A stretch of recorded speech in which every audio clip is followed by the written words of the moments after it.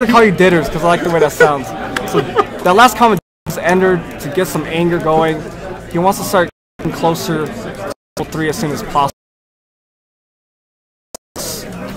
Swirl, a sword slash. I didn't get a chance to see those other cards. He's gonna enter, get a rearrange again.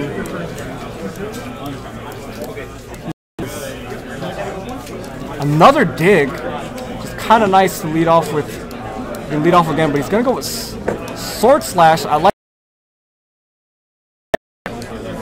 Yeah, he wants to get rid of the weighting clothes. I really respect that.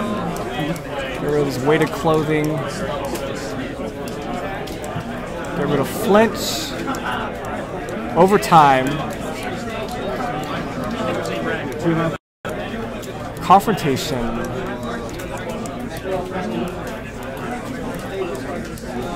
I like that. I would have got rid of Focus Assault for sure, just because. Those are all strong grabs with that sword slash. I like that he let off with this because he can see if it hits. If it hits, Piccolo's gonna go straight to 0. Can maul him, but he has a time. Very unfortunate.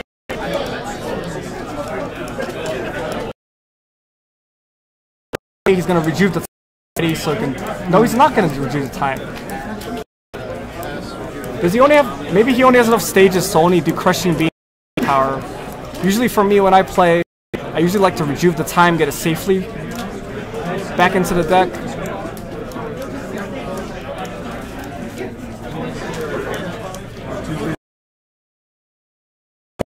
Yeah, is the audio still there?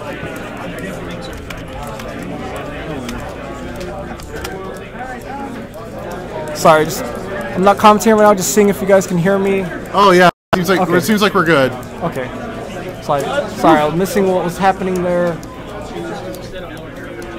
Thanks again, guys, for your patience as we get through all that. Yeah, hopefully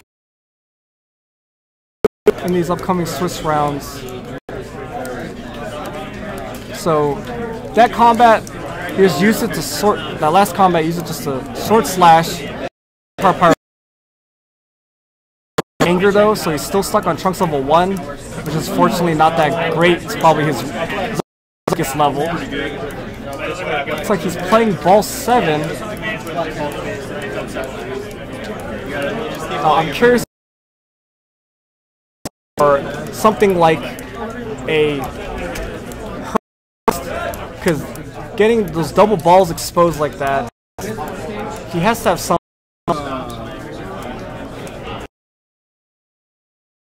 I wasn't paying attention to the third card.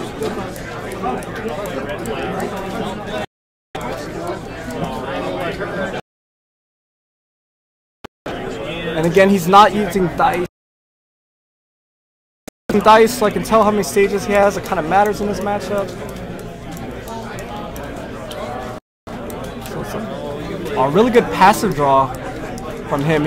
Search technique and smoothness. So he's not going to enter, obviously.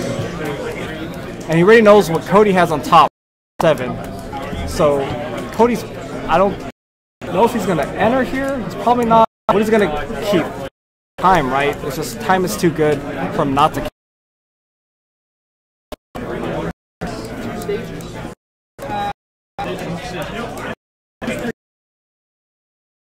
Oh wait, so he's entering. I like that. Maybe I didn't see the rest of his hand or an extra card that he kept. And his turn also to kind of filter his hand up. It's just, he is entering because he would discard those cards anyway. So yeah, he is going for Dragon Clan first.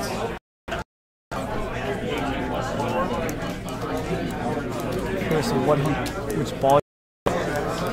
He can get 5 to get 2 anger off of it since it's in combat, and get a free card out of it. Looks like it. Yeah, he's getting 5.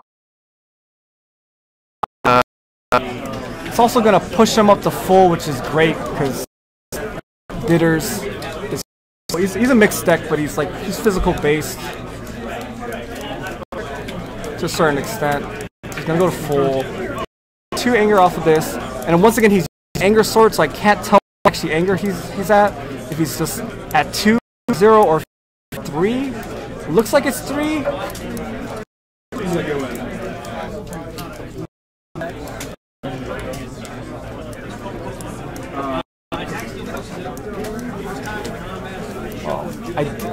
I'll get to see what he drew off of ball 5 to see the live card. Wait, did he draw? Had that left over.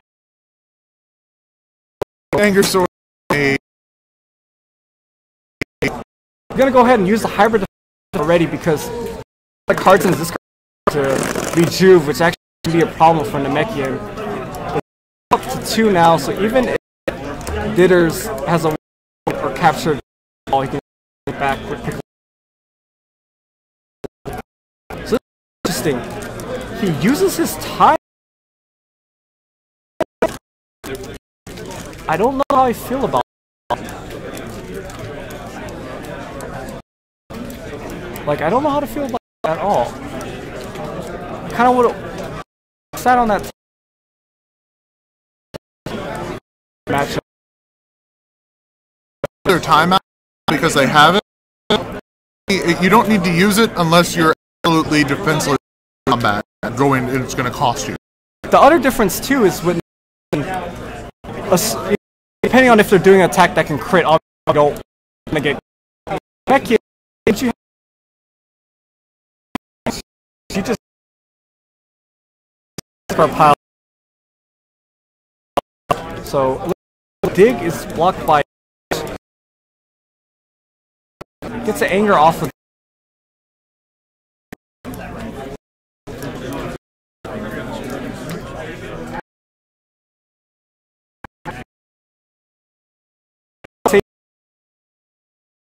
So first one to get stolen, and he already uses level 2 power.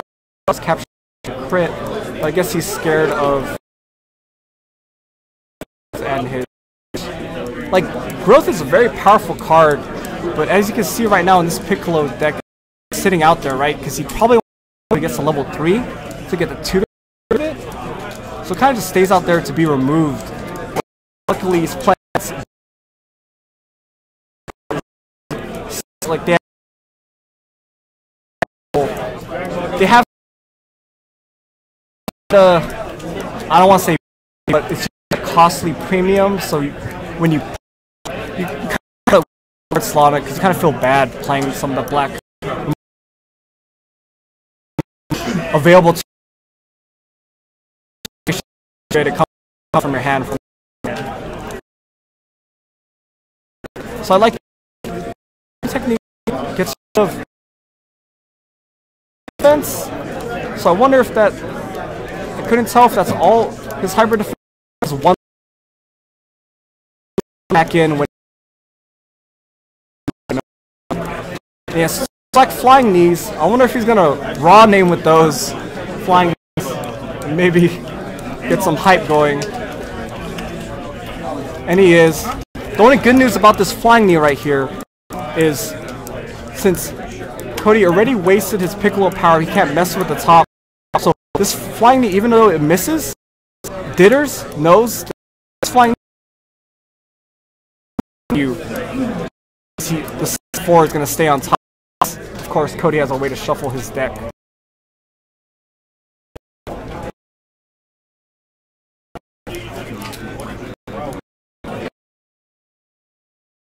Cody's hand sphere, and I wasn't dead currently right now in this particular combat.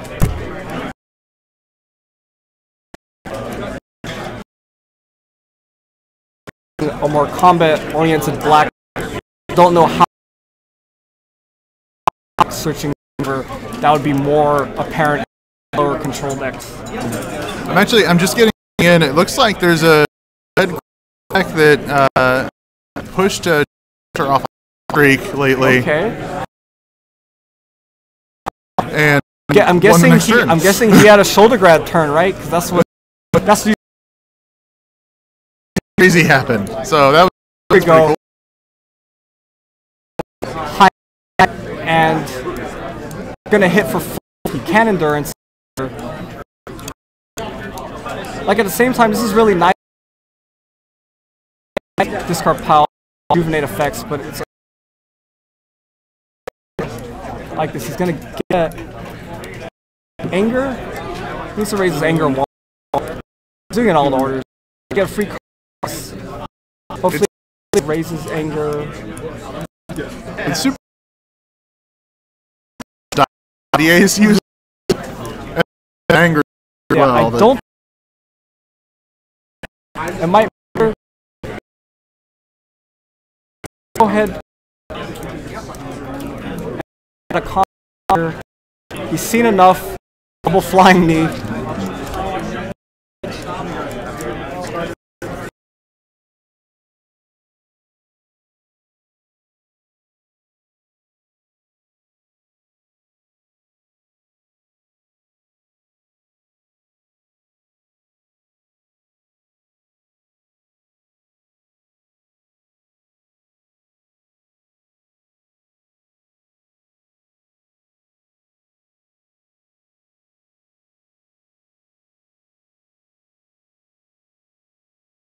Wait, is it? What, have I? It just dropped out and it's back now. Not sure what happened there. Guys, let me talking this whole time without sound. No, I'll feel stupid. It's we're working on it. So I just saw more cards. So we don't have deck lists, so I can't see what we're working with. But Ditters is playing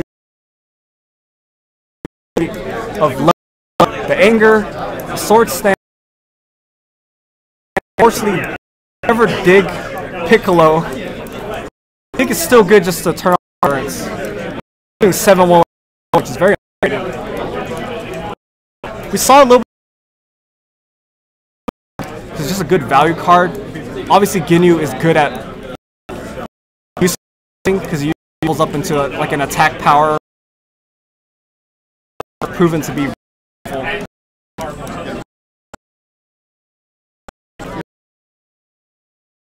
Stance. So he's going to go to 2 and he's going to get to level 2. Rearrange.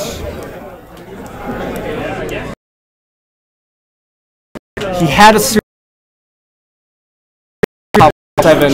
sphere, which is very unfortunate for here. He would have liked to sort of range, possibly give Cody a bad hand and kind of maul him this combat. The only good news, I can't tell. Looks like Cody's anger right now.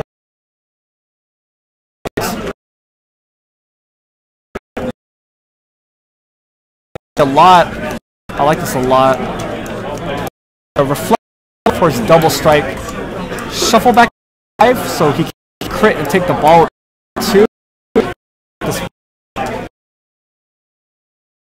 really sick. Mastery, it's doing 6-1. Great.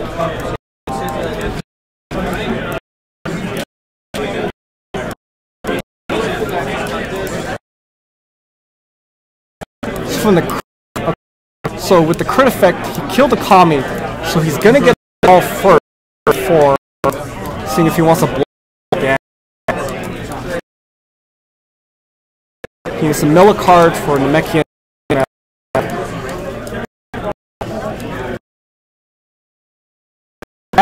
To mill Trunks, and that's not that great.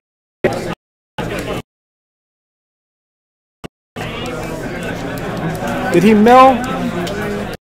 Okay, there he goes. And he milled the. He needs to put that and then double into Cody. Oh, and he can endurance because Ditters did not. I'll start off with dig. Can endurance. Put that double. Discard POW. Hopefully they remember and in there. Yep, they do. Thank you guys for being great. But appreciate that.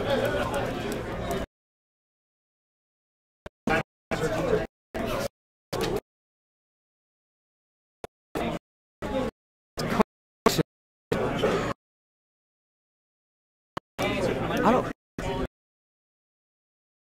He keeps raw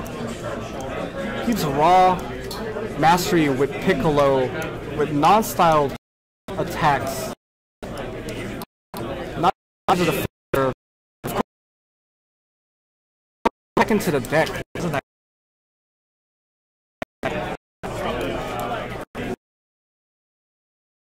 decoration? Oh, he had created closing. So it's because he can. So I think he's 1 or 2 angles. Oh, because it's black.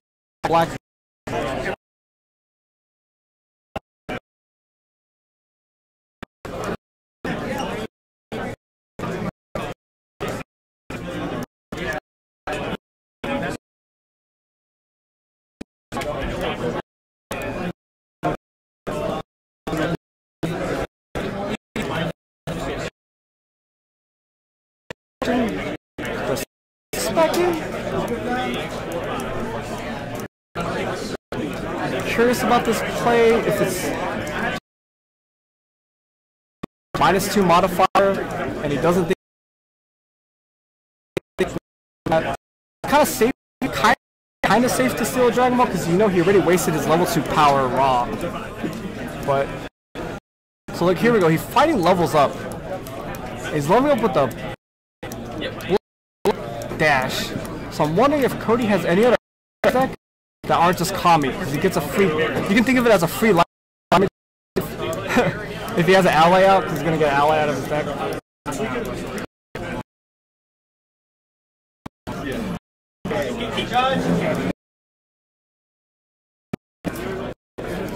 And it looks like he's since last combat,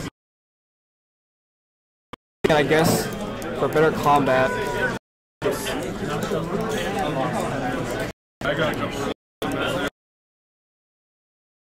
Have to worry about right now.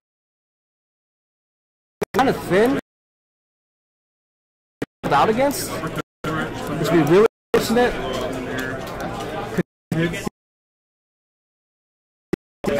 Anger. Maybe I can ask Ditter this after the game. It's kind of weird seeing that because he could have made other attacks have no endurance. But it looks like Pickle's hit for 8, no endurance. It's pretty sweet. And this is why I question him decoration back in. I get and he could have stealed to set up his next. But I guess what Cody can always enter and Piccolo powered still 7 back.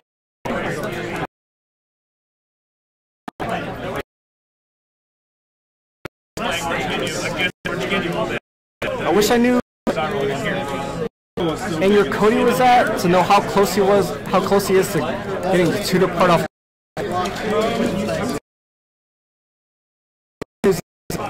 The grave auto crit, so you know he. Anger he's at the Piccolo. Looks like I think he's at 1.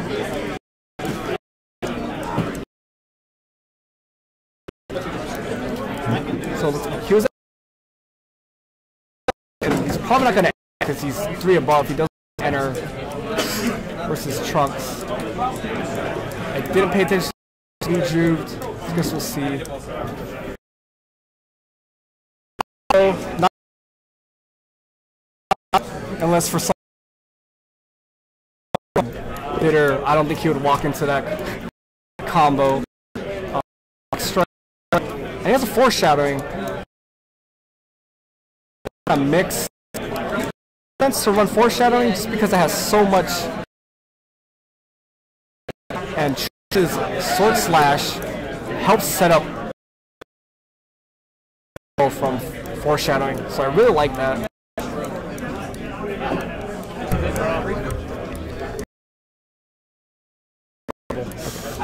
So he's gonna mess with his top 4 because at level 2 Trunks. Like, Dinner might not even get to level 3 this game, and he has a chance of winning.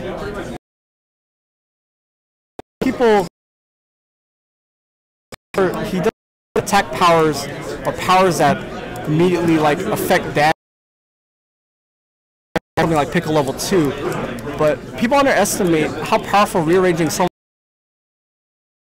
and the targeted bad with level 2. He just took out that weighted clothes because he didn't use it last turn. He has to use it, but he didn't. Now he just loses it. And he knows what Cody's gonna have in his hand. So he gives Cody no blocks. It looks like Cody's only block in his hand is a hybrid defense. Any knee block left. Maybe he to level 3 and get some new stages.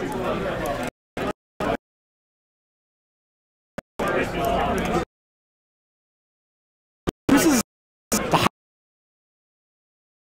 using Pickle right now because I think that's the last one he has. Because one of them from Orange Effects. Wait, he had one. Was that 2 knee blocks or just 1 knee block? He was using a hybrid defense. It'd be gross if he had 2 knee blocks. No, it was a knee block and a flip. So he has a person to just take stage damage. Really nice. Showing how much better a card like Flinch got. He's running Tommy, constantly getting him back. You just get a passive ball 6 or 1. It's just getting it for free. You get a mill off of it. 1 can help protect the 7. So here he goes. He picked level 2 powers. So he did have enough anger to level. I didn't know that because I couldn't see his anger. He pitched Hurried Quest, hybrid defense. Gets a crit effect. He has no anger now.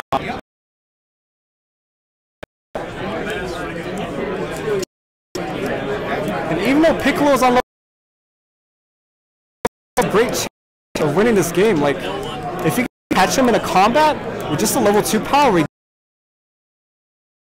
you know, nothing. Kind of filter to try to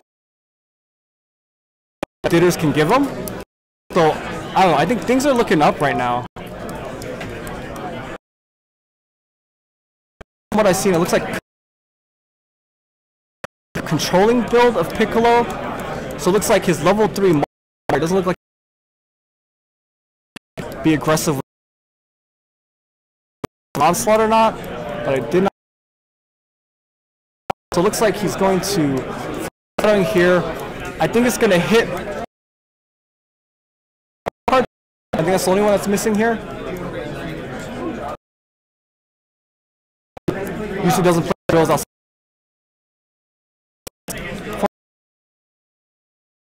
Dragon Ball. 3 Dragon Ball. That's pretty strong. That's pretty strong. And he had a Dragon Ball. It looks like he has Dragon Ball 3 in his hand too. So he has 4 Dragon Balls on the bottom, Dragon Ball 3 in his hand, 7 in play. Last one now. So he's at 2 anger, a level 3, I believe. The only unfortunate thing about him hitting all balls with that foreshadowing, it means he has less chance of obviously Dragon Ball this thing. Try to give him a dead hand with Trunks power. So it's like a black combo. It's just gonna do some stages and some chip life card damage. It's probably just playing it for the anger. Here. Hits a crushing beam.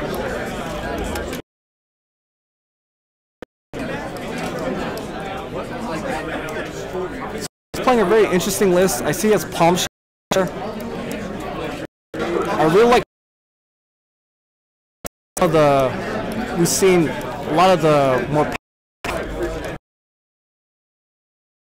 playing Kami and playing some of the Dragon Balls like 4 and Dragon Ball 6. So Palm Shots isn't bad at just shuffling those back in the effect of your own balls.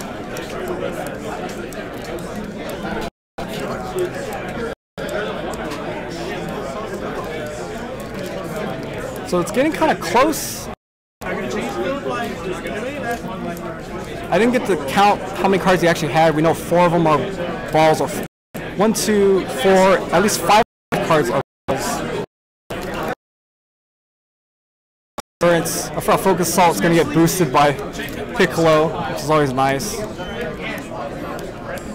Oh, looks like he had 2 balls in his hand? No, not 2 Dragon Balls. It's 1 Dragon Ball and... No, it is 2 Dragon Balls in his hand.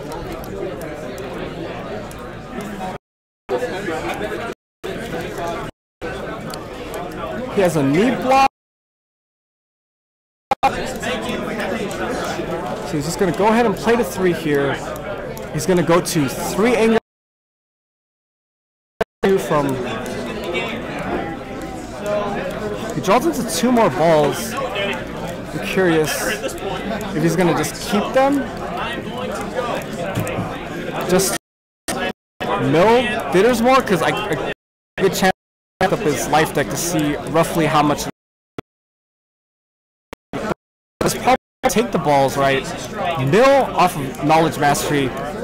Probably hold the hybrid defense, best block versus bitter. And then just passively rejuve the anger due to its print.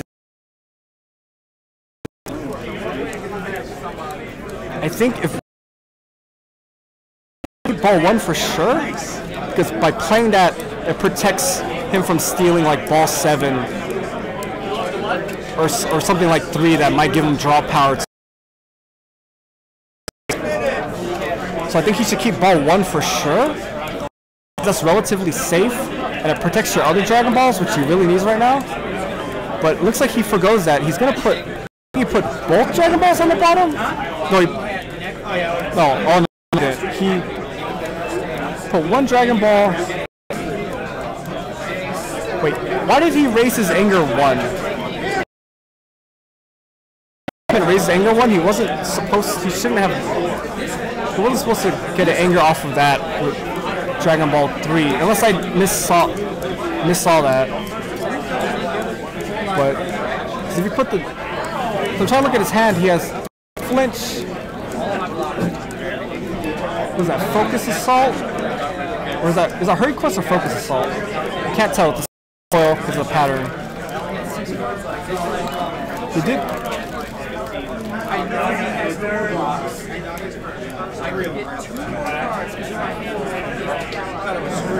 He did keep the 6, because 6 is really good.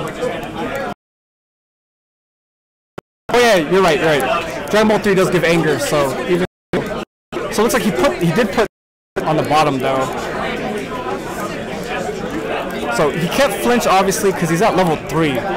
So if Ditters walks into a flinch, that could be really kind of devastating this turn, because it's going to give him some great card advantage. I can't tell. Is that set 2 foil card in his hand a Hurried Quest? It looks like a Hurried Quest. Is it a Hurried Quest or Focus Assault? If it's Hurried Quest, just copying 7 will probably be enough to make Ditters draw out. Ditters drew a Corruption, I saw for sure. I think a Black Stop. If he drew all blocks, it might be a kind of bad turn for him. But then again, I don't think he would want to do any. He wouldn't want to run any physical into flinch right now at pick level 3. And what's also kind of gross, he's at pick level 3 finally, and that growth has sat in play for basically the beginning of the game. He's cashed it into for whatever style card he wants, which is kind of crazy. But then again, versus black, there's probably not a lot of ways that growth is going to leave play anyway. So, okay, it is a Hurried Quest in his hand.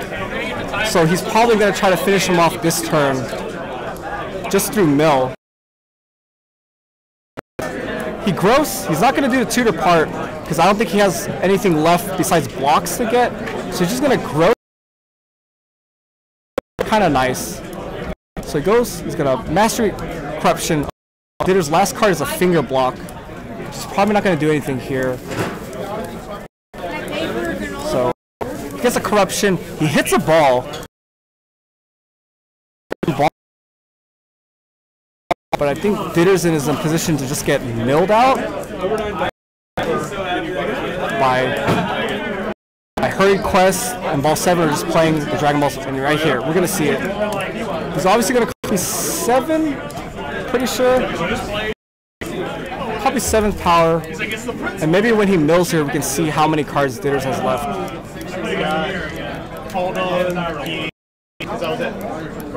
But this matchup is a prime example of the format is still pretty open regardless of if you want to believe me or not.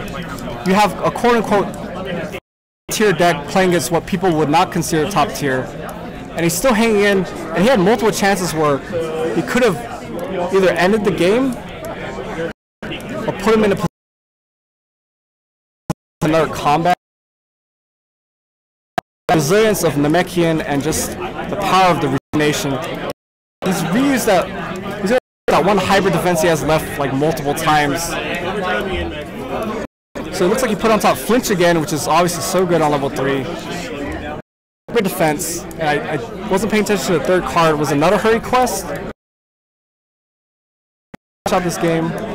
Also, he has a devastating blow. I didn't recognize it because it's the cool alt art.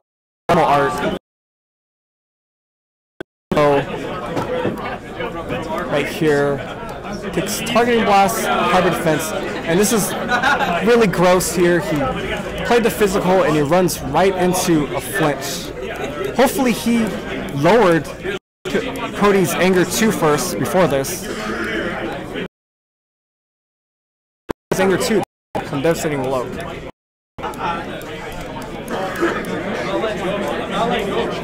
It actually matters here because he can level up. He needs to lower his Anger 2. That's not a. The lower Anger 2 is a mandatory effect. Make sure they got it. Unless I missed it and he was just at that high of anger. But I don't think he lowered his Anger 2 with devastating right now. Because this sword is ruining everything. Yeah, I hate to see him. Maybe I'll ask him after the game, but I hate. Maybe that contributes to a loss because he was supposed to lower his Anger 2. Because like, just if he doesn't level to level 4 this combat off 3, he's not going to get a new attack to hit for massive damage. And he does level up, which makes me believe he didn't lower his Anger 2 with the devastating blow. If the stream chat can let us know. Okay. Chat. He was at, so Piccolo was at, I guess like what, 4 anger then when he lowered it? Sorry guys, if I'm not making sense, I'm just saying nonsense, forgive me. It's hard to see since our players are not using visible dice for anger, whatnot. Thanks you. My survival.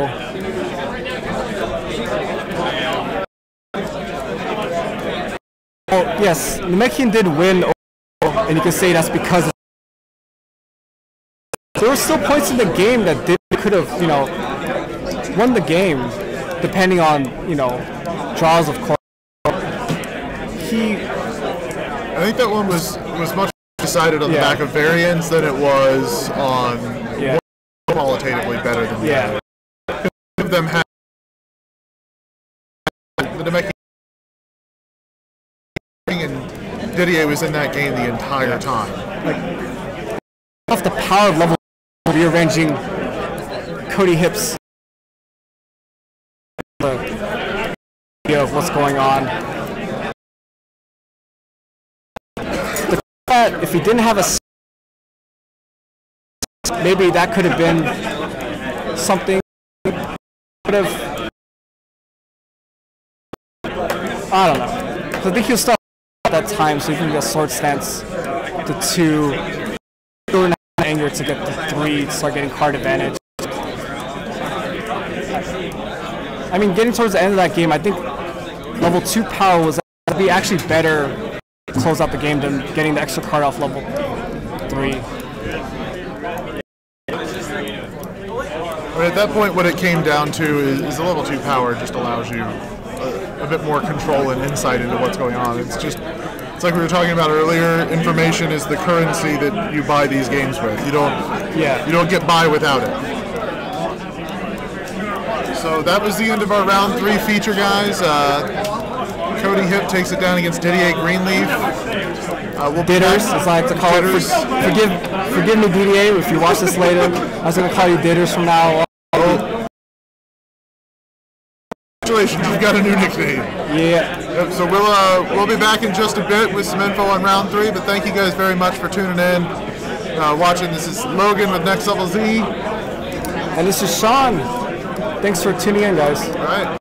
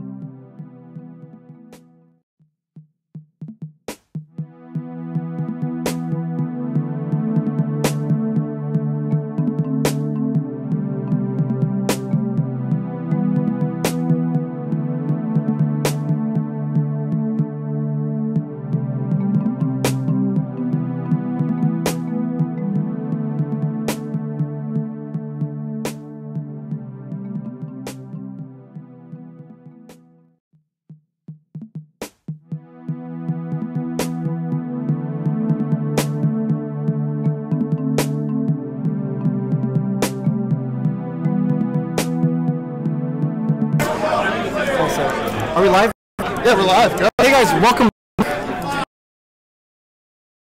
Oh, by the way, another matchup that you probably won't see exclusive. Undefeated. Orange Goku. Regular level 1. He's playing a Comic-Con promo. Extra cool. Matt Combs is right now with Blue Nail. Not, that's right, Blue Nail. So we wanted to feature this match. Both players are undefeated. And this is just a matchup you guys would probably thought you would ever see, right? So AK doing a great job matches right now because he has the better idea. I just have to sit here at the booth to see him, so I can't really know what people decks are playing unless I just was talking to them before they came. Was playing Orange Goku. He's the control variant, really on a blue dominance meta. You play the game for the positioning drill, which is the drill you really care about. Look out if he's playing destruction drills. And your board setup with the passive game is just way what blue can achieve.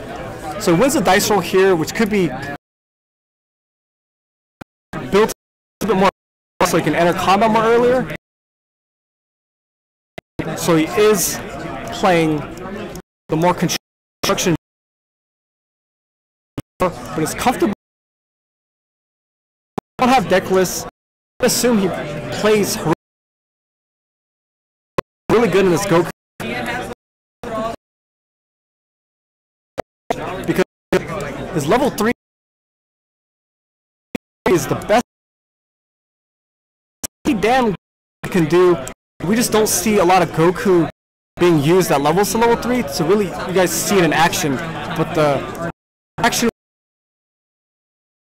heroic assistance is really, I don't want to say the term gross, but really great. So, oh, okay, I like this. So Matt enters because he knows the pass doesn't start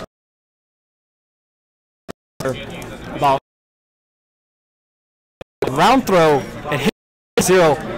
I don't know if he had a hand. It looks like, I don't know if Matt had to stop it or a card you can discard a mastery, but it's getting to level 2 versus Orange. This nail is blue dominance deck. Like that's the whole point. So Tim has actually just put him where he wants. Reverse, because at 2 you can enter without fear. You versus especially a slow deck. What's the worst unless it's like a turn like this where he just drew a bunch of live cards. You enter, they're gonna draw 3 for their turn. It's like doing 3 cards of damage. I think he has the crutch of having a block from the master turn, and now at level 2, he plays attacks because he doesn't care. If it gets stopped, Tim's gonna mill, and take more because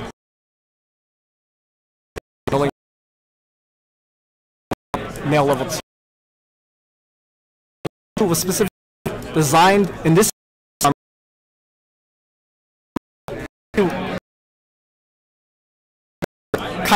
Oregon, even though that blue pickle list was more offensive, more energy attacks, but the McGrath list that won Gen Con was the more traditional slow control build.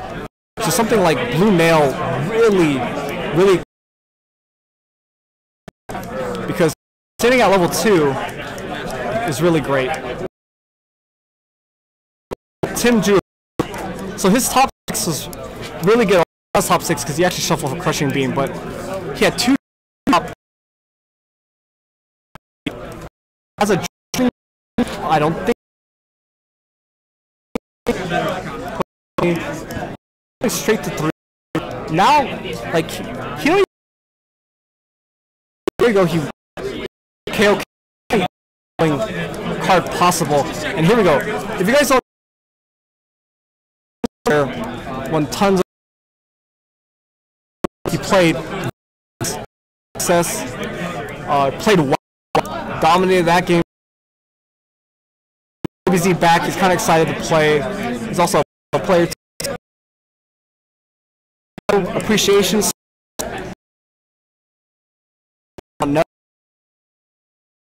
player over. I want to say. He's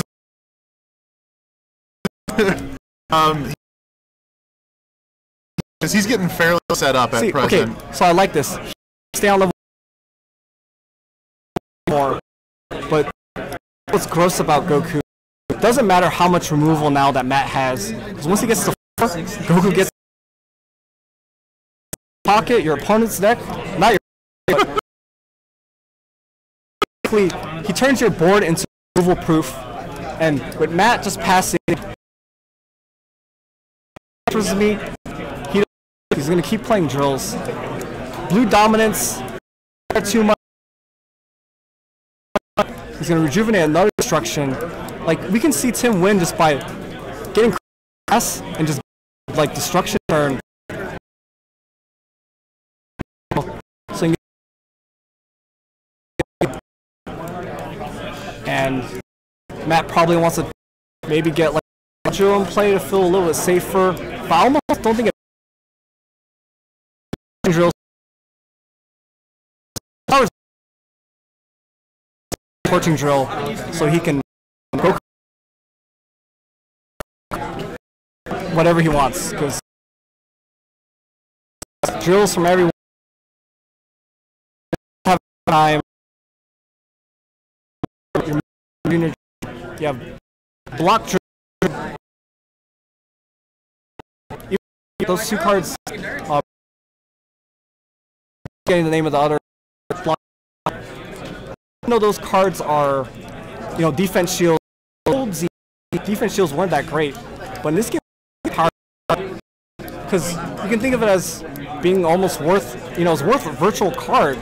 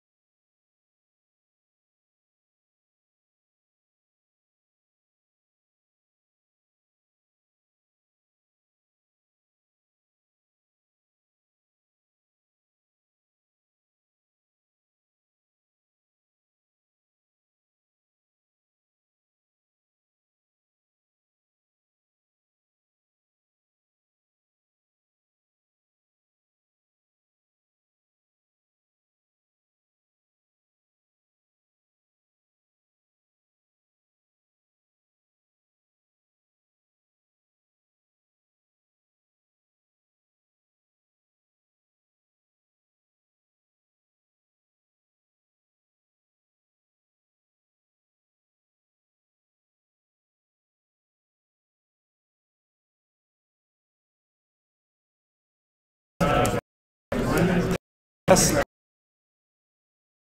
I think we're back. I'm so mad. Put out, talking to myself. There's not much to talk about. You got the quick level to level 4. Is it sound back?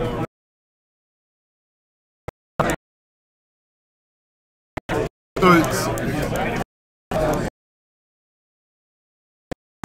sound. so when it's doing that, you're good. I'm gonna go. I'll be back.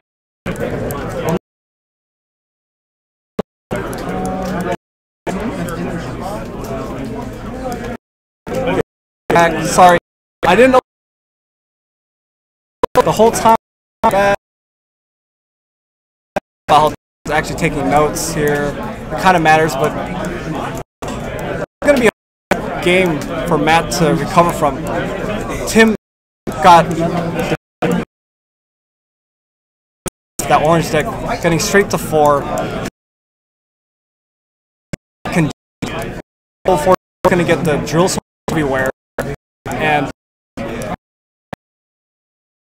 game because, in all honesty, I'm sorry to say this, like with this set is almost beatable. With this even has focusing drill just in case, even though it doesn't matter too much because of. But to take note, he's probably playing a focus just because different drill. Because like more a few combats in a row, you eventually run out of drills, and if any drills where you get to activate Goku multiple times, back. Oh, really nice. Tim is playing Origins, very underrated card. I like it in Hero because you don't have cards like Wither that villains have access to. So Inspection is kind of cool. It also can't that one we didn't see because Tim's a more slow control deck. So Horn's Inspection.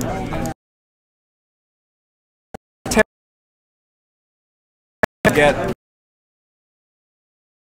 game. Even need to block this. I can't. No, he has both blocking drills in play. He can just let the blocking drill off and even go off. He can do one hiding drill, but then he'll mill for Nail's power. I'm messed up because I know the time about. If you guys heard of how good something like this type of orange deck is on a more blue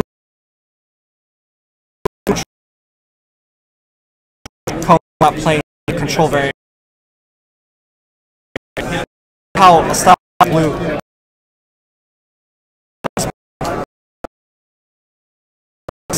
orange gets too low because, like I said, the drills come from everywhere.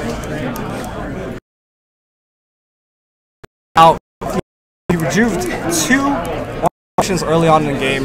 He has second pass he still hasn't used yet. He can just down to his visiting pass for destruction and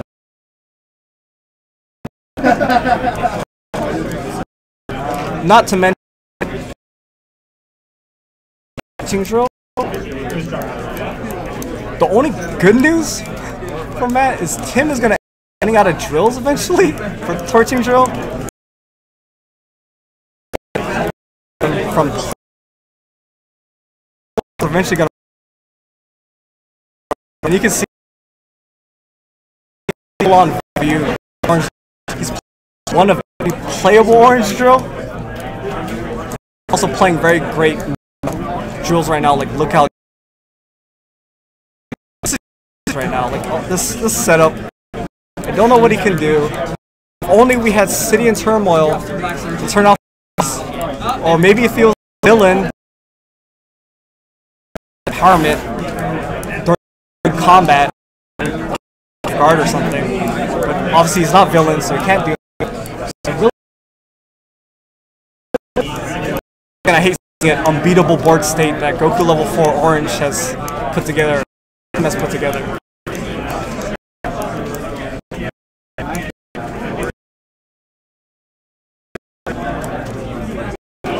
sorry, the audio is cutting in.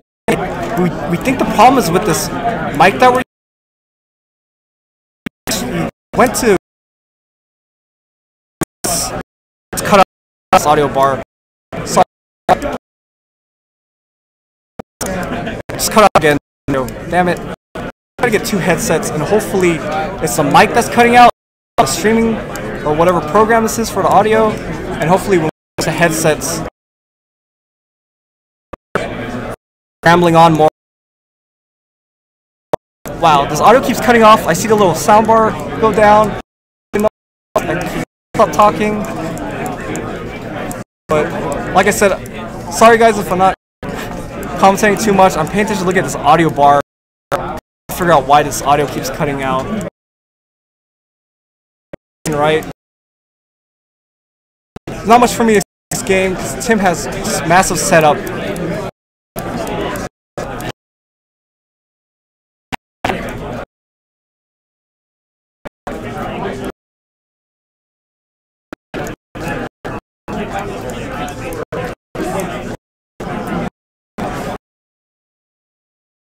Sorry. It keeps, I don't know what to say besides sorry. I'm not Canadian. I'm not saying.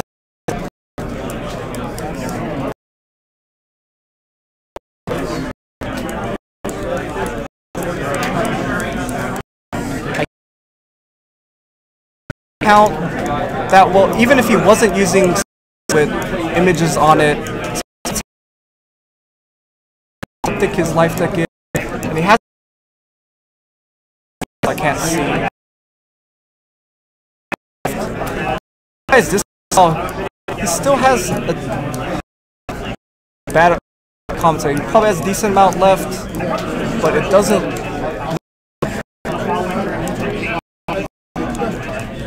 I don't know what he can piece together to really come back from this. Because Tim can enter, basically make him draw 3 cards. That's like cards. That plus mastery, you can just do random energies. Because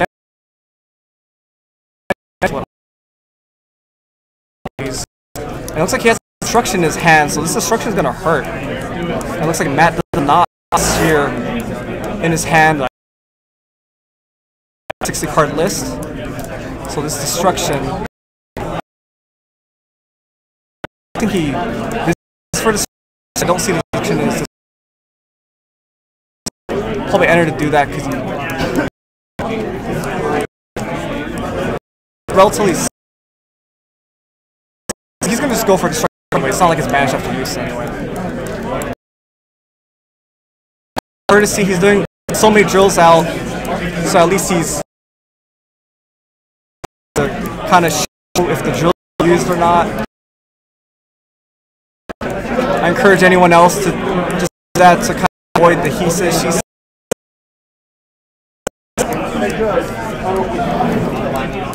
So this is doing a lot. 1, 2, 4, 5, 6, 8, 9, 10. Plus.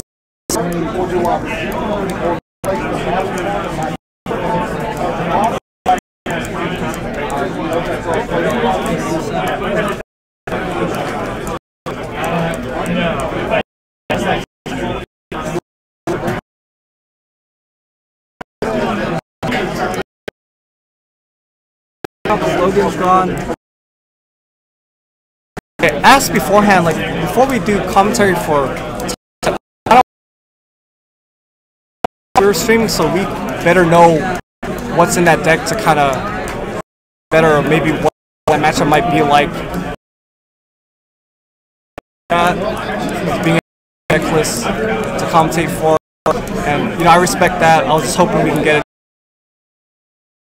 an analysis of the top matchups.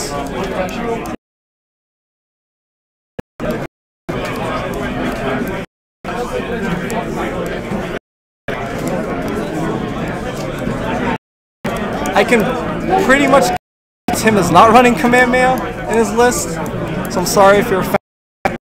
Like, Destruction is probably just way better than Kamehameha. Right now, I don't know if the meta would ever be positioned where Kamehameha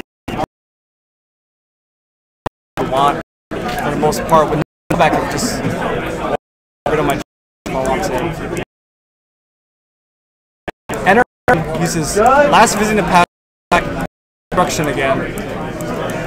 Oh wow, and it was on a turn.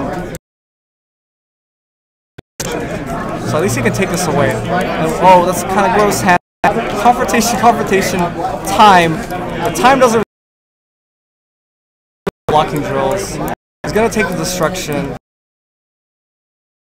If he doesn't have an energy block or a physical combat card, all of Matt's blocks are point. Like I said, Matt can't come back from this.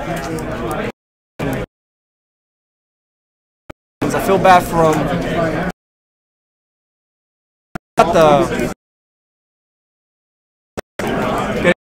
Early, was it turn 1 or turn 2 dig into a double drill devouring so he can just level up instantly. He even needed to command man. Second devouring drill. It's a 4.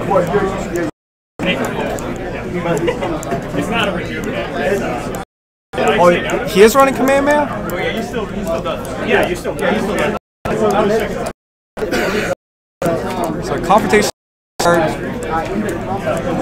Getting cards back in Matt's life deck, it doesn't really matter at this point. His lead and board control is just from the overcome. Really unfortunate. I wonder how it could have gone if Matt was able to enter aggressively like he built his deck, and if he just didn't get yes, like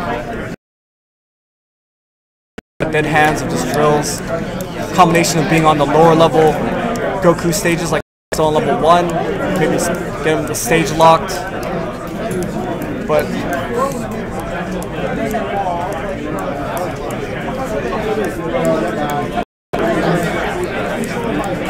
so they're rewinding right now because PowerPoint hit, but PowerPoint Dan is in that weird phase where you check if it's blocked.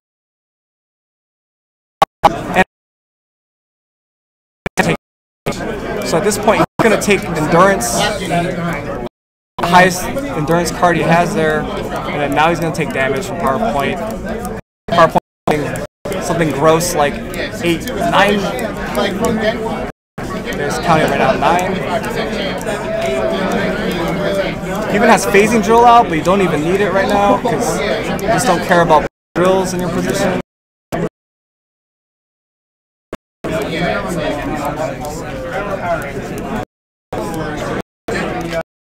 Important note, the interaction is, I don't see a lot of decks playing Heroic Assistance.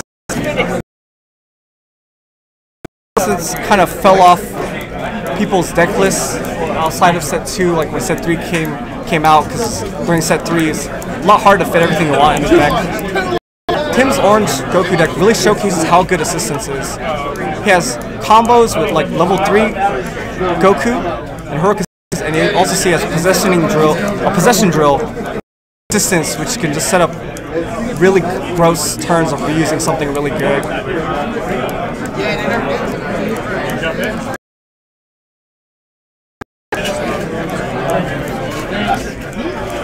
Tim, the best cards Heroes has access to, especially in a style of orange. For no reason. All damage, all things it likes. I was talking to Tim. Before the event. I knew he was running Goku, slower version, and I was curious what he was afraid to play against. And obviously, he doesn't want to play against Anger. You really can't do anything with Anger. I wanted to ask him if he even bothered wall breakers in his deck, or you're just gonna concede that match to pure Anger because it's not a good matchup for him and dodge Anger. He has a really good shot versus a lot of slower decks that people brought today. So lead. He can just pass all day. There's no incentive. It doesn't matter for him to enter unless he has like a destruction to finish him off. Matt's just gonna draw out. So I'm sorry, guys. We put this stream because it's gonna be a matchup that it's kind of hyped because we haven't seen this matchup probably ever, right? And we want to stream, and sadly it's a little bit one-sided, as you can see. Betrayal assistance, it's not gonna matter as much. It's just he's kind of going through the motions right now. It should be banished. He banishes it.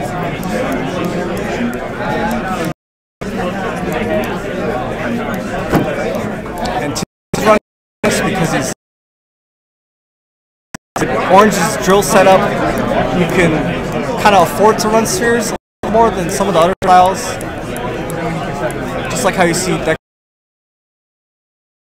run spheres because you get to keep an extra card. You can justify keeping a sphere over like maybe a block or some other key card. I definitely think for some other decks it's hard and justify like holding them in combat. Usually you kind of just hope that you just draw the spheres at the right time. I know that seems random, but he's more control. Really afford to play spheres without too much of a drawback.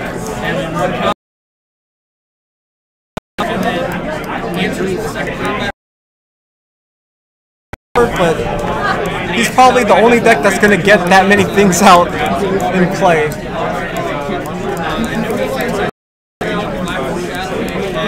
So just sort of blue breaker doing because of hiding drill.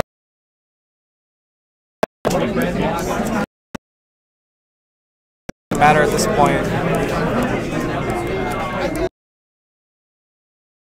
His drills again. Obviously, if Matt didn't know, that's probably signifying that he has a destruction. Or he already knew the destruction was in his hands.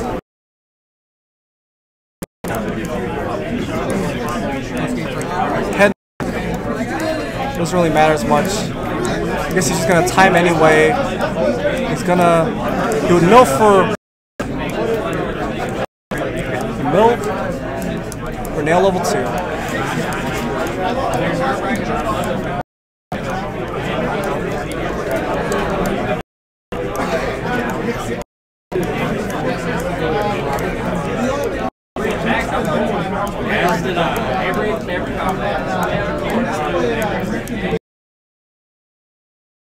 Does and the rest of Swiss cut to go really far in this tournament using this particular orange build. I think out of all the orange decks that are here, I think most of them are Ginyu variants. I think he might be the one playing the more control style drill heavy. So unfortunately, there was not much match to I hate myself, but it was like early dig for Goku to level 3 and another Devouring Drill to 4, which was just too much. You can see a little bit more of attacks in there. Energy Dan Drill. Card can help get rid of key cards in certain decks, especially decks that don't have any type of good rejuvenation. Is just as good as Black Searching Technique versus some style. Whatever you get with you might be out there.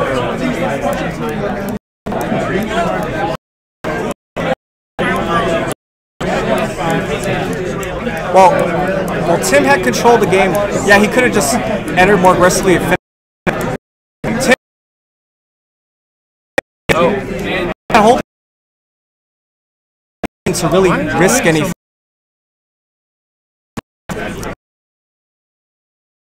Wasn't really at huge risk of losing. He still played it safe enough. Just anything that might have because he knew he could just grab that eventually.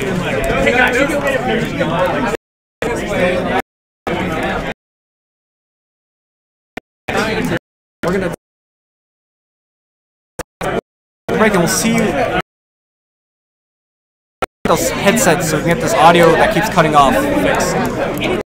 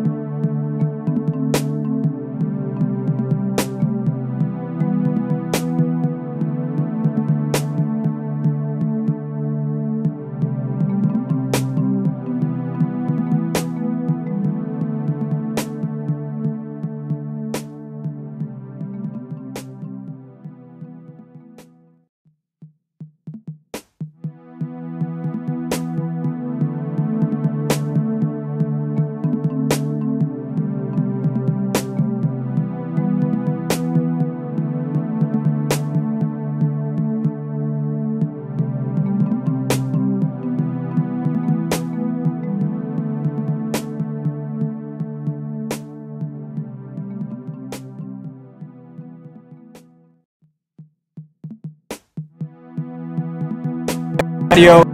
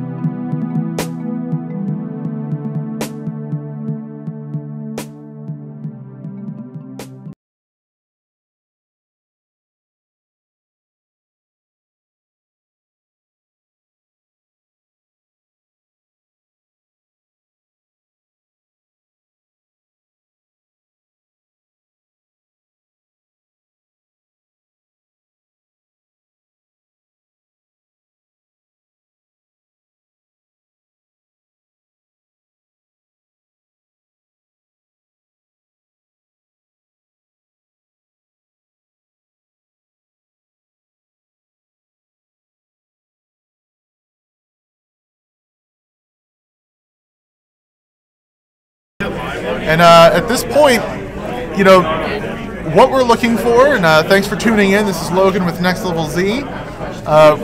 Just bringing you an update as far as the post round 4 standings and where we're at, what decks are doing well, cool that, you know, typically we wouldn't be seeing normally.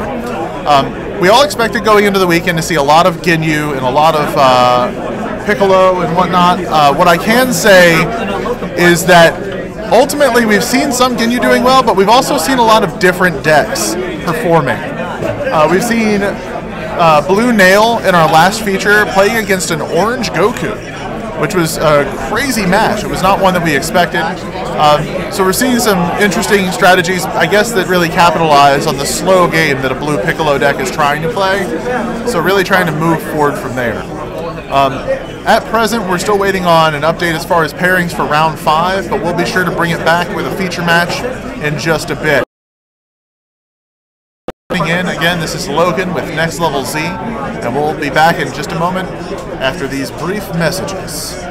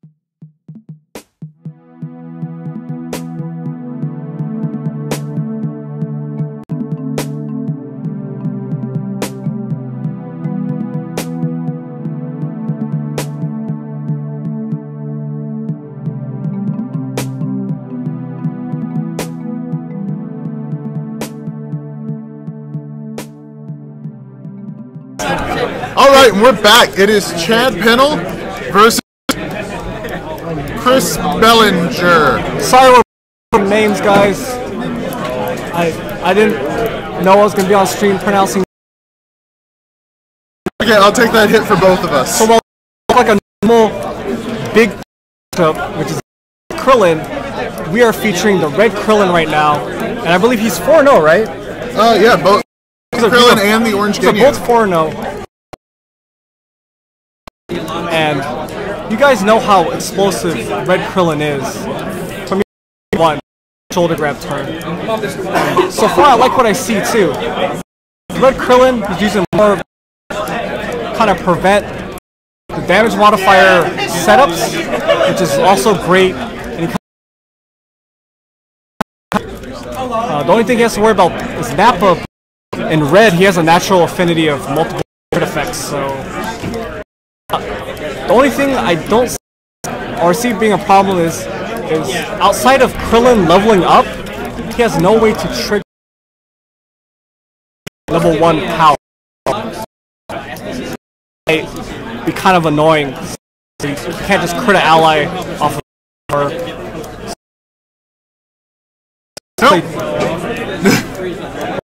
Oh no, you're sorry. My brain. I apologize. Sorry. Even though Chris went first, played 2 setups and passed, Chad's still gonna do what Ginyu does and enters their first combat. He's gonna go ahead and get Nappa right now. Looks like Ginyu Power's gonna get stopped. Deflect. I'm kind of curious. Well, this is interesting. So I don't know personality power here because the stare down in his hand, and I hope he doesn't use the stare down. I hope he shows restraint and doesn't use the stare down to give some free anger and a crit effect. I really hope he doesn't use it. 355 to 455. You guys can start. Orange energy. So it's gonna give Ginyu some more stages. He doesn't need to. I don't know if I agree with this. More restraint because like he has to beat him down because Orange is not that great versus MPPV, especially one that can just explode like Krillin. So here was the stare down really worth it? He took static shock, loses his Nappa. It's too angry. It looks like he's at 4 right now. Oh, okay, that makes more sense. He wastes Krillin crit because he's just gonna overpowering attack right now. So I wonder what he's gonna get. If he's just gonna get to turn off Destiny. Our stages to Ginyu. It's not like he can go get a Jace because he's not even close to 0. Overpowering attack hit. Red did not hit any endurance. It's actually anger here that might be a big deal, but probably.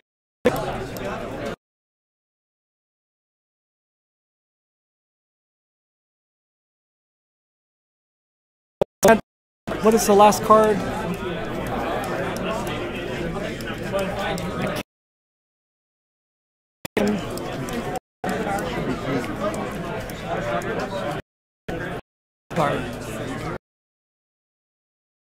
I was asking a question about the JoJo. What's going on here? Shoulder grab. I know I'm repeating myself. Red restraint. Trying to.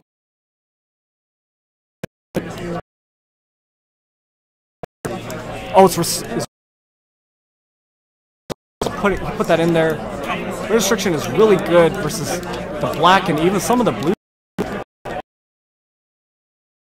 Depending on what blue deck. If they're more slow controlling blue deck. But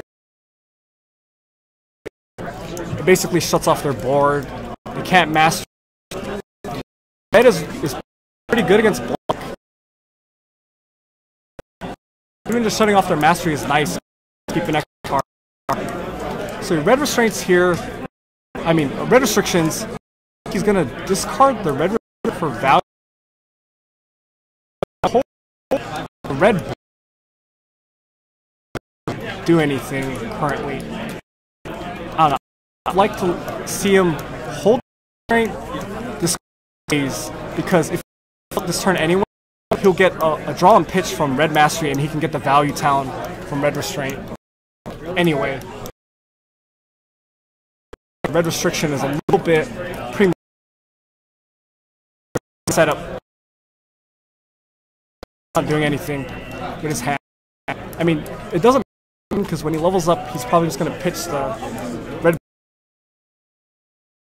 reverse. Unless, I didn't check his hand, unless he just wanted to get rid of the Red Restraint because he's going to enter. Because you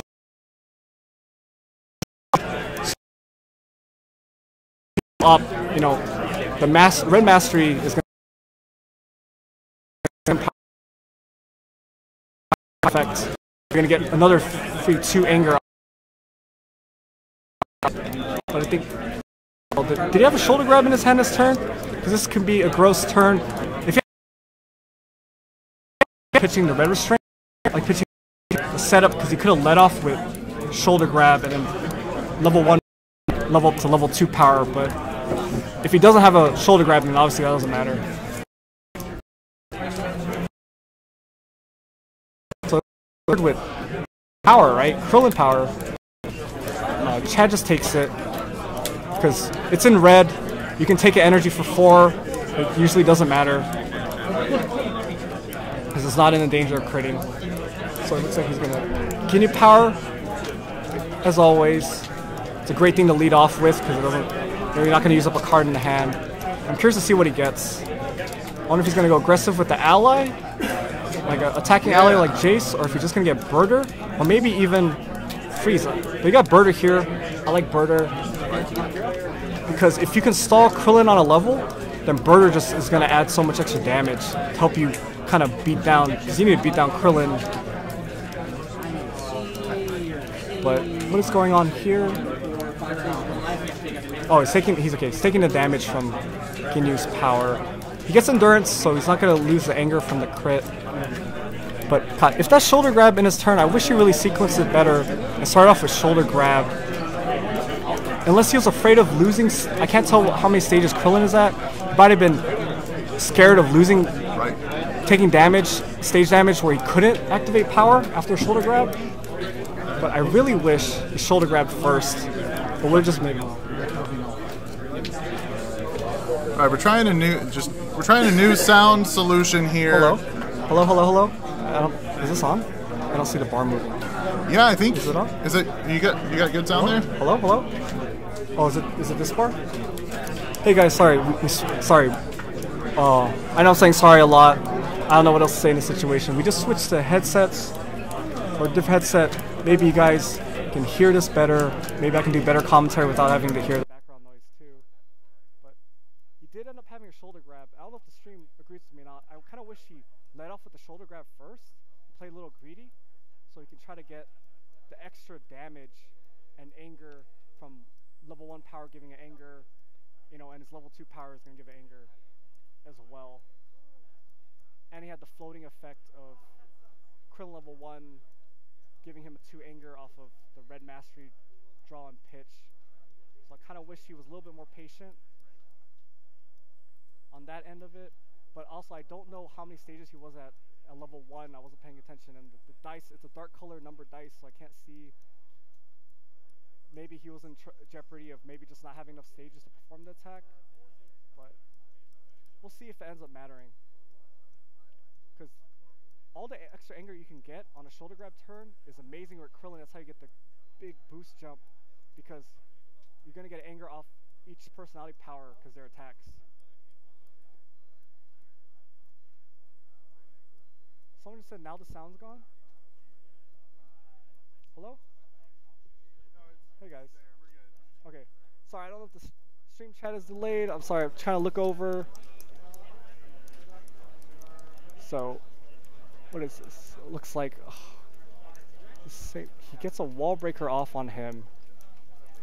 And you know, he knew he already saw 2 mule kicks go by when he did Ginyu power. One got banished for endurance. And he already used a shoulder grab. So this wall breaker, even if this wall breaker doesn't stay on for long, if it's just preventing any amount of anger gain, it's still really good for the orange deck. Like if the orange can just stall Krillin maybe a couple turns, you know, just to get some really good damage in. So crits Nappa away again. So wow. So wait, this is the same turn that he had the shoulder grab on. Sorry guys, I'm kind of distracted. I wasn't paying attention. So I don't like that. I don't know why he wasted the wall breaker on the turn that is still the same combo with shoulder grab. I don't know if I agree with that. Because now he lost the wall breaker and then he lost his Nappa. So now Visiting the Past is live with the pretty stock discard pile, and his Destiny has been there since turn 1, just waiting to be used. And see, here's what I'm talking about. Chris ends up pitching the Red Blaze anyway, so I really would have liked to see him have pitched the Red Blaze first and kept the Restraint, and he could have always just pitched the Restraint to his draw and discard from the Mastery, still get the anger off of it, and who knows, maybe in his hand he might have had to block with it. I mean, who knows, but... So here we go. Naturally draw Recruim, draws the defense shield, drill, and it looks like he's just gonna pass. He's not gonna enter with one combo. Wow. He would have, if he would have entered, Krillin would have had a pretty dead hand. But he does another Destiny, another Blaze. If he can't get that Nappa back in play soon, or even, I'm not sure what Chad plays in his deck to level 2. Like level 2 is where he wants to sit at, because He's got digs and I think one body switch. okay, so he's running Dig variant, which I really like. Dig's amazing. You can dig through Gohan ally, you can dig through Wall Breaker. Well, body switch might get stopped or sphered, so I really like that. But right now he's not, even though he has done some damage as Ginyu, like Ginyu would, the board setup of Chris is a little bit better right now. Like Red Blaze can kill an ally at will. You don't really care about the blocking drill too much. Recruim is kind of whatever. And you got 6 anger with non-combats just in play, which is, you know, basically a level. And I don't know what anti-anger Chad might play in his deck besides Wall Breaker and just trying to crit off Orange's massive damage. I don't know if he plays anything like Dev Blow himself, or maybe like Orange Eruption, which is kind of underrated card. I know it doesn't do much damage, but it's pretty good anger control for a style that's missing a lot of ways to interact with anger. So it looks like he's trying to decide if he wants to go into combat. Unfortunately, his hand, it looks like it has 2 blocks. Looks like did it have 2 energy catches in there? So it looks like he's just going to try to enter combat and bully him with Ginyu's power. I don't know what else Chris had in his discard pile, but he just goes safe and he's Visiting the Past for a block. I'm not sure what he's scared of, over maybe going aggressive and trying to, you know, get something like the shoulder grab back and having a crazy shoulder grab turn here. So okay, I see where he enters now. He entered Stare Down to at least get rid of one of the 2 anger cards. Of course he's gonna get rid of Red Blaze since I can crit away an ally. Just gonna go ahead, just use Deflection, gain another anger. It looks like he's at 2. He's gonna get 2 anger. He's at 4 now, and now Chad gets a little mini Garlic Jr. level 3 minus modifier, which is actually gonna help a lot because Chad does not have anything like Aura Drill in play yet. So this actually affects Chad's damage output to hopefully try to crit and lower Chris's anger. So he's just gonna Ginyu power again right now. Nappa's in discard pile, so he can't get him. He might just get Jace, but I don't know. I don't know if I like maybe no. He's gonna get Goldo because he's 1 above. Never mind. That's way better because if he attacks into Goldo's power, he's almost negating the Destiny. So that makes sense. The only thing that sucks is what if Chris has a crit effect or an anti-ally card right now. If he gets rid of Goldo right here, he's gonna be in really good shape. And depending on how much defense is in Chris's hand, maybe he just tries to play this turn through Goldo. But I don't I don't think it's a great idea. Oh, so he had 2 energy deflections. He's gonna level up off this. Gonna draw and discard. Maybe he draws into something good or lives a dream off sacrifice. He's gonna discard restraint because it's a setup and it's not doing anything this turn or this combat. He picked up a knee lift, or he might have already had knee lift. Sorry, I'm trying to get. Maybe you guys can see his cards. I think he drew a static shock off of that mastery draw. So a static shock, knee lift. So knee lift is really important here because it's going to crit away that Goldo, which might actually ruin Chad's play of getting Goldo. I guess it was kind of a lose-lose situation for Chad because he obviously doesn't know if Chris had a crit effect in his hand or not. So even if he got Jace or something to try to go with more damage, even though double Destiny is pretty hard to push through damage, that he was going to lose whatever ally he got with Ginyu no matter what, because critting away those allies would probably do way more this turn than critting away Birder or Raccoon. And even if he recurs Nappa now, it's not that bad because he got a free turn to use all his setups and he took advantage of it. And yeah, here we go. Just like I said, he's going to knee lift, crit away Goldo. Blocks with the drill, doesn't really matter.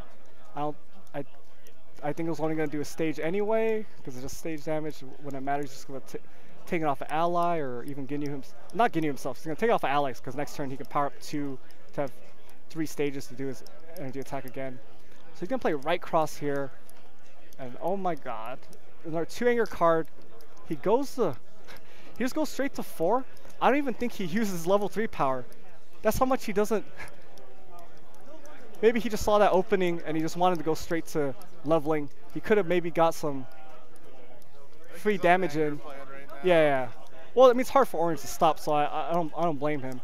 But like, he could have got maybe some free damage off the level 3 power, even though I think Chad had energy catch in his hand. But I don't think he has another attack outside of Raccoon. So even if he energy catches, he's still under the influence of, I think, 2 Red Destinies, right? So it's not going to do much. Yeah, and rest of the cards has had just 2 orange energy catches. It's not that great. And here we go. So he leveled up to level 4 Krillin. Chad entered versus him, and he kept a static shock from last turn in his hand. So you can make it unstoppable with Krillin level 4, get a ton of anger, and probably win, because this red relaxation is going to give him anger no matter what. He can crit away an ally. In this case, since Ginyu is at 1 above, if he enters and he crits away Raccoon, Chad will just have no stages. So even if Chad draws some attacks, and look, he's going to enter. It's too good to pass up. Crit away Raccoon, hopefully. Well, he drew his cards. Wait, what's going on here? Chad drew his cards before he used red relaxation? Oh no. I hope Chris doesn't. He's probably still in position to win this turn, but I hope he doesn't lose because of that. Because a red relaxation would seal the deal. Would put him at 1 anger, crit away Raccoon, so Chad has no stages whatsoever. And then he could have led off with a static shock, which is going to give 3 anger no matter what because it's unstoppable. And then he can, I don't even know what his bottom card of his discard pile was. If it was another anger card, it would seal the deal anyway. But 2 digs. That's brutal. So I guess this is the same difference though. His static shock is going to hit clean, and he's just going to crit away the Birder. The Raccoon, but no, he crits away the Birder? I don't know about that. I think he just, sorry. I think Chris is just so confident in this matchup in this turn that he doesn't even care about critting away the most stages that Chad has in play. But I saw Chris's hand. It doesn't look like it has any blocks.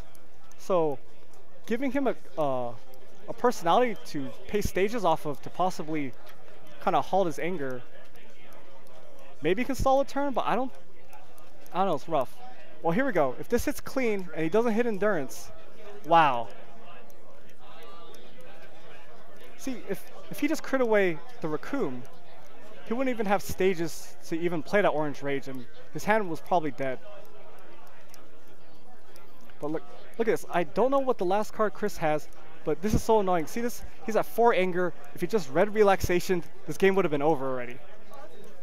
And he wouldn't even risk this even going on. And oh my god, he has a stare down to use the last remaining stages of Raccoon. Once again, Raccoon shouldn't even be in play to even have stages. he gets rid of the red relaxation. He hits clean, crits the anger to 3, and now it doesn't matter because he only had a 1 anger card left, 1 anger raising card left in his hand. And for this turn, if I were him, I'll just take the allies, I guess. Unless he has a drill in there to get back with his mastery at the end of combat since he critted.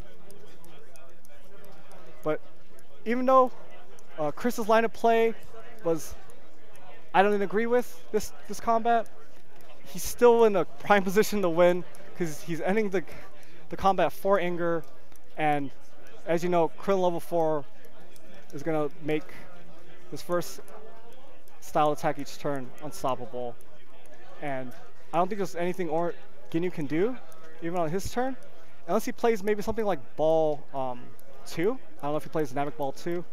Probably not, because usually if you play Ball 2, it's more in those black Krillin decks, because you can like Decoration and shuffle them back in. I didn't see too much Ball 2 and Orange Ginyu outside of set 1. So I don't know. I don't think there's anything Chad can draw really. Besides like a 2 anger lower card, but even then, I don't know what it can do. Because Ginyu is only going to get 2 stages. He can't even use his personality power. So it takes away 1 attack that, you know, most Ginyu decks rely on. He does have I think it's an orange offensive strikes, but he doesn't have enough stages to really chain off and maybe get a kind of good combat on Chris. So I hate saying it. I think Krillin has got this match in the bag, but this game just could have been over already, and he'd just be shuffling up, handshaking, and Red Krillin could be, what, 5-0 after this round? I mean, he still has a pretty good shot, but okay, here we go. He's gonna stare down his only anger card. Wow. So, okay, this is insane, because Chad can do whatever he wants now. If he has energy attacks, well, okay, Chad is, okay, this actually sucks, because Chad doesn't have enough stages to really take advantage of this. He actually caught him with a good combat, stared down his only relevant card, and he can actually push some damage through now. And the problem is he has to lower his anger in some fashion, or else, you know, Chris is just going to keep the Destiny, and then next turn, you know, just put in play during planning step, enter Destiny, and that'll be it for Chad. So I almost don't think, I think it almost doesn't matter what Chad does at this point, because he stared down, he already saw that the Destiny's there. And what are the odds of Chris during his turn just not drawing a card that raises anger? Because I don't think Chad has enough stages right now in play to just try to crit and lower that anger. That clutch. So you're gonna see here, we're gonna have what? Red Krillin 5-0. Really Krillin's really preying on the kind of meta choices people are making. A lot of people switch to Orange Ginyu because Blue showed such a good showing at Gen Con, right? And Orange Ginyu is one of the most aggressive versions of the deck because you just have so many modifiers from the mastery and whatnot, and natural attacks that just do a bunch of damage. So you can catch those like blue dominance decks in a bad combat, wail on them, and even if they try to recover, maybe the life lead is just enough to pull it out. So I can see why a lot of players chose Orange Ginyu today. But this Red Krillin is really, I don't know. I like his metagame choice.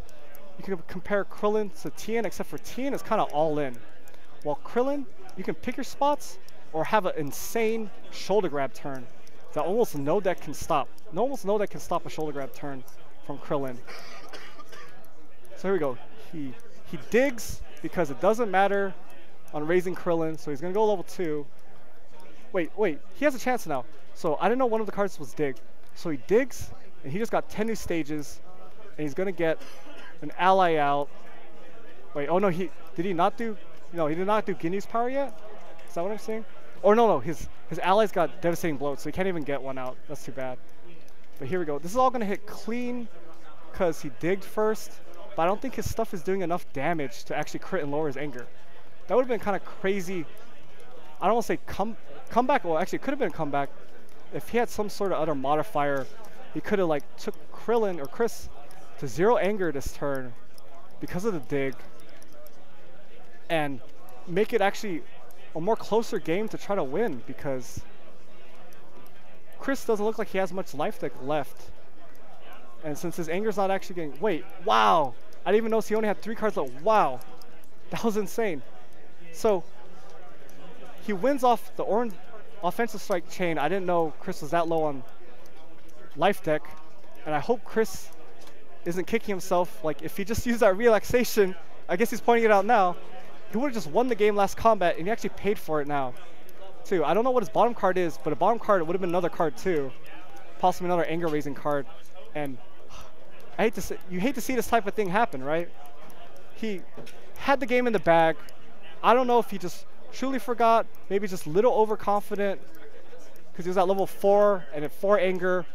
And Kinyu, with the help of I'll Dig Your Grave, you see the power of the Ultra right now, gave him 10 new stages, what he exactly needed to get another energy attack off the level 2 power and a set of 3 offensive strikes to deck Chris. Like,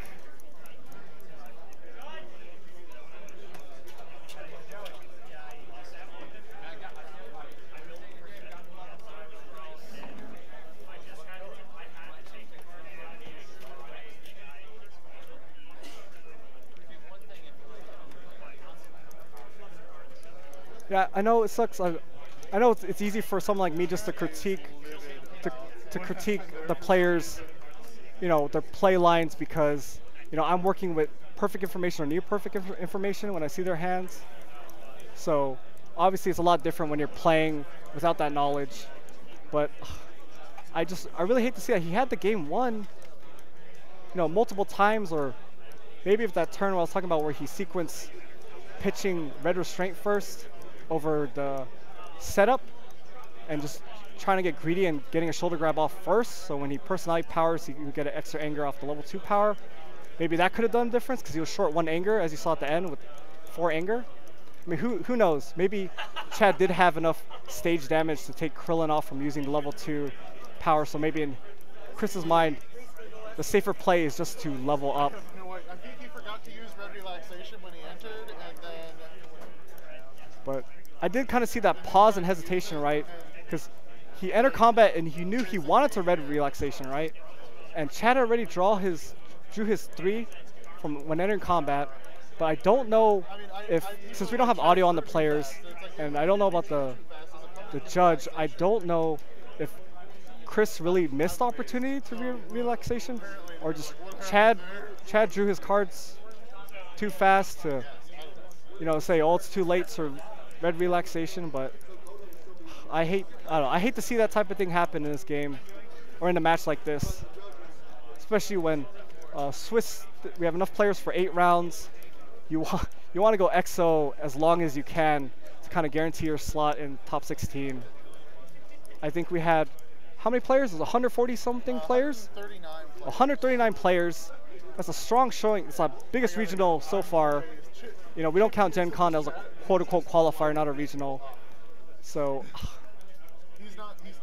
and like I said, it's easy for me just to commentate and judge while looking at the stream. I'm not the player playing in the match in the heat of the moment. But I really hate to see that type of thing. He had the game won.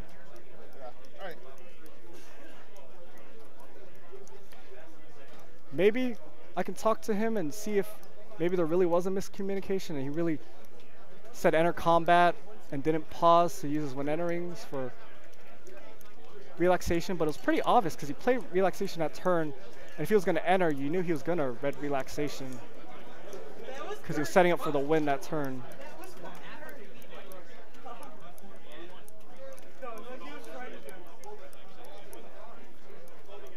And sorry, that's enough of me blabbing about how Red Krillin could have won the game. I guess we'll go to a break. Yeah, we'll go to Yeah, we'll see you next round, and maybe I could talk to Chris and find out what happened there.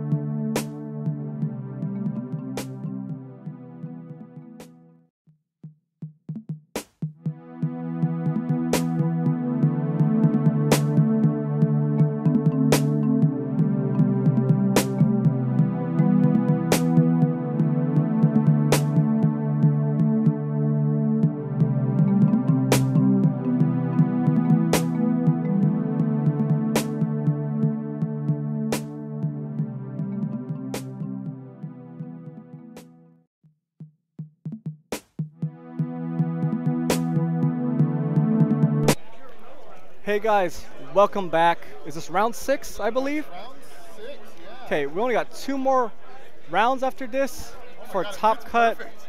And check this out. Even though it's Ginyu again, but in the blue variant, we have another deck doing well that I don't think anyone ever talks about. This is orange, Goku God Sanyo Comcom promo. Beat down, physical. I know this dude, he's a North Carolina player. You guys from the IRC days might remember him as 2 Kings. I feel bad I call him Future Gohan because you probably can't see it, but you can probably tell why I call him Future Gohan. I know it's messed up, just my little joke with him. He told me he was dead set on playing this orange physical Goku God, and I was like, look, my only advice to you is there's probably going to be a lot of Ginyus, right? So if you're going to play that orange Goku God, just fill your deck up with ally hate. Like, not necessarily energetic left bolt, but he's using the new empowered kick from set 3, physical +3, discard an ally and play just because he can uppercut for it. So virtually, even if he loses a dice roll and Ginyu enters, he has a high chance of just getting either orange launcher, orange stare down, or the flying kick. Sorry if I'm saying the name wrong. I usually know the set 3 cards as the playtesting names. I'll try to get better at that for when I commentate. But yeah, he has a lot of ways, main deck ways to just answer Ginyu's allies. And he's also, since he's physical beatdown, he can pressure the stages as well, because that's one of the things Ginyu is bad at when he doesn't have allies to kind of soak up damage and whatnot, or you just are able to get rid of the allies, and Ginyu is stuck by himself with no stages. You know, he doesn't get to play the game. You know, to put it frankly. And I don't know actually what build of this blue Ginyu it is. I don't know if it's traditional kind of like energy beatdown, or maybe he's playing a closer list to Vegeta 777's list that got second at Gen Con, or maybe he's a physical variant. Because if he's the physical variant, then maybe he has a better chance against this Goku deck. But looks like he win the dice roll is really huge, and he gets a blue dominance. So blue dominance in this matchup is so good in many ways because he doesn't have to. He can use it whenever he wants, and he can just use it as just a way to get 10 new stages, you know, outside of combat when they're in combat. So it's going to be really hard for, you know, Hadi as a Goku physical beatdown deck to maybe power through this blue dominance. The only thing I can see is maybe he enters on a turn that Ernest is not comfortable using the dominance yet, and maybe get like a orange stare down off, but that's pretty rough. I know Hadi has included some of the more powerful ally powers from set 3 that we saw in the McGrath winning Piccolo deck, so he's including the Oolong and the Yajirobe. Obviously Yajirobe is really good at just, even if it's just stopping blue dominance from being used, still a really powerful ally. So it looks like Ernest powered up and he's going to enter as blue. He must have a pretty stacked hand. Oh, that's pretty good. He enters with Withering Fire. So Withering Fire is a very good card.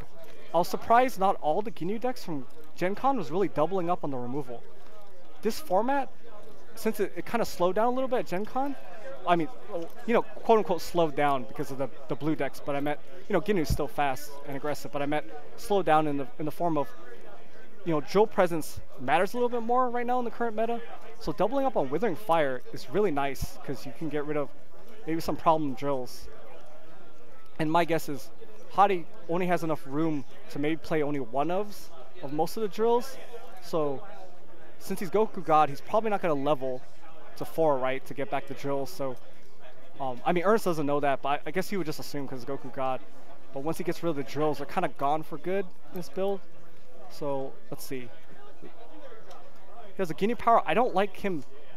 I don't like when people take damage before the Ginyu player searches, because technically, I know it's messed up, but the Ginyu player can choose a different ally now that he knows the power hit, because Hadi just started taking damage already. You should always wait. I mean, who knows? Maybe he was going to get Jace anyway. But when you play a Ginyu power, when your opponent plays a level 1 and uses a Ginyu power, always wait for them to search out the ally first. They have to. That's the order. Don't start taking the damage, or else, you know, like, what if he was gonna play? What if Ernest was gonna play it safe and get maybe a different ally instead of Jace? Like maybe just like a birder or something. Because that's a pretty safe ally. But oh my God, here we go. He has a was it empowered kick or flying kick? I'm pretty hyped. It's Slug getting hit in the face. Jace is just gone already. And if he doesn't have a block, or he doesn't want to waste his mastery on it, Ginyu is going to 0. And keep this in mind, Ernest entered versus Hadi. But I don't know if Hadi can capitalize on this unless he has like an orange stare down left in his hand. Because even if Ernest goes to 0, he can just blue dominance back up to 10 full stages, and his level 2 power is going to get back Jace, because Jace is now there. But we see here, Blue Guard, still a good card, even though it got that kind of CRD clarification because it's a replacement effect. And mostly only affects cards like Krillin level 1, Piccolo level 2, cards like Blue Fear, or cards that specifically say if you did. Like it technically affects the blue mastery on him, like raising or lowering anger, so he couldn't do that. And I don't see any anger in play, so it looks like he didn't use that, so hopefully he's kept up with the change. Oh my God, I like this. Truck lift may not be the best drill he's getting out of it, but at least he's getting some drill. We get that value town going. And it's just, if Ernest had to mastery to block the last physical attack, there's a good chance that this physical is going to hit. Because he didn't use an actual physical block and he uses mastery. Like, this is really great physical, sorry, kind of rambling here, but physical, I'm just glad to see a physical beatdown deck doing so well. It preys on the meta right now, and people are pretty physical light. And they take for granted, like, I don't know, if they're just used to playing against like the Vegeta Saiyan physical beatdown decks or whatever, they just enter every turn with 3 attacks. They're not used to something like Orange that can get crazy modifiers in play, or power level like Goku God promo, and just. So, I wonder what the 2 leftover cards he has in his hand. Looks like is it an overpowering attack? And what is that? Is that a drill? I'm kind of. Yeah, it's overpowering attack. I don't know why he kind of wasted that. I don't like him wasting that empower kick, and unless his last card is something he really wants to save, because that empower kick is just so valuable in this matchup, especially. Oh, okay, this is a great play now. So Ginyu, okay, everything is going right for Hadi this game. Ernest entered, gets taken to 0, and if he doesn't have an answer in his hand to Yajirobe, he can't even just dominance next turn to get 10 new stages. So Hadi, even if his hand is like not enough attacks, he can enter with no fear, basically. The only thing I'll be kind of worried about is like maybe if Ernest draws something like a neck beam, because you can use it as a mini Pycon's late catch, stop an attack, gain 4 stages to maybe play the game again and get some stages. So it looks like, unfortunately, one of the few energies in his deck besides Stare Down is overpowering attack, so it gives him a use out of that narrow escape. I saw what did he put in? Put Withering Fire and what was the other card he put back in?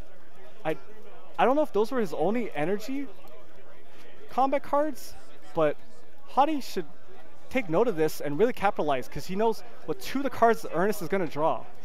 So even if one of them are still energy combat to use mastery on, it's not like he can actually use the attack unless he draws something to give him stages. So he clogged his top. I mean, he might have had no choice because he wanted to narrow escape anyway to block the damage, because it would hit for 6 still. But I hope Hadi has 2 drills. Okay, so the last card in his hand last combat was that Joint Restraint. If I were him, I think I would have just saved the Empower Kick and discard the Joint Restraint, because you can always get it back with your Mastery crit. Because I don't know if this blue Ginyu list runs anything like Devastating Blow. A lot of blue decks are not playing Discard Pile Hate, so you can kind of let your drills sit in combat. Well, he did get Driving Drill, but in this particular situation, it's not doing much. It's still great. I hope he doesn't try to dominance here. I hope he remembers that Yajirobe does not allow him dominance here.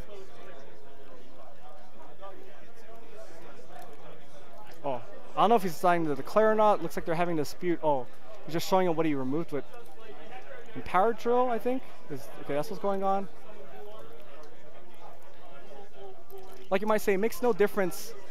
Like, he did the Empowered Kick last turn because he's going to get that guaranteed damage through because he knows he doesn't have a block. But I don't know. It's kind of different Because it looks like now he's not going to enter. I don't know. Like, if I was him, I would have just entered this turn. Because you know, 2 of the cards that he put on top, and even if you don't get like if you're going to Goku power and hope to get an attack off, even if you don't get one, I would just entered because you, like, Ginyu had no stages. He's not going to do anything this combat. So this is kind of weird. Ernest kept that visiting the past for 2 turns, right? He kept it on his turn and then threw out the turn for Hadi because Hadi did not enter, and he played it, even though Yajirobe is turning it off. So Ginyu's still at 2 stages. I think Hadi really needs to capitalize on Ginyu not having stages. He's at 2, like, the best thing against Ginyu is once you get him to 0 once, he's only going to power up 2, so he can't just immediately use his Ginyu power to go fetch an ally to get more stages and soak up damage. So he's going to enters a confrontation. I think he has to take neck beam here, right? No, this is tough. No, I think, damn it. I think he has to take blue betrayal to kind of save his Yajirobe right now, because his Yajirobe is doing so much work. Because shutting off visiting pass and blue dominance, I think he has to take the blue betrayal and hope that head knock does not crit, or does he have? Sorry, guys, what blocking drill does he have out there? Is that the physical blocking drill? Because then it doesn't matter about head knock, because it's going to stop that. But yeah, he takes a betrayal. He has to protect Yajirobe right now. And he wants to keep Ernest at 0 as much as possible. So it looks like his hand is, wow, it has a pulverize and a PowerPoint. Hopefully he remembers pulverize so he can set it up. So what is this? He just plays the Draining Blast for 4, not paying stages, obviously. Hadi is just going to take it because it's not in a risk of critting. He gets a drill in his discard pile for his mastery. And it's a really interesting turn here. He's going to start off with power. He discarded a block, so did he show him what he drew? He shouldn't have shown him that. Unless that was just, maybe he didn't flip it over far enough, but it looked like he showed his opponent that card. I wouldn't do that. It's not Raditz, you don't have to show your opponent. So he's going to go with Wall Breaker. Doesn't really do anything here, but this Wall Breaker is going to hurt, right? Goku's at full. He's doing base off the chart. +1, +1, +2 from Joint Restraint. No Disaster Drill because it's not a style card, but this is going to hurt. Let's see if we can get him to, well, I think this is kind of a weird spot. I think Ernest has to mastery with, wow, he doesn't mastery with neck beam. I'm really curious about that. I guess he's afraid of another attack. Or maybe he wants to try to mastery with neck beam as late as possible to try to have the most stages going into next combat, which I guess that would make the most sense. But Hadi really showing the power of physicals right now. So let's see if he bites on the neck beam here, on the pulverize. Because he doesn't know the last card in Hadi's hand is not another physical attack, so maybe he's just thinking, maybe, oh, this guy's just playing all his physicals and he's saving the best for last, or maybe some, like, what's the grossest thing Hadi can have? I don't think he's shown the uppercut yet, but if he gets an uppercut, if he had an uppercut in his hand to get, I think he has 1 flying kick left in his deck, he can get the flying kick and just do massive damage. Or in this case, I think if I was Hadi, he obviously doesn't have an uppercut, but if he had an uppercut, that'd be great this turn. He can also uppercut for stare down.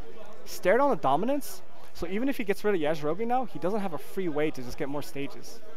And technically, level 2 Ginyu is way better than level 1 Ginyu at this point. Except, I forgot about the pulverize, so I think all his Ginyu allies from his discard pile is not, he doesn't have any anymore. So look, he's just going value with this Ginyu. So he uses neck beam so he can Ginyu power. And it looks like he's just getting Birder for some more stages. There's 2 stages, not going to matter much. Hadi can just take it on Yajirobe. And so he can preserve the base off the charts. It's like Frieza Saga again, guys. Like, remember Goldo versus Nail Frieza Saga? Everyone was off the charts. This Goku God right here. So yeah, he takes the stages off Yajirobe so he can keep his base really high. And now, even though he got an ally out off of Ginyu's power, it costed all the stages from neck beam but 1. Okay, I was gonna try to play the stages off Yajirobe. Orange Pound Port's not that good. He can't do that. So here we go. It's gonna do 7. I don't believe he plays Aura Drill, but this is still a value 7 life cards right here. Looks like it's hitting clean. No, it removes a precarious defense. crit getting rid of Birder. This is insane. Like, if Ernest can't get rid of Yajirobe, like he doesn't draw into a blue betrayal. I don't know how many got discarded from damage, but I know one got shuffled back, obviously, from the confrontation.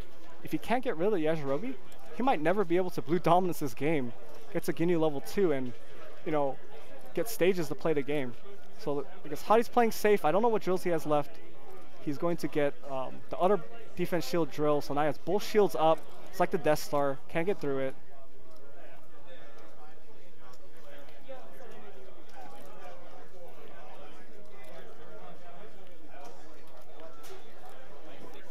So it may not seem like too much happened in this combat, but like Hadi is just keeping the stage pressure on, and he's just in really good position right now. He has board set up. Yajirobe has stayed in play since he got overpowering attacked out, and this is really showcasing the power of I'll say the hero allies. In set 3, he got a huge boost. People didn't like Yajirobe at first because like it's not Nappa, it doesn't just straight turn it off. Yeah, it's true, but Yajirobe is a Nappa that you can build your deck around, so you can still use your setups, you know? And like you see here, the most important part of Yajirobe is just turning off the when entering combat setups. Because, you know, it doesn't matter if you perform attack from your hand or when entering setups, so you still can't play him. But okay, so it looks like he drew for his turn. It looks like did he get a betrayal? Yeah, he got a betrayal. Has a blue barrier. Blue barrier has picking up in popularity in blue decks slightly just because of how popular Ginyu is. Block attack and possibly take out an ally. So I'm curious, like see, Ernest is in a weird position right now. He can enter just to try to get rid of blue betrayal, and it looks like he is. But even if he gets out Yajirobe, gets rid of Yajirobe, maybe, I don't know what the rest of Ernest's hand is besides, oh, he had double blue betrayal and blue barrier. But like if Hadi's hand is stacked with some more physicals, you know, he's just gonna maul him. Or, has Hadi seen an uppercut or a stare down yet this game? If he had a stare down this turn for blue dominance, like, I don't know. I'm not saying if Ernest gets his blue dominance off, he can make a comeback, but he certainly, Ginyu has a damage potential. When he gets 10 free new stages, and he had Birder still in the discard pile, so he can get back Birder with level 2 power. He can't get the anger to kind of slime to level 3, which might be a sweet spot. So here he goes again, just, I guess, just kind of waiting out the turn. He just uses Goku's God's power to kind of burn a phase and kind of get some more information, right? Because Ernest has to act unless he wants to pass. I don't know if he drew an attack. If he drew an attack, it would be crazy. So here we go. He's going to betrayal for driving drill.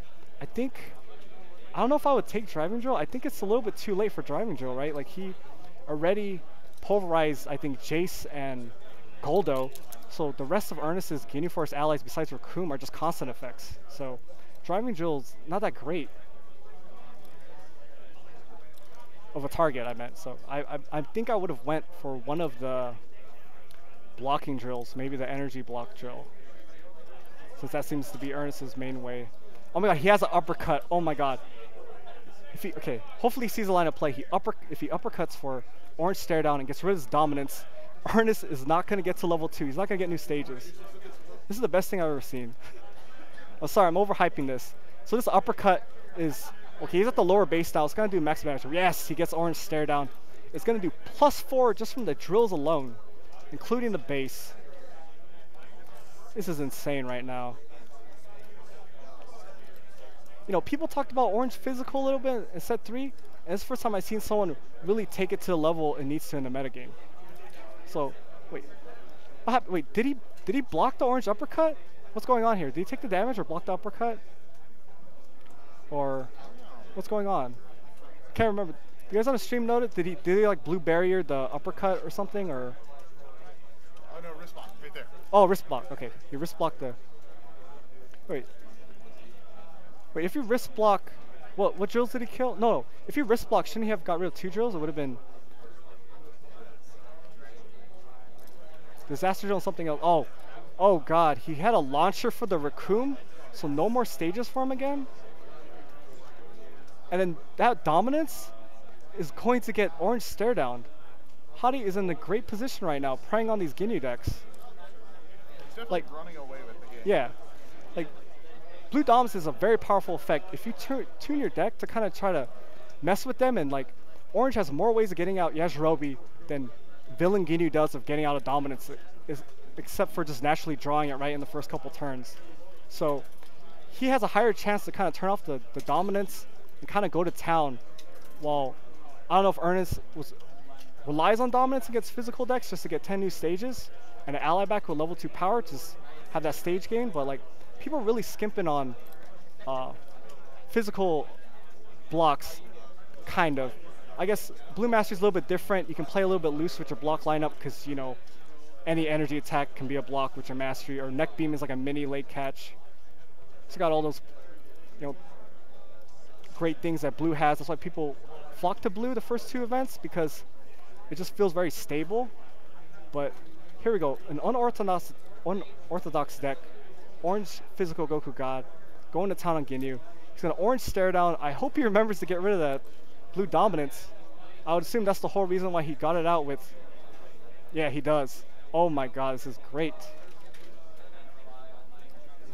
Sorry guys, I don't mean to hype this up like that, but this is amazing.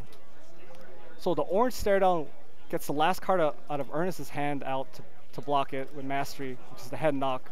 Head Knock really not doing much versus Hadi right now. And Hadi doesn't, unfortunately Hadi doesn't turn his drill sideways like Bateau does, so I'm not sure if any of those drills have been used or not. But, so here we go. Here's what I'm talking about. Ernest entered on him, and Hadi should really check his discard pile and see. If he doesn't have something like Time in his discard pile, like I almost will risk entering through the Visiting of the Past, because Ginyu has no stages. Let's say he gets something safe like a Neck Beam, so he can discard a Mastery, get 4 more stages to maybe play the turnout more, depending on how many attacks Hadi has. I would just not attack into that Neck Beam, possibly, like unless you had enough attacks to kind of power it through. Because I think I was trying to keep count on the allies. I know Frieza went by with damage, so Neck Beam, like giving him the stages off Neck Beam isn't that bad, because I don't think he actually has another ally yet with Ginyu power. So he would just be paying 3 to do 4 damage, 4 stages to do 4 damage, which is not very good. So I can get chest look as good. He does have a Time here. So, okay, the rest of his hand doesn't look live. Let's see. Withering Fire, he has no stages. He got, I think, a key build-up, setup, can't play. So he has to force this Time out of his hand, so he doesn't have the Time going into next turn. I don't know how many attacks Hadi actually has in his hand, but if I'm Ernest, I'm scared, because you're probably playing a deck you've never seen before. You don't even know what he has in his deck, right? Your allies got Flying Kicked, or Empowered Flying Kicked, off of the table. They got Pulverized into the Banish Zone. You're probably like, what is going on here? What is this? He's going to play Launcher Raw, because he's at 0, so it's going to do +2 stages from Joint Restraint. I hope Hadi remembers that it critted, so he can get a drill back if he has one at the end of combat. It's really important. But he got the Time out of his hand, so he doesn't worry about Time next turn. And I didn't check how many Blue Dominance Ernest has left to maybe try to do a comeback, because even though it looks like Hadi's in a, you know, really commanding position, he's been using Goku power every turn. And if you don't know, like, that's a pretty big deal, because he's basically doing 2 damage to himself every turn, which could make the game a little bit closer than it seems.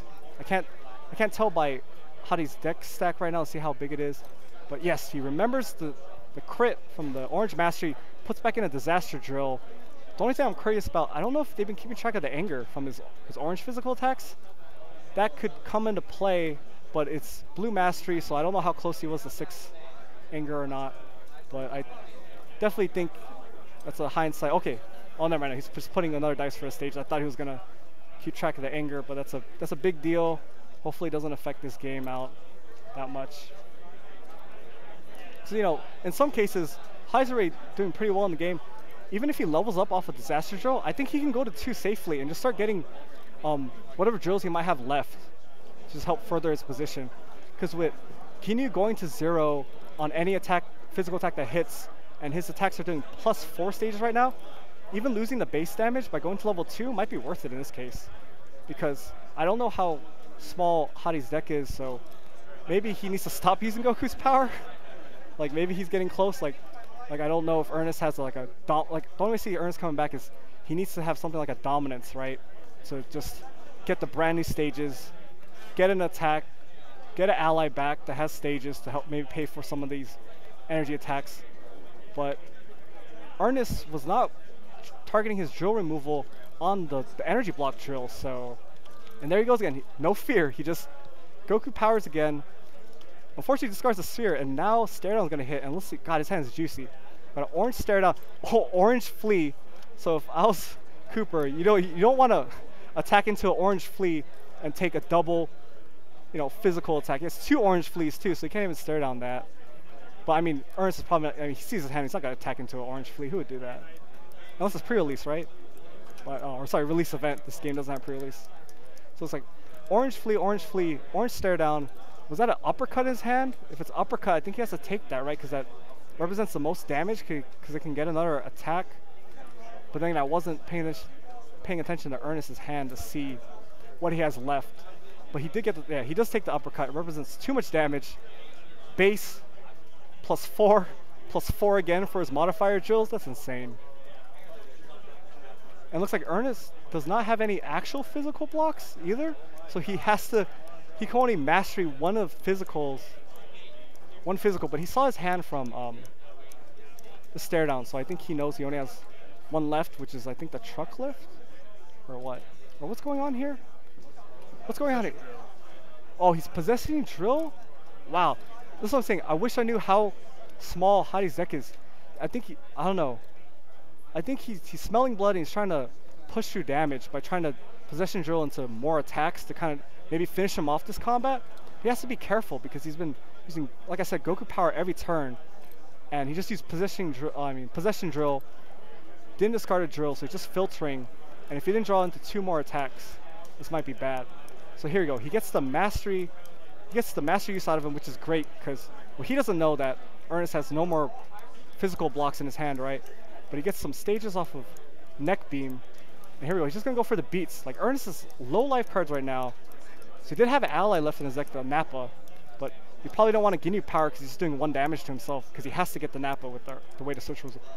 Wow, so he possession drill into another orange Stare Down. Look at this. Goku God going energy beats mode. And I think this is a wrap for Ernest.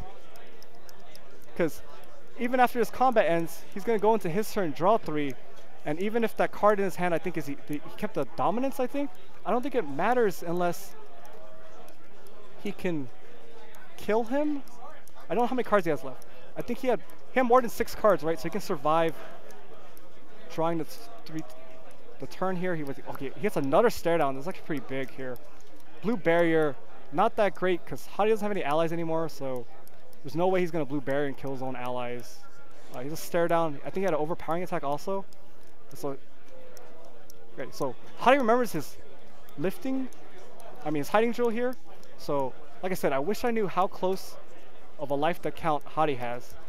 Like, because if he recklessly used the, his power positioning drill, he has a chance to lose here, even with hiding drill out. But then again, who's to say that he was in the wrong, right? Because he positioning drilled into the orange Stare Down, and he got more damage out of that turn, which. Okay, so looks like, I don't know if he had a blue positioning drill left or not, but he chooses to get mental drill, which is what he needs right now. See that hand. I guess lifting drill. So he's effectively making Hadi's hiding drill just a -1, but that could be all the difference. But like I said, I don't know how small Hadi's deck is because he's been doing a lot of self-damage to himself with Goku God power. But the good news is, let's see, from Ernest's hand, he just. Well, that's a pretty big burst of damage. He has a Stare Down to take a block, and he has a overpowering attack to get one of his allies left. I don't think he has an ally with a attack power left, so he'd just be getting someone with, I guess, stages to try to soak up damage.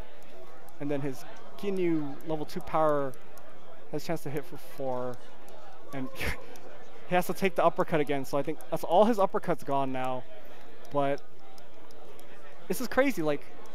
Because we know Ernest's hand, Hadi doesn't know it. Okay, now we're going to get deck count Hadi, so we can kind of see how close he is.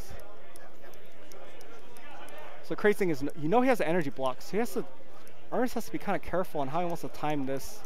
Well, I guess no, he sees his hand, so even if he lets some orange flee, he's not going to get a double use out of his only physical left, which is extension, because he can block with his mastery. But I don't know. I didn't pay attention to see how many cards Hadi had left, if he had like around 10 or not. So I wonder if Hadi is just kind of going to try to go for the kill here and maybe even activate something like Possession Drill here. Try to. I hope Hadi actually looks through his discard pile and his banish zone to see how many actual attacks he has left, to see if the risk of activating like Possession Drill or Goku God Power could net him into more attacks, because he can discard a dead card like Visiting the Past this combat and just try to go for the kill and not give Ernest the time. So there we go. He's gonna Ginyu Power for Birder. So he has both blocking drills out, right? I don't like using the orange flea here. I like just wasting the drill. I mean, Hadi doesn't know if Ernest has removal or not, but obviously if Ernest had removal, he would have probably sequenced it first, getting rid of the block drill. But I would have just got the block drill, let the block drill block that attack. Because if he plans on gambling off Possession Drill, he has more options of discarding cards if he really wanted to get rid of that orange flea or something.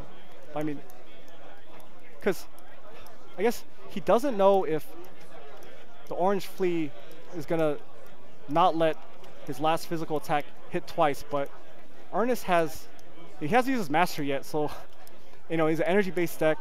You can probably gamble that there's a good amount of. He probably has an energy combat card in his hand.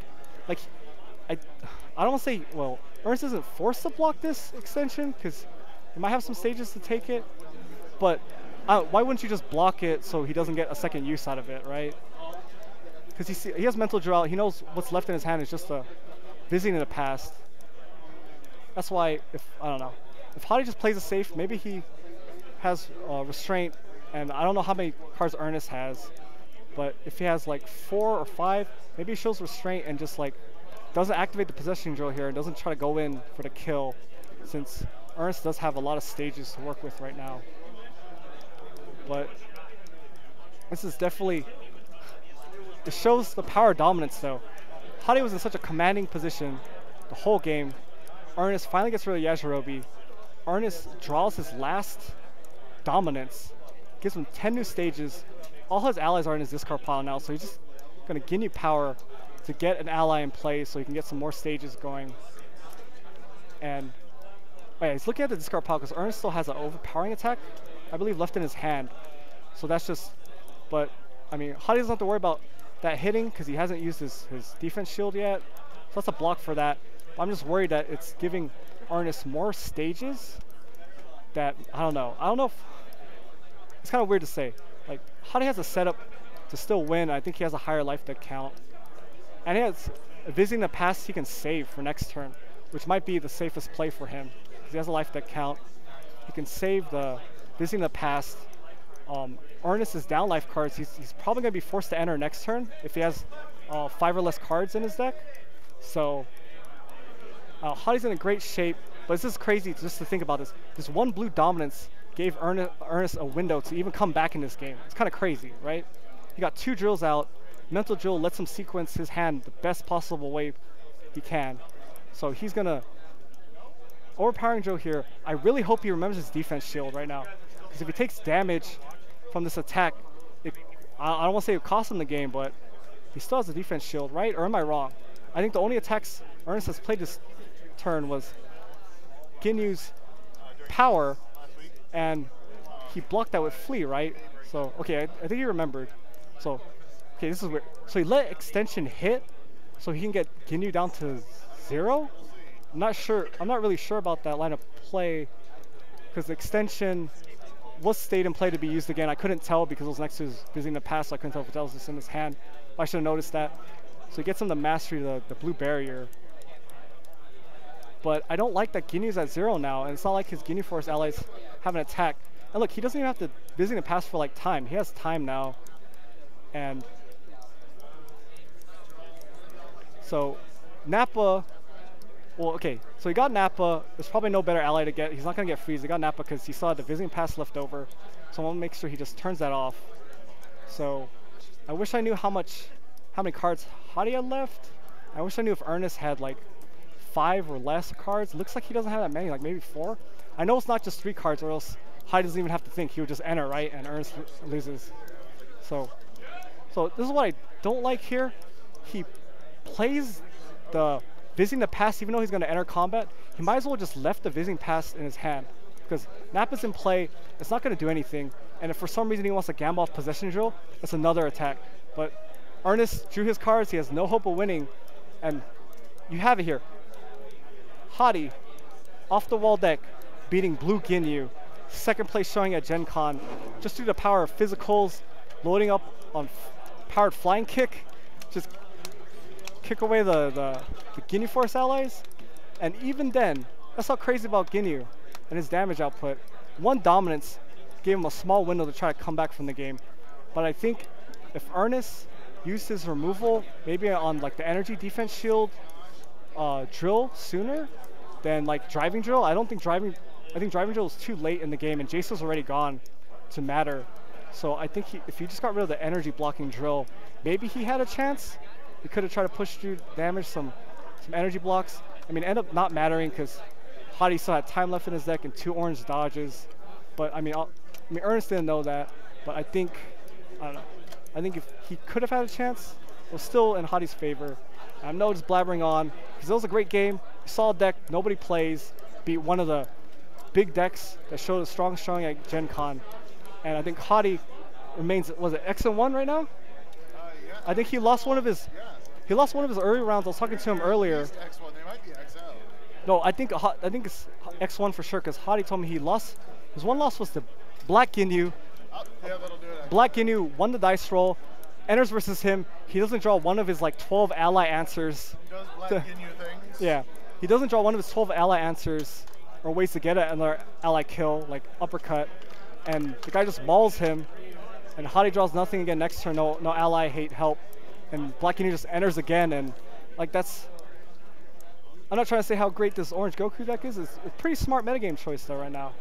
Because, like you said, even though you play all those ally hate cards, you still have to draw them, right? And like his one loss, I think it's switched to Black Ginyu, just shows like they could just cross their fingers, or his opponent probably didn't even know that he was playing that many ally hate cards in his deck. So he probably just entered with confidence like normal Ginyu players do when they win the dice roll and they have some sort of amount of attacks in their hand, or maybe they have something like an overpowering attack because that just leads to more damage. And he probably just decked Hadi without even knowing how much ally hate he had.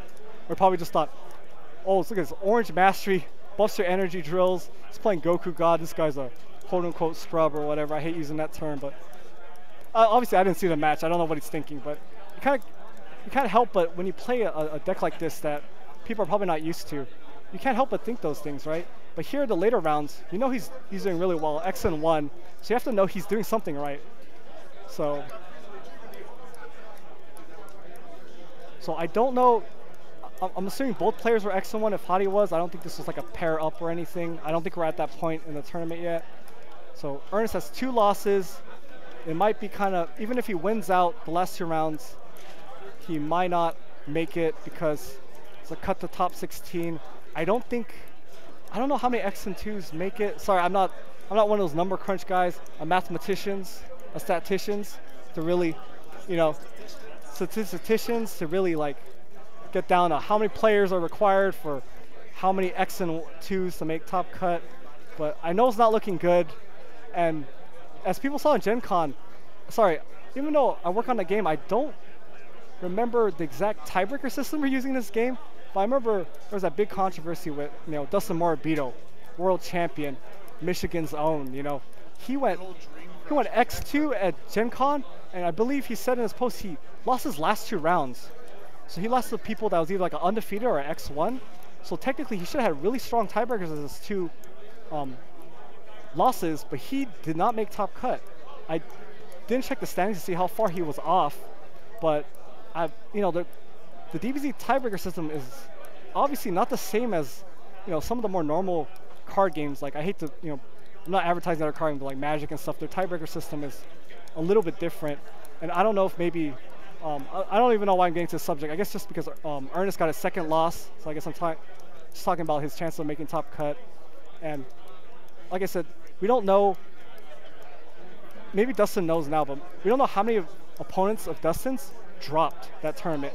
Because I think under the Panini tiebreaker system, if any of the people you played, I don't know if it's regardless of if you beat them or not, but I think if they drop the tournament and don't finish and play it out, they don't give you any tiebreaker resistance. Don't quote me on that, but that's what it seemed like it was because of the way, someone like Dustin, how can he lose the last 2 rounds and not make it in? That's the only thing I can think of maybe with this tiebreaker system is that you have to hope you play against people that even if they go like X3 or X4, that they continue to just to play out their games, continue to play out Swiss and they don't just drop. So you at least you're getting some resistance no matter how big or how small it is from them. And I don't know, maybe that happened with. Sorry, I got off subject, but like I said, this is Ernest is X2. I hope he's not demoralized, thinking, "Oh, I can't make top cut." If Hadi continues on this X1 streak, he just has 2 rounds left. Who knows? He can get paired against Ginyu again, or maybe blue Ginyu, not black Ginyu, maybe a slower Ginyu, and you can see how he can just put the hurt on a Ginyu deck. And maybe that tiebreakers can give something for Ernest, like if any X2s make it, maybe Hadi can be that tiebreaker he needs. So I've been rambling on for long enough, so let's take a break. So I'm talking on, that match was hyped because it was Goku God Orange. Like his mastery doesn't even buff his physicals. That's crazy. Orange stare down twice. Had to uppercut the Orange stare down, the dominance when he finally got rid of Yajirobe. Like everything happened how Hadi wanted it to be, and it's just crazy when you see a game happen like that. So we're gonna take a break. Hopefully we got another good matchup for you guys next round. And thanks for tuning in, guys.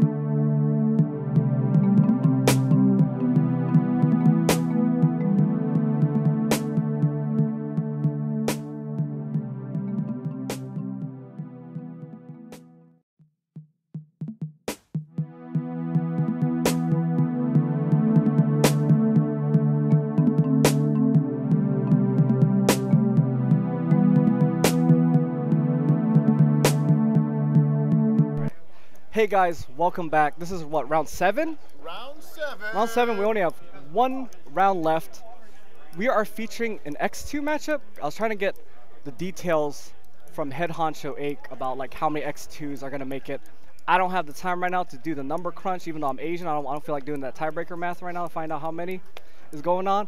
But we decided to feature an X and 2 match. Ake said like a good majority of the X and 2s will make it, so as long as it comes down to resistance. We figured our other feature match we're gonna put on will be Tim Bateau again, but he would have played against Black Krillin on stream. I don't think you want to see that matchup of Orange Goku just passing and getting drills in play and Krillin not doing anything about it. So I hope you don't mind. I hope you guys are not sick of Blue Piccolo because of Gen Con, but I like this matchup because it's red versus blue, right? It's kind of classic matchup. In early old Z, if you guys played back in the day Trunk Saga, like, you know, this was kind of a real matchup in that setting too, even though blue was kind of bad in Trunk Saga, right? You just had the mastery that makes them need 6 to level, just like the new incarnation of it. And I think more people in Trunk Saga played Black Beatdown anyway, so you didn't see too much of it, except for, you know, Ake, our world champion, won with red, if you guys don't know. Fun trivia fact. But here we go. We have Black Raditz. I'm going to assume he's an Anger build, and we picked this match because it's interesting. We tried to pick a record of a X2 playing red that has a chance to maybe make it. Like I said, I don't know the tiebreakers. I don't know who he played against because red got a huge buff. We saw one squeak in at Gen Con, right? Alec Rudin playing his cool garlic list, a more garlic list that can kind of pick his choosing on when to go for a win. So we wanted to feature another red deck, you know, that wasn't Red Krillin. Not going to get into that because you guys, the stream monsters are really, I don't know what to say about that because there's no wrong or right answer. It's unfortunate it happened. That guy's going to still try to play it out. Maybe his tiebreaker, so I want to see that Krillin top cut because he has good matchups. So I got off track. So I want to feature Red Raditz because I want to talk about it a little bit. Because some people might think, well, why would you play Red Raditz over like Krillin or Garlic, right, exclusively? Because Garlic's powers kind of help prevent getting critted from energy attacks. So I don't know what's going on here in the corner. I thought it was a judge shuffle for some reason, but usually people don't call that. But there's 2 decks already here, and there's someone else, I guess, playing at that table. And look at this. They even have red and blue sleeves. I don't know if they did it on purpose. I never knew the opinion. It's lined up enough, yeah. So sorry, I got off track. Red Raditz. So what's the difference between him and Garlic? He combos with shoulder grab way better. His power gives you an anger. Well, it's kind of comparable to Garlic's power because Garlic just lets you jump, but Raditz also gives you a card from it. So his power is actually worth roughly, like, do you want to put it in value terms? It's worth about what, 1.5 anger, as opposed to maybe some of the other personalities. Garlic's way different because you need 3 less to level, but I think, I don't know.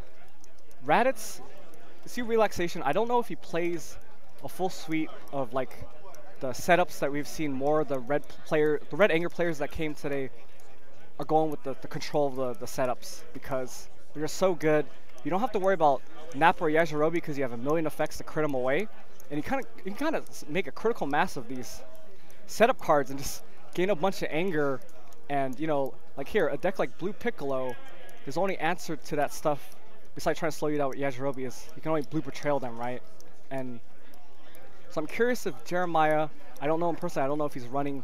I see Blue Battle Readiness, so I'm curious if he's playing close to the McGrath list that won Gen Con, because you know that was the thing that set him apart from most blue decks. Is he played Battle Readiness because it could just get back an ally that got critted, and then he's gonna go get maybe another ally with a good constant effect. So here we go. So here's one of the major differences. Raditz can play cards like Enrage Blast just because it's a 2 anger card. Garlic probably is not going to fit Enrage Blast because Counter Blast fits that role, but actually does something else too. So you almost rather have, you know, other effects that you can give up, because Garlic isn't about speed. Because if you go to 4 too fast, you just die, right? So, you know, like you saw, I'm going to use Alec Rudin again as an example because he pretty much is the most main case showing of how to build Garlic in a certain way that kind of controls what he wants. And he used crit effects mostly to gain the anger because that's just way better because you get more effects out of it, like lowering anger in a mirror match or getting rid of the ally. So here we go. So I think he's probably close to the McGrath because he overpowerings right away with Gohan. Versus Garlic Jr., Gohan doesn't do much besides counterblast. But versus Alex over here, since he showed a Rage Blast, and he has Static Shock right there, so he might be playing more 2 anger cards. So we'll see how Gohan, if Gohan slows him down at all or not. Oh god, so he's playing the setup version, and look at it, he caught him in a bad combat. He has 2 cards. He probably doesn't even, it's so weird. He probably doesn't even care about his confrontation, but he does. He has to get rid of Red Blaze, right, because that crits away Gohan. And Destiny, well, technically can be a better card because of the modifier, but versus Piccolo, if he's playing the control list, he probably doesn't run a lot of attacks anyway. So yeah, he's gonna get rid of the guaranteed crit. And so he has Lookout Drill in play. That's just fluff right now. I don't think it's gonna matter in this matchup, except for when he gets to the Raditz level that mills, right? He can soak up the. All right, so he goes a little Raditz power. Wow. So he Raditz powers. He's gonna get an anger here, and he gets a crit effect to. I mean, he might as well just get rid of Gohan, right? There's no reason not to. And he can even. Well, Jeremiah doesn't have a blue dominance, and he's at 4. So Jeremiah, I don't know what's in his hand, but he's not really caring about his stages much. So I don't know. Red just, you're just playing random physicals for anger, right? You could actually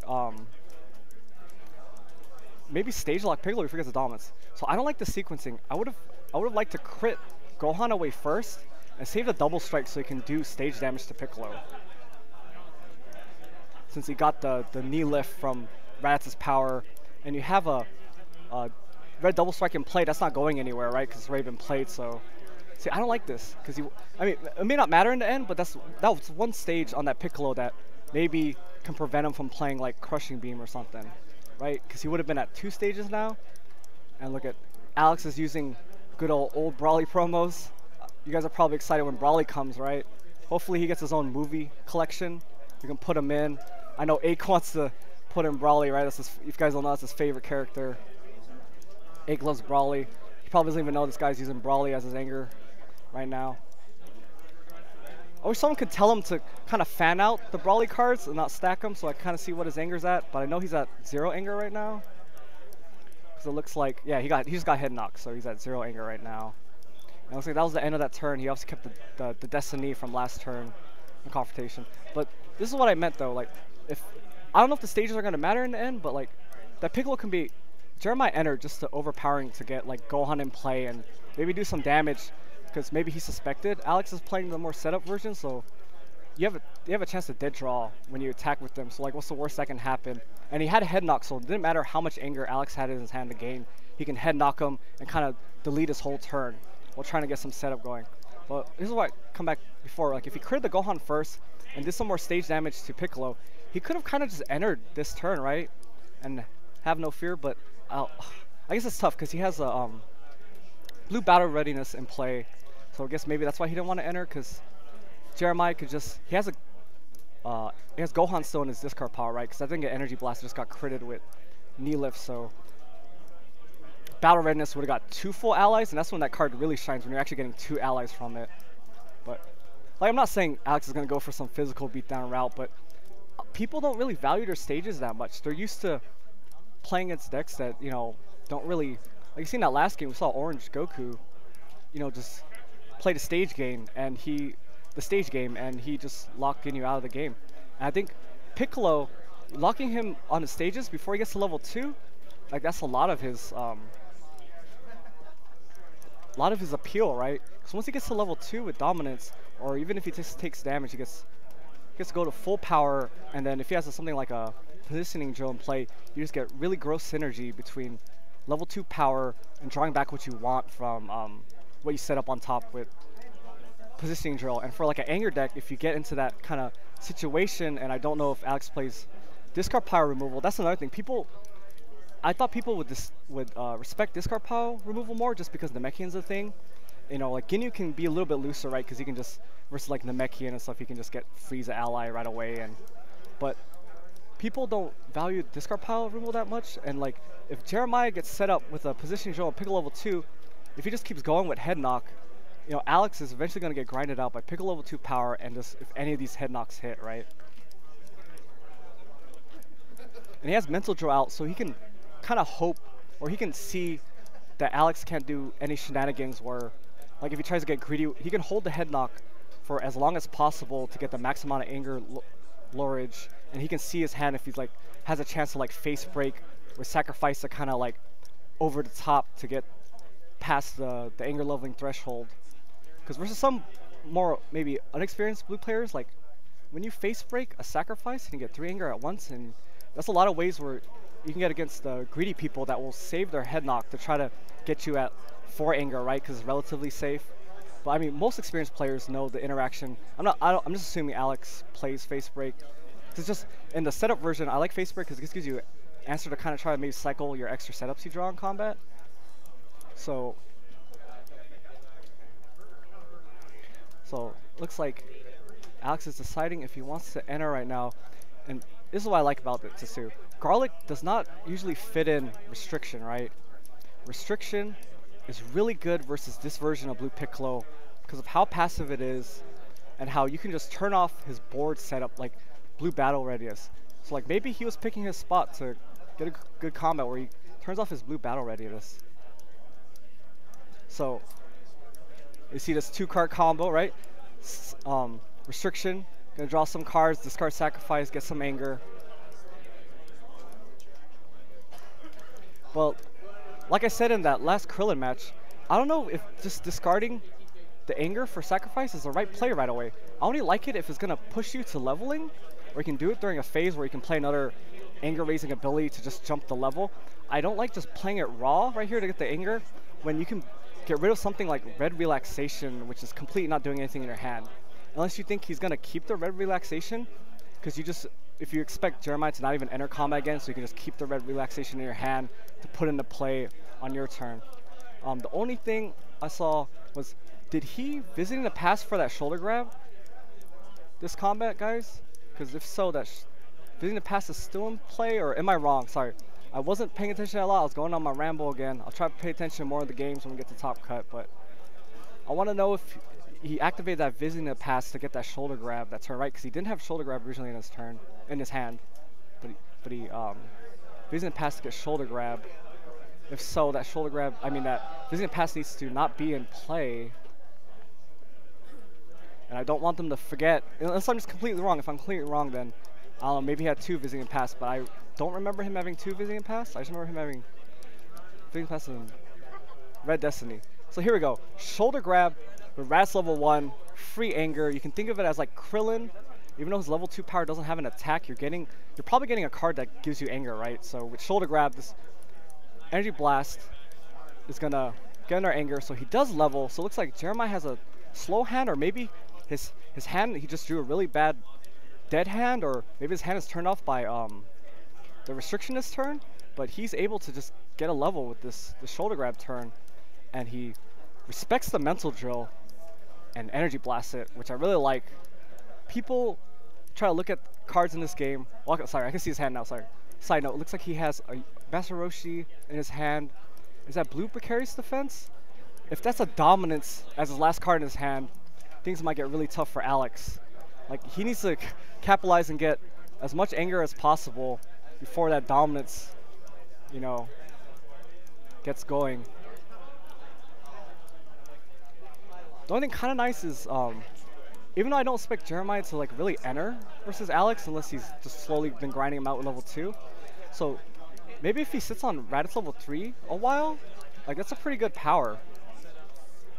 Because Jeremiah can no longer just keep his best card in his hand, right? But like Jeremiah can also next level Alex, like with level 3 Raditz, and maybe he just holds like a blue card in his hand. So you know, Raditz enters level 3 power, blue card is gonna banish, replace itself. Thanks for the free card, guys. But here we go. This is the same shoulder grab turn, and he has a double strike. So this is a bunch of free anger.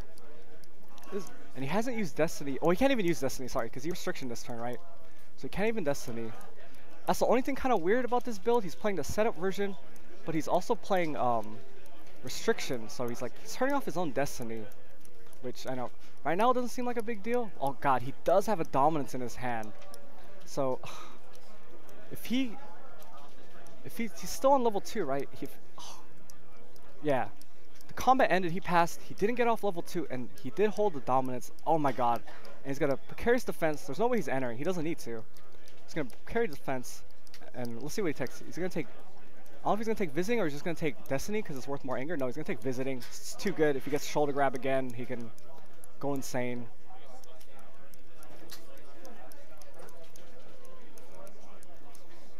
And he rejuvenates Blue Betrayal. Curious what he kept, and just this is where Blue Piccolo, this passive version of Blue Piccolo, or more, sorry, not passive, more control version, is wants to be at. He finally got a blue dominance. He can kind of lean back on it.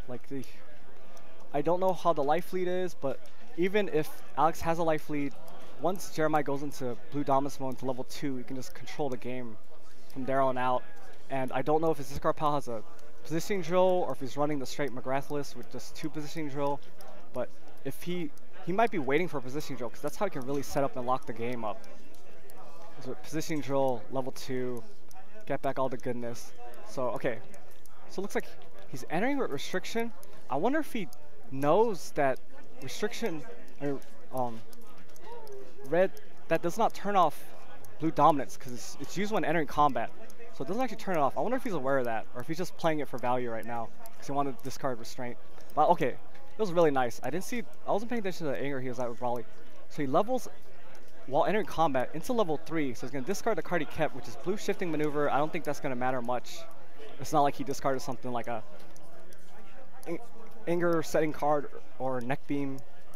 So, but once again, he red restrictions. He turns off his own destiny. What if he just never gets to use that this game? Who knows? But much like some of the other anger personalities people play, I like Raditz because when you get to level 4, you get a good amount of burst anger for free, like off of Red Blaze, because you're gonna rejuvenate. You're gonna search your deck for another anger raising setup, and it's just a power that kind of pushes and gives you free anger to basically win that turn, right?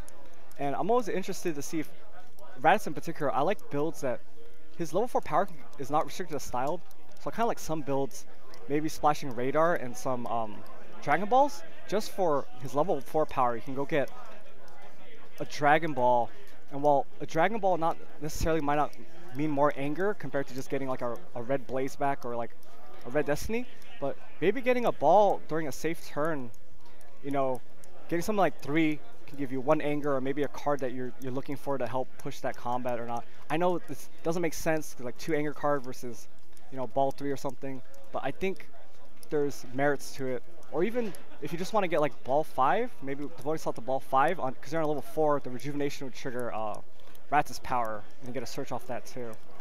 So here we go. He got his second mental drill, which is huge for him because now he can kind of pick what he wants, but it doesn't matter here. Just play some more non-combats. Alex, okay, I think Alex only has 1 red restriction left. I haven't been counting, but he needs to really save that red restriction for a crazy turn where he's going to try to push for the win. And even if he does that, it's really hard. Nice peek at the camera right now. So Piccolo's at level 2. He's sitting pretty. The only thing he's missing is a positioning drill to really kind of set up his lock.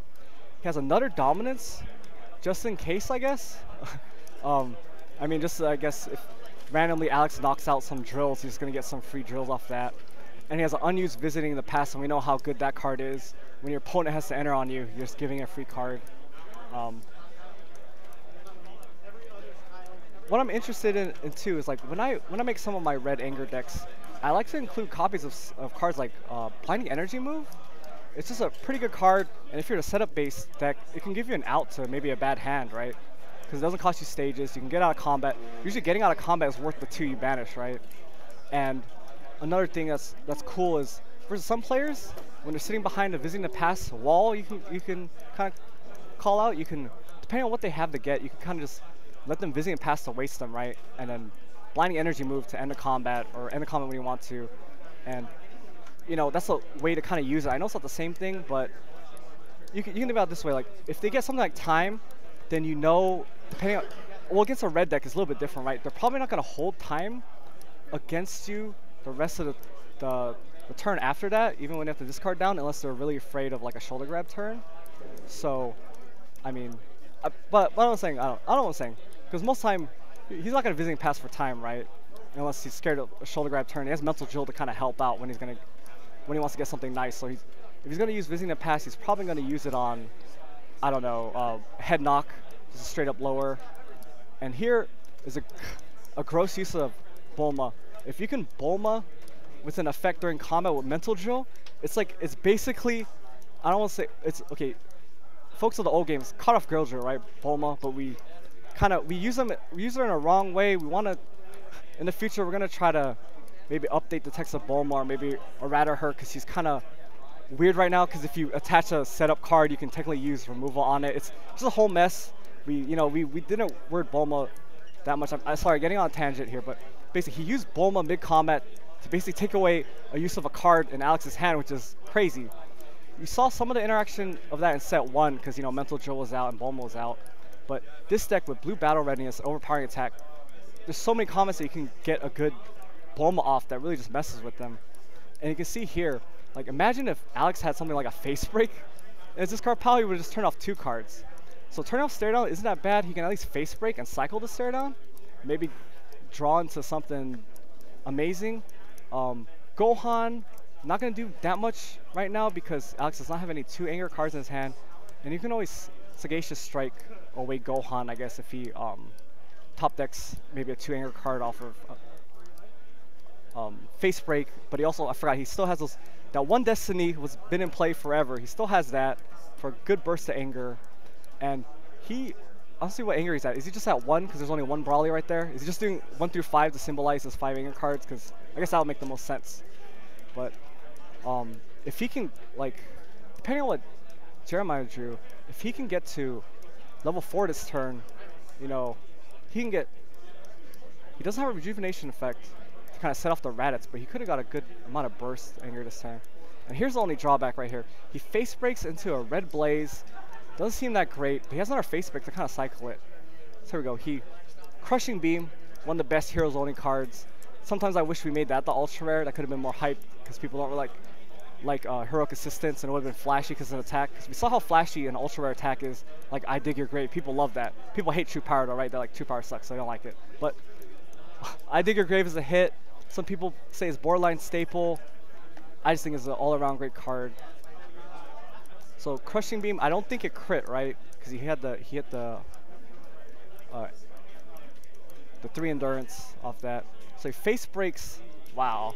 Well, what bad luck. He face breaks and now draws a sacrifice. But if he can, oh no, he's only at 2 anger. So, oh, here we go. I like this. Sagacious Strike. Get rid of Gohan. Now these Destinies are active, but he obviously he has to use the other blue battle readiness here. I think he has to get the Gohan, right? He should get the Gohan because of Red Destiny, right? Yeah, there you go. Gohan's back in play. Let's see how patient. Oh, there's no reason for him to use the Destinies now. They're only give 1 anger piece. He's going to put him at 5. Mastery doesn't even allow him to level, so it seems like a waste of those Destinies. But he has a nice burst anger card like Red Sacrifice left. But the only problem is he's been getting chipped away by just the random energy attacks like Crushing Beam and level 2 power. So I wish I could see, like, Alex is probably getting low on life cards, right? Wow, he does not care. He's gonna Destiny for 1 anger. He does not care again. He's just gonna go to 5. Maybe he thought he was gonna level. No, he's not. He just stacked it up. So he goes to 5 anger. I don't know how much I like that, because he's a red deck. See, like here, he just drew a crit effect. So if he waited on those Destinies, he could have crit away Gohan and get some full max value on those red Destinies. And Jeremiah doesn't have another card in play to recur Gohan, but who knows? Maybe he has some overpowering attacks left, so he could just get back Gohan. But I don't know. I feel like he pulled the trigger on those Destinies a little bit too early, and he wasted the minus modifier on them, which might help because Jeremiah has Lifting Drill out, and Crushing Beam shuffles itself back in, so that's probably Blue Piccolo's hardest hitting attack. So I would like Destiny on that to make that do less damage. So maybe it won't crit him, to lower the anger. So I really wish he was patient more on those destinies. Because as we saw, those destinies sat in play forever, right? They were not going anywhere. Unless he's afraid of it getting like blue betrayed or something. Just use them now while it's clear. But I just don't like it because he's at 5 anger. And he's in an awkward situation. If he doesn't enter now to level up, he runs the risk of Jeremiah just entering with something like a blue head knock, right? And resetting all, like him going ham and just using his anger to set it at 5. But his hand, if you look at his hand now, it's kind of awkward to level with, right? He has some burst anger, so he can enter combat, level 3 power, but Jeremiah doesn't look like he has no cards in his hand, so it doesn't matter. That's not gonna do anything because it goes first before visiting pass, which sucks, right? Imagine if he can enter with Raditz level 3 power on the offense and he has to visiting pass, but sadly on the turn order there. So it depends on how risky he wants to run it. I don't know how many head knocks are gone for Jeremiah. Like he could run the risk of entering combat, go with like knee lift, obviously crit away Gohan, right? Level up off that, draw and pitch for mastery, maybe pitch sacrifice, maybe pitch restraint, depending on what card he gets in his hand. He also has a time, so he's kind of sitting pretty on if Jeremiah somehow just draws a live hand of attacks. And we know if Jeremiah's playing the exact McGrath list, he wouldn't, if he's playing the list card for card, he's not running any spheres. So I don't know if Alex has picked up on that, then he knows the time, he doesn't have to run the risk of time getting sphered or anything like that. So I don't mind that Alex is thinking right now because he's kind of in a weird situation. And I don't like this passive play here because his deck is running out. It looks like, yeah, his deck does not have many cards left, and he could have took an opportunity to crit away Gohan. I don't know what's left in his deck. Maybe he could have do something juicy, you know, pitch one of the many cards he had in his hand that give him anger when he gets pitched. And now we look at Jeremiah's turn. He drew into a wall breaker. That's not head knock, but that is pretty good because he sees the last card in his hand is a sacrifice. I think all his shoulder grabs are gone, and I have no idea about his mule kicks. And we know Sagacious Strike was used because he crit away Gohan before. So it looks like, I think he has to enter because it's he's at 5 anger and just taking away the ability. He has such little cards left that he can just grind him out with Piccolo's power. He can prevent him from leveling this turn with Wall Breaker, and I guess okay, yeah, there's no reason not for him to do that. He had that visiting pass he was saving up. He's gonna get head knock. So the only thing he can hope now is hope Raditz level 3 does not randomly get the head knock out of his hand, right? And I just saw that in the corner of my eye. He has a positioning drill in play. Alex is in a bad spot in this game, and he needs to. I really wish he entered last turn, possibly. I mean, Jeremiah could have still visiting the pass for free last turn, but at least he would be at level 4, and maybe he can try to go for like a burst anger turn with the level 4 power. I don't know what cards he has left to trigger the rejuvenate, but he did draw a blaze. But someone needs to tell Alex he needs to reveal his hand. Mental drill is still in play, so you need to show Jeremiah what you're working with. Okay, Jeremiah reminds him, so we got that. He reminds him, so he's gonna have to play with his hand face up. He should have shown him that before Jeremiah made his first action. And he knew, grind it out by Piccolo, power dominance. I don't know. So Gohan in the end did really make a difference because it really stopped Alex's 2 anger destinies. But I really wish, who knows, he still could have got grinded out that game, but I wish Alex was more patient on his red destinies to kind of get the full value on it versus blue, because he could have crit away Gohan while Jeremiah would only have to he would have to have like a Lunar Blast or Lunar Ray or an overpowering attack to put Gohan back in play, right? Because he didn't have any more battle readiness is in play. And you know, maybe try to sneak in a turn where you get on 4, like I said, you rejuvenate, get something like Blaze, get some burst anger. But it was a tough matchup once Jeremiah got to level 2 Piccolo. Level 2 Piccolo is regarded as the best level 2 in the game, right? He just does everything you want. Crit control, as we've seen from Krillin, one of the best powers in this game, right? It just does so much. And he got dominance early enough where he dominates 2 that really put Alex on a clock, or else he's just going to get grinded out by level 2 power. And once he gets something like a positioning drill in play, he can just keep recurring head knock, because I didn't see I didn't see if Alex played anything like Devastating Blow or not. He might not be playing it in his list. It seems like he packed a lot of cards like Red Restriction, all the setup anger cards, so maybe he's not playing Devastating Blow, so he has no way out of that kind of like head knock lock, quote unquote, which would have just sealed the game away even more than it already did. And now he's eating jelly. Oh my God, that guy I don't know what's going on. I wish we cut to a commercial. Sorry guys, he's eating jelly. I don't like people who eat jelly without peanut butter because that's insane, right? So anyway, hope you enjoyed that round. We're gonna go to break again, cut to some elevator music. Sorry guys, I saw you guys complaining about that. And we'll be back with the last round of Swiss, and hopefully we can get an exciting top cut. Hopefully your favorite gets justice, or whatever you want to call it. I hope that Red Krillin makes that. I'm asking his record after every round. I hope he wasn't on tilt after that, you know, whatever you want to call it. And I hope he just focuses, and hope his tiebreakers are good enough to make top cut. So thanks guys for tuning in. I don't know how many viewers we have, but hopefully once we get to top cut, you guys are gonna get hype. Maybe we can get some crazy matchups like we did in Swiss and top cut, like maybe Bateau doing well. Matt, what's your record? Matt's 5-2 with that blue nail. I know we didn't get to showcase what that deck can do because you fortunately have to play against Orange Goku, and Orange Goku got the get to level 4 in like what 3 turns or whatever nonsense. So we couldn't showcase what that blue nail can do. Here's another X2. I really hope makes it in. People think about blue nail. That's a what the hell? That's a scrub deck, right? But why would you play it out over Piccolo? And it's like, you know, some people need to understand you can play your deck blue dominance in maybe a more aggressive manner. And nails level 2, it's kind of similar to like Wheelo, but the opposite effect, right? Whenever they stop your attacks, they have to mill. So you can kind of prey on those like Black Krillin decks that just load up their deck with a bunch of blocks. You know, however many blocks they play nowadays, you know, they try to grind you away with Piccolo. I mean, they grind you away with Krillin power. You know, get you in a position where you can just Structo Disc you out. So like something like Blue Nail really shines against that kind of deck. And I was talking to him, and I saw they were playing lots of extra ally hate too. So for that Ginyu matchup, the extra insurance, like I think Blue Barrier is one of the most played new blue cards at this event. I don't know how many people play Blue Barrier at Gen Con, but Blue Barrier is the real deal at this event. A lot of people are packing it, and just I guess it seems so good against Ginyu. It's a Ghetto 2-for-1. It's not really a 2-for-1, right? Because Ginyu got the ally for free. That's why he's so good. But he gives the momentum back to you, and you know, barring any god draws of Ginyu having like a dig to go to level 2, get the ally back, or just naturally having an overpowering attack.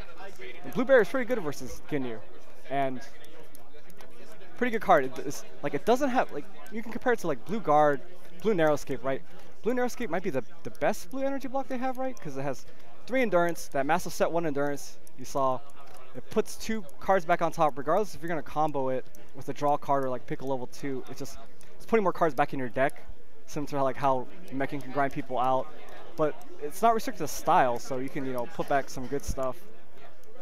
And compare it, like it fights for a lot of other slots that are really good, right? In blue, like technically all blues, all the main blue energy blocks all have a purpose right now in this metagame. And like, I don't know if a lot of people are still playing, I think they're playing max the Blue Guard. I don't know if they're just playing 2 or not. But even with the change to Blue Guard, people still running it. It's still a great card. People think we were trying to nerf it. It's not really nerf it. It's because we can all agree that set 1 wording was not very consistent, right? So fortunately, the only things we can do is either like reprint it with updated text or kind of roll with it with the best we can. So since Blue Guard is technically a replacement effect, because this is instead, right? You can compare it to set 3. What Blue Intervention? It's a block I don't see people really play in set 3 meta, but it's a similar to effect where like if it's discarded, you can do something to it to do something, right? But Blue Intervention specifically doesn't use the word instead. It just says you can banish it too. So that's way different. And since Blue Guard uses that wording instead, yeah, sadly, I don't know, since I was only one of the development team that actually didn't go to Gen Con. I couldn't go because of my work schedule. But I don't know if they ruled Blue Guard with the intent or just let it fly for now, and then they did the CRD change before this regional to see, you know, quote unquote, if you want to call it the right way of Blue Guard, right? Because we got a lot of crap because we're saying we played Goldo wrong for all these sets because you got that clarification with, you know, Ginyu power. of action and whatnot. So his blue guard is kind of in the same regard where we're just trying to kind of clarify on what it's intended to do. It wasn't like a straight nerf to like Krillin or Piccolo 2. But I do have to admit, right, blue guard with Piccolo 2 is pretty gross, right? You're going to draw 2 cards off that, or at least with the old way, the old interpretation. Unless I'm wrong and they were ruling it with the way blue guard works now with the CRD or Gen Con, but you guys let me know. But yeah, blue guard is still a good card. You just have to use it. You don't get to just use it no matter what, just get some free cards off of it. Since you kind of have to see how it interacts with like Piccolo 2 and stuff now, you still have to kind of choose wisely on when you use it. Using it still to mastery, usually the anger part, not getting the anger part of the mastery doesn't really matter as much, unless you're trying to set up some sick takedown plays against the mirror match.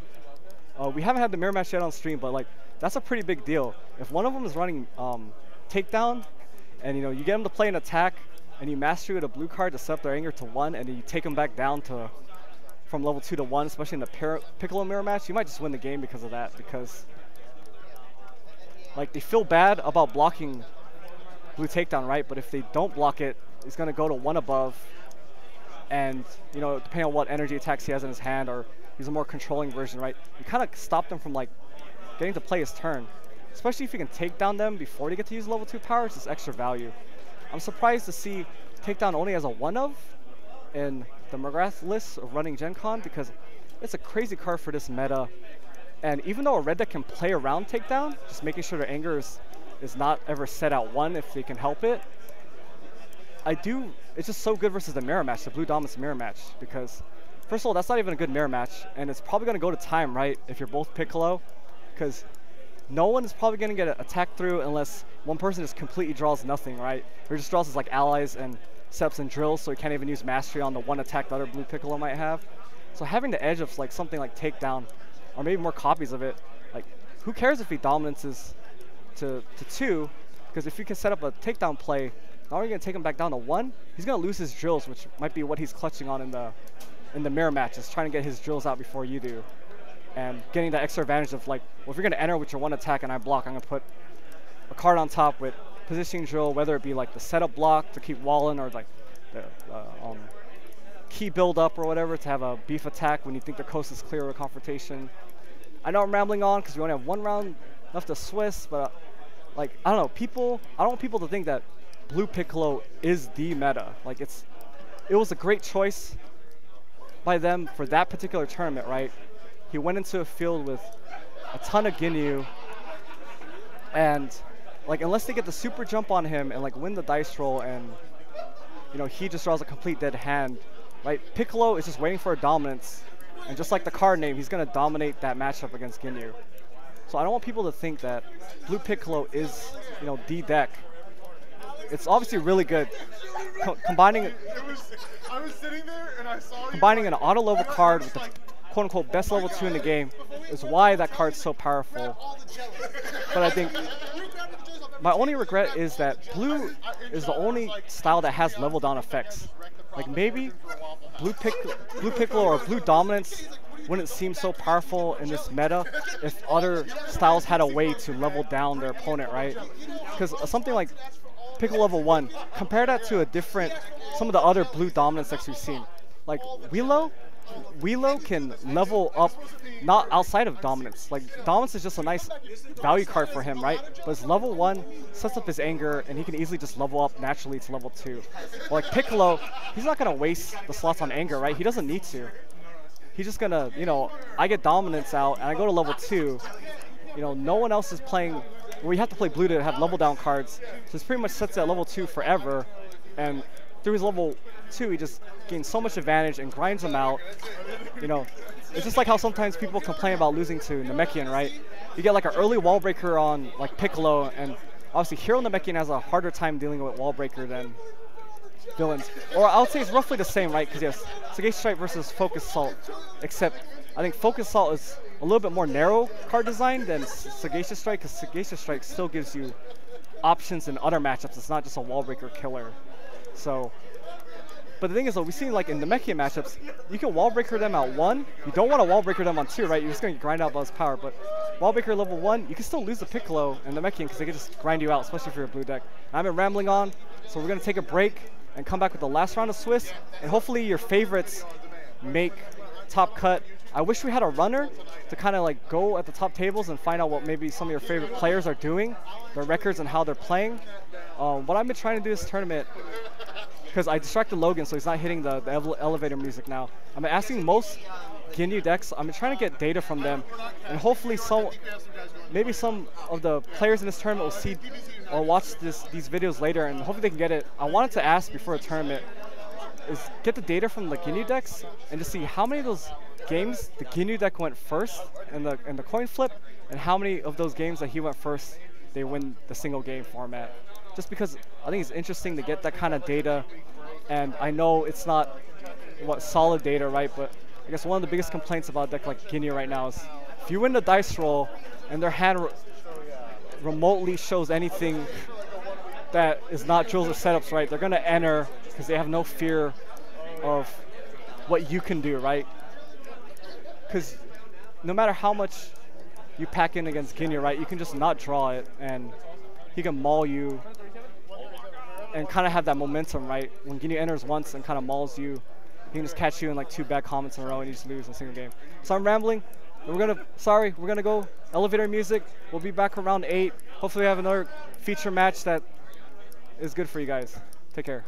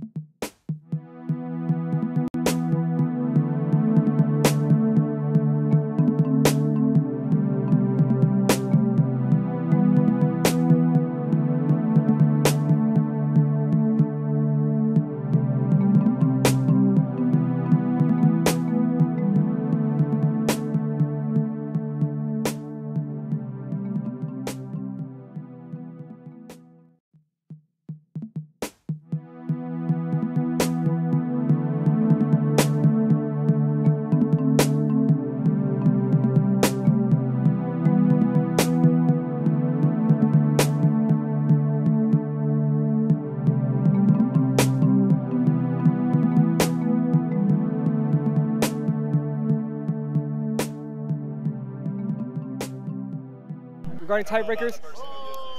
Alright guys. Sorry. Okay, we're back. I didn't get a countdown. He unleashed me. So unfortunately we have a mirror match. At least it's not double Ginyu mirror match. It's double Krillin, but one is orange.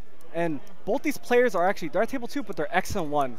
Now one is undefeated. So obviously the winner will move on for sure, top 16. But there's a chance that the X and 2 will not make it, which would be totally heartbreaking, right? Because this is a kind of weird mirror, and like if Black can get his, you know, searching, like the... Oh, we got it backwards.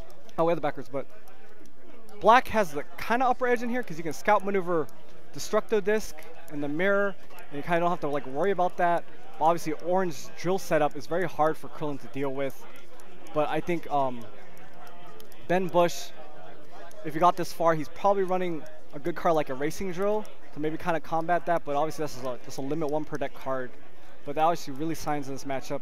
I'm curious to see if Mr. Waffles, as he's known, Yu-Gi-Oh! I made a Yu-Gi-Oh! Reference. Mr. Waffles, I know he's been doing big things in Z, right? Trying to get that YouTube stuff started. I really love seeing this because in the old game, we didn't have like YouTube wasn't as big, or that wasn't big at all, and we didn't have like social media. So it's kind of seeing this game come back in a new generation of like with all this crazy stuff with social media and news spreads fast. And never in my life did I think I would be doing commentary on a DBZ stream, right? That was only set for the most popular of games like Magic the Gathering and whatnot. But you know, I hope we hopefully get some more players in. Hopefully this OP circuit is a success, and we can, you know, next season we can get some more events for you guys, so you can just, how should I put it, just play more DBZ, right? Because everyone wants to play DBZ. But sorry, I got off tangent because they were shuffling up, not much to talk about here. But so we got the Krillin mirror match, and this is kind of crazy here. We got orange Krillin. He's playing against black, so the black mastery can trigger his Krillin power. So, you know, Ben has to be kind of wary about that. The problem is I think people are too used to like a routine of playing, right? They're just going to use black mastery whenever they get a value of, whenever they have a value discard of like, you know, decoration and stuff. But sometimes it's good to show restraint, and like, you know, if the anger is going to actually matter in this matchup, you know, don't give Krillin that free anger. But so here he's playing the angry Krillin, which is pretty cool with orange. My friend back in California, when he was thinking about decks to play at Oregon, he really was a big fan of orange Krillin. If you listen to our podcast, he just loves orange. He loved orange in the old game. And I told him, like, you should try angry Krillin and orange. It's definitely pretty good in this meta. And like we saw one of the other feature matches of that black Krillin that lost a really close game to Wheelo, he's playing enough anger cards to get to 2, and like I said, it just becomes a must-block attack. You block it or you lose a card no matter what. So I really like his choice of playing Angry Krillin, and in a matchup like this, the crit of the Comic-Con promo saying level 1 isn't that great, right? I'd rather have the level 2 power of block it or lose a card, and you know, and with orange you can further boost his level 2 power with like Aura Drill and stuff like that. Oh, and speaking of Aura Drill, he draws the first turn and gets Lookout Drill to kind of prevent the passive shenanigans from Black Krillin. Like, he's already off to a good start, like a really good start. Oh, they can hear the pen. Oh, sorry guys. I'm sorry. Sorry, I was trying not to click it. I'm here taking my notes, like it's, you know, it's like study class, and I'll try not to click the pen. I dropped the pen. Forgive me. But he's gonna go passive again, like Krillin Black usually does. I'm gonna assume he's the normal passive build. Looks like he's the more like ball oriented with some of the good balls. You don't care about getting stolen. Probably plays a Kami. And here, very smart play, or maybe it's not smart to you guys, but you see he had Yajirobe and Visiting Pass. He plays a Visiting Pass because his opponent doesn't have one out yet too. So putting Yajirobe in play is only gonna hurt him. So might as well get, you know, have a live Visiting Pass. And you know, orange is not really known for its like setups, right? It's just all drills. So Yajirobe probably doesn't, I mean, turn off anything in the orange matchup except for maybe Heroic Plan and Visiting Pass. Mr. Waffles' own Visiting Pass, so you know he can probably leave it in his discard pile, and I'm just gonna assume he plays some like overpowering attack that maybe he can put into play at a later time. But yeah, it hurts him more than, like, people don't understand that too. Cards like Roshi, Yajirobe, you can include them in your deck even though they turn off some of your effects, because it's not like Ginyu. It's you're the one that's gonna choose when you put them in play, so you're gonna put them in play when it's giving you the most advantage.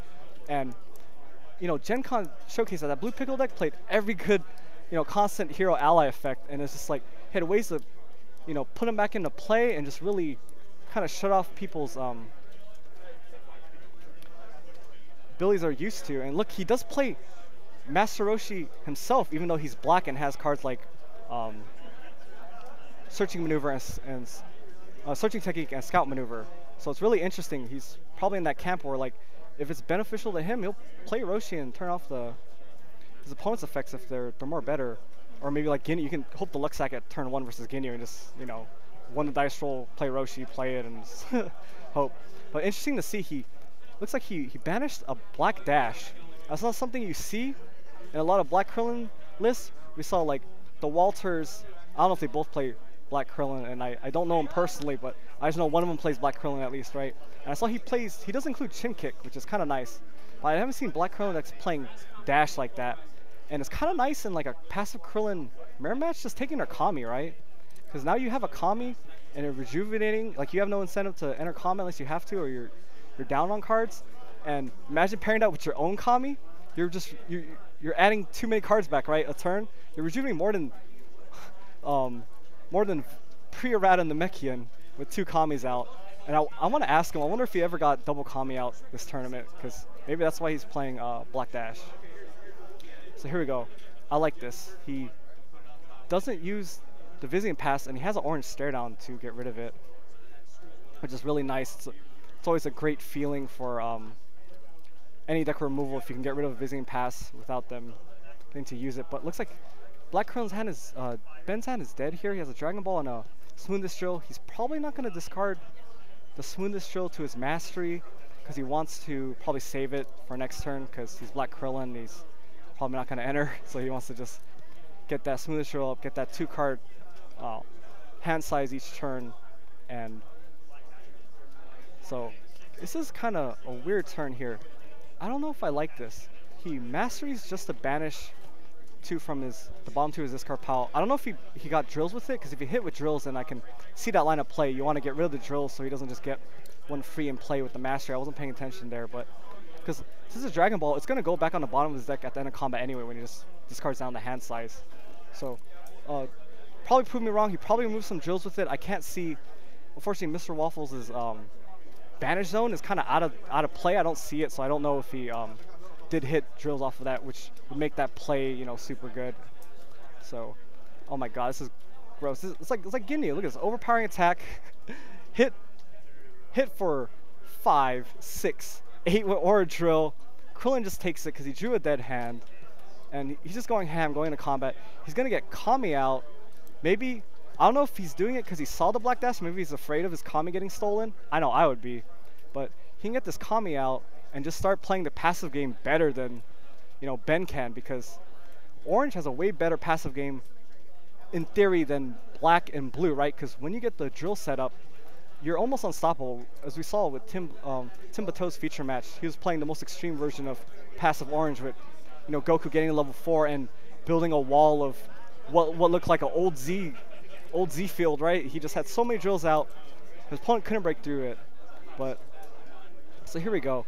This is kind of, I don't know about, it's always weird when I see people just raw play Dragon Ball 7 like this in a non-Namekian deck, especially when you're against a personality like Krillin that has a power to steal 7. I mean, you could just be like, well, I'm just going to keep stealing 7 back and forth and maybe come out ahead on this if you have, like a Destructo Disc or something. But, well, it pays off here because he banishes Mr. Waffles' own 7. So he can kind of, maybe if he can get like a decoration, he can put the 7 back in his deck and kind of keep it safe, right? So I guess he's kind of rewarded for playing Raw 7 here, but I still don't agree with that play. But then again, I wasn't paying attention to see what he put back on top with his 7. So maybe he put back on top, some really good value cards that he couldn't pass up putting on top with 7, or maybe he just somehow knew Mr. Waffles had a 7 coming up, and maybe Waffles would have Raw 7 as well. Maybe they know each other's deck list and they both play 7. I don't know.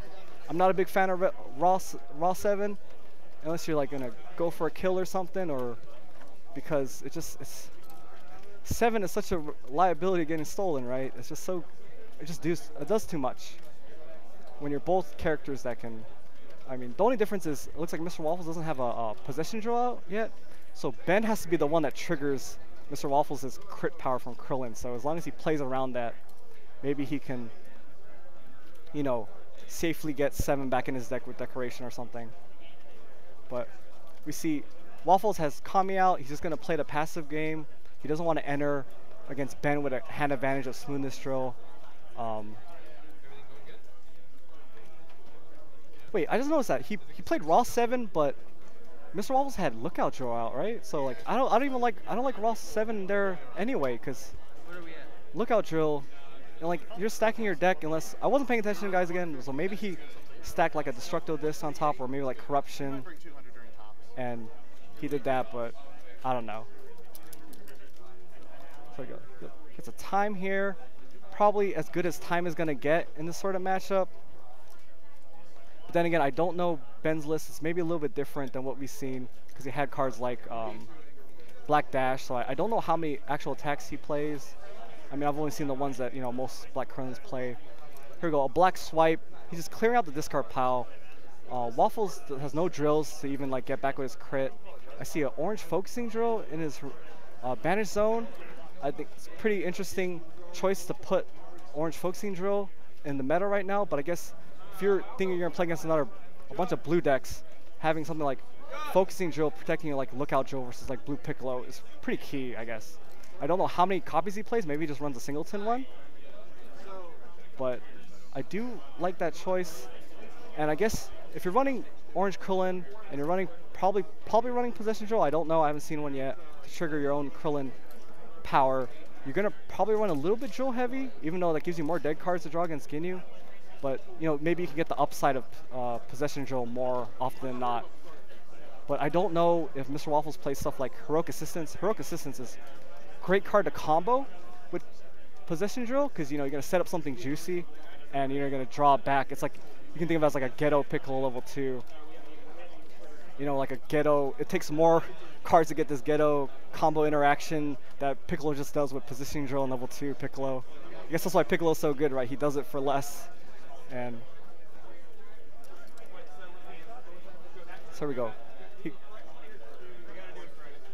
So attacked with a PowerPoint, but it doesn't look like, wait, did it not do enough to crit? Because it looks like he did not take 7, right? I know he removed a finger block. I wasn't paying attention to see if it hit for 5. But oh my god, here we go. This is what I'm talking about. He levels to level 2. He has to keep all his drills still. And look at that. He plays Captivity Drill. I'm a big fan of this deck. Captivity Drill is kind of insane. You notice it's not style restricted like most cards are close to that. It's just energy combat restrictive. It turns your Destructo Disc into gain 1 stages, gain 1 anger, which people might take for granted. It's just, it's nice value. You level up in orange, it's not going to go away.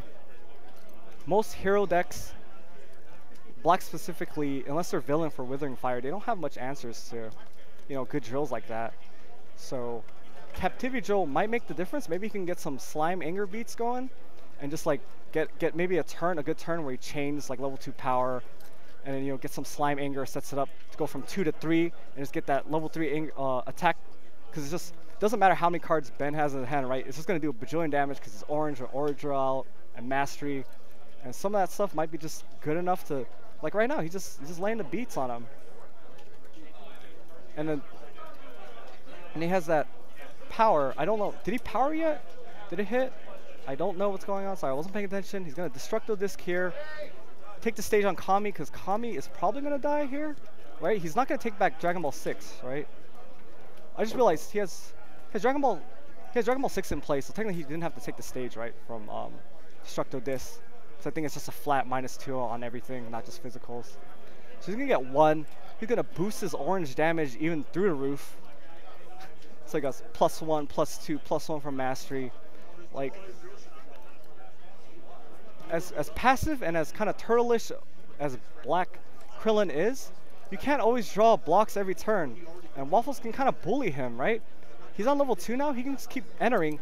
Start off with power. What's the worst that happens? If he doesn't block, he's going to lose a card for free. And it's just going to hit for a bunch. And if he does block, you know, he can still have his other attacks in his hand left over to really get some damage. So it looks like he's playing a launcher. Very good this format. You know, I saw some people say, "Oh, I don't like launcher, it underperforms," but come on, man, it triggers your mastery. It's random ally hate against Ginyu. It doesn't cost stages in case you're stage locked, and I think it's overall great card still. It has endurance. No one's really running Turles, so like people thought they might get punished for endurance, but you see, the closest Turles got was like 17th at Gen Con. Really heartbreaking for that guy. So like I was hoping to see maybe some more Turles, but as long as there's no Turles, people are gonna be playing these, you know, endurance. I mean, you're gonna play PowerPoint anyway. It does everything you want. It has 3 endurance just randomly on it too. So what am I saying? It's not like if people are playing Turles, I'm not gonna play PowerPoint. You still play. It's a great card. So I'm curious if Mr. Waffles went with orange. I haven't seen one yet. I hope he plays orange electricity. It's a rare from the new set. A great heroes only energy attack. It's going to give him 1 anger since he's focused on leveling. It's great with captivity. And technically, you can kind of, depending on what you're playing against, you can orange electricity in a way that your opponent can't play around it. And it can be like a kind of quasi combat ender similar to solar flare, right? Because you can kind of get him into a position where maybe you don't have something that can burn the turn on the next phase of electricity, and you can kind of use it to kind of mess with like Ginyu and stuff like that. So here we go. He has a hiding drill in play now, and this is really big in this mirror match because now you care less about Structo Disc unless he just lives the dream and he upward dodges your uppercut or your launcher and gets a huge Destructo Disc off. But like Destructo Disc does not matter as much now with hiding drill out. So okay, this Krillneck's really interesting. Look, so we saw another dash get removed for endurance, and he's also playing Black Dismissal. Very cool card. I wonder if he's just playing it to give the stages, but it's also kind of ghetto anger control card. So raise me 1, lower you 1. But the main appeal of it is just against 4 stages. That could be the difference of just maybe getting off the last 2 attacks in your hand. And with these random physicals, you can catch some of the other Krillin mirrors off guard. I guess it doesn't matter right now because Orange has so much setup. But maybe if he, you know, randomly caught him in a turn where he like dismissal for 5 and 1 and like prevented him from using his power or whatnot. It'd be really interesting to find out his inclusion of these physicals that you don't see generally in the Black Krillin passive decks. So we go. He swipes. He's gonna get rid of Kami because he doesn't want him to get it back. Because right now Waffles is he can play the passive game way better than Ben can because he has the drill set up. You know, he's trying to piece together Voltron over here and get Ben into a position where he just can't win through the drills. And here I see what he has a protection of 1 as well. So even, you know, even if they do get into a combat and he wants to crit and take a Dragon Ball, he's forced to take 1 first. And you know, you see Waffles is a little bit more, you know, he has a lot of great energy attacks. And you know, like I said earlier, Krillin, no matter how passive or control he is, he can't have blocks all the time. So you can just get attack to hit, take the 1 right back, and you can see those other Dragon Balls are protected from being stolen. And here we go. He gets the orange energy dang drill, basically almost straight reprint of the old card. It's a card I don't really see people play. I think it's really good. I think that and Precise Shot is a lot better than people give credit to. You saw some people play in set 1, right? Because in set 1 you just had the deck space to play some of those cards. There wasn't that much to deal with it. But I really like orange energy dang drill here because like versus something like black, and if he already used up his ball 7 or is visiting the past, like Dan drill is just as good as hard removal, right? It's like extra amount of damage, and you know you're gonna take whatever the best card that you want to get rid of in that situation. And so it looks like here, like Ben, like I said, Waffles is controlling the game so much with the orange drills. Ben is so low. He counted his life cards. And he's gonna fire off a Destructo Disc because what's the worst that can happen? He can't do anything about it. He's black. He has no hiding drill. You know, this is gonna take the full damage with Dragon Ball 1, 4, 5, 6, 7, 8 with orange drill. Yep, and he knows that's game. Waffles, X and 1, orange Krillin, for sure one of your top 16 players right here, right? There's no way X and 1 is not gonna make it unless I don't know how to do math, but X and 1, here you go. He makes it with orange Krillin. A Krillin you don't see people talk about, right? They only talk about black because black is so good at controlling the game. Or like Gen Con, someone played a pretty nice blue list with lifting drill to help push the damage output of Krillin and Blue to get to that level of just having the chance to naturally crit. But here we go, pairing Krillin with the most damaging. I won't go ahead and say it. Orange is probably the most damaging style in the game, right? You have so many modifiers, and you pair him, and he's playing the Angry Krillin. Like I said, I don't want to say I called it, but I think Angry Krillin's really great in his meta, and Mr. Waffle showcased it by taking over the game with a must-block attack on level 2. Like, it's just too good. And versus like another Krillin deck, like I said, the amounts of targets for your crits eventually go away, right? There's not much to choose from, so I would rather have an attack where if you don't block it, you're going to lose a card. And he got to sit back behind the setup of Orange, and I don't want to say dominated that game, but really showcased how good Orange is when the format slows down. Because when the format slows down, and you give Orange all the time in the world to set up, I don't want to say it's almost unbeatable, but it feels like it's unbeatable, right? They have all these drills out doing effects that you can't really interact with. They have blocking drills, they have hiding drill, you have plus a bajillion modifier drills. They got a new great drill, like lookout drill against like Wheelo and Piccolo dominance decks. Lookout drill is an amazing card. I hope more people play it.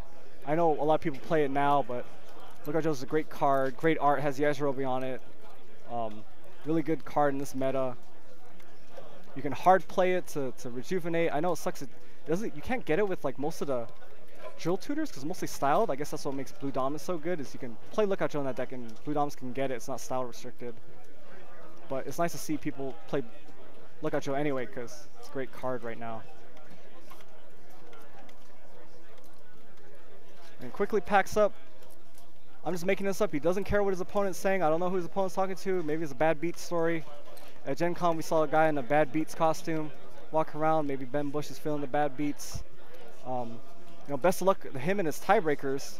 You know, he did take a second loss to X01, but I already talked to Ake, Biochemist, Master Wizard, Asian Magic, that not all X2s make it, and he tried to give me some arbitrary number of how many X2s make it, and I was like, nah, I don't believe you, because whatever number you're going to say, there's going to be more that don't make it, and they're going to be so mad, they're going to make a Facebook post, I got 17th place, X and 2, whatever, this is dumb, regionals should just cut the top 50, so everyone makes it. You know, I'm not saying it's a perfect system in OP, but I know it's rough. A single game match, you know, to a smaller cut, and to a single game top cut until the finals is rough, but those of you that played Old Z, dude, Swiss was single game in that game too, and it was brutal making it through Swiss. But then, to defend that, you can also say, well, the old game cut to a bigger top cut, right? So Swiss was a little bit less brutal. You had like top 32, top 64, and things that like Nats and Worlds to some extent. So the Swiss mattered, but it didn't matter as much as to. But I think what they did with, you know, Aaron Ritchie did with the OP kind of rules this season, you know, the OP rules aren't set in stone. You know, they're just trying this out for this first season. Maybe, you know, they get enough feedback, and maybe for next season we can maybe change it up, or, you know, whatever they decide to do. But, you know, I know people are not happy with the single game Swiss format because it's, you know, there's a lot of variants, and like I said, you can just get mauled by Ginyu because unfortunately that's the appeal of Ginyu, right? He's just such an aggressive deck, and when he wins the dice roll, there's not any decks outside of maybe Nappa that you don't see a lot that can really punish Ginyu for just entering first turn and, well, hope you don't draw any blocks because I'm gonna power hit for whatever, you know, get an ally or get a safe play like Birder, or if you're Namekian, you're just gonna get Frieza because unless they're running Gut Punch, it's hard for them to get rid of Frieza. Outside of, like, you know, playing a Dragon Ball and shuffling it back in with Double Strike. So, you know, there's cards like that, like, you know, Frieza's Junior Dying Planet. It's obviously not the same as Dying Planet, but still just as good versus Namekian. So we see that, right? So that's like the power of Ginyu. I'm not trying to take away of like the skill of like people that choose Ginyu, but that's the whole appeal of him, right? Like, it's a single game format. You can pick a personality. I want to go on the record and say what he's probably quote unquote the most kind of aggressive personality we have, right? He has attack power on level 1 and 2. His level 1 and 2, to a certain extent, his level 2 power get you a card, whether it's an actual real card or a virtual card advantage, but the constant effects or like just a modifier like Birder, right? That's just giving you extra value on something you didn't, I don't want to say you didn't earn to do, but you're going to enter anyway, and you're going to power, so you just get the ally for free. And what's the worst that happens? They have an ally removal, right? for it, and you're like, oh, well, I guess you had something to match this. Like, but it's not like you're down any cards, right? Because Ginyu got it with his power, makes it so good. CDS didn't show up, right? Huh? CDS.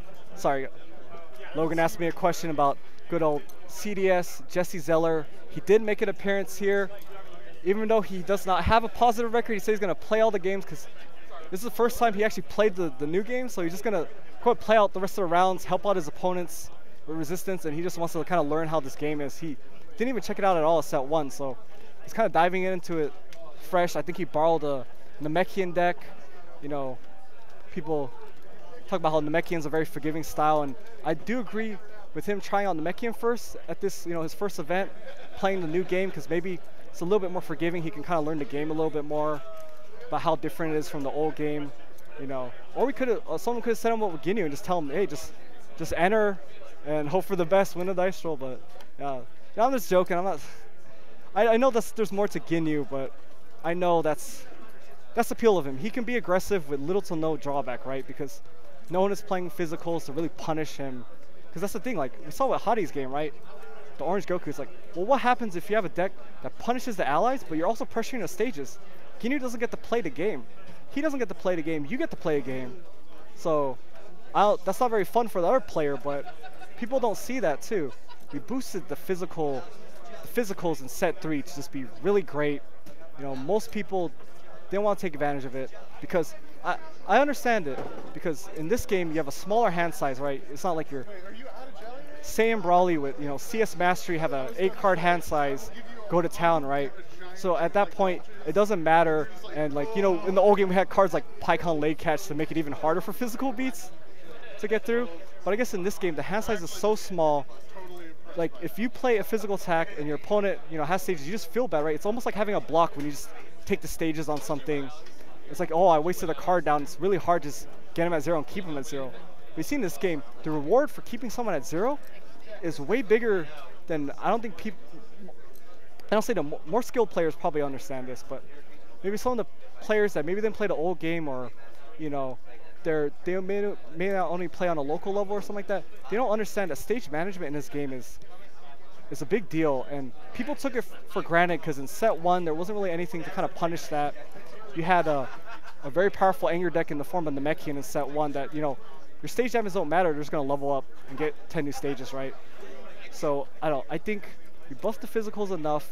Some people are taking the risk of playing a physical deck. I think they're getting rewarded now. Unfortunately, some of your favorites, like I think Hadi is 6-2. I hope his tiebreakers make it, because, you know, who doesn't want to see Orange Goku God with a mastery that boosts energy attacks, a physical deck, you know, go into this top cut and maybe get more Ginyu matchups or Krillin matchups and just have him bully them all day. So, you know, we have that. I haven't talked to the Krillin deck, the red Krillin that we had on stream yet, to see if he won his last round, so we can see if he's dice rolling for making it in with tiebreakers. And I'm getting signaled out for elevator music. I'm rambling on. We just ended the last round of Swiss. Mr. Waffles is in for sure as one of your top 16. And maybe we'll come back with some sort of list, full list of top 16. Maybe some of the players that are not helping kind of help me out, and we can try to get a list for you guys on the stream of like what decks made top 16 and maybe even what players. So elevator music, play me out. I'm rambling on. Thanks for joining us, guys.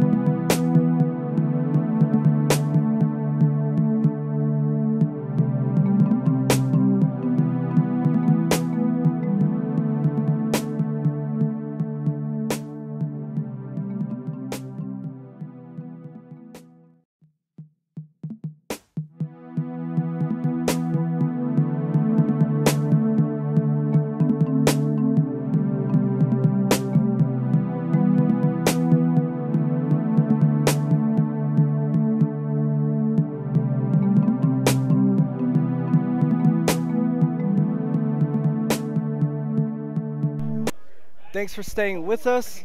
We are back at the top 16. We have another Krillin on Krillin matchup. We had to feature the red Krillin. I believe he's the only red that can top cut.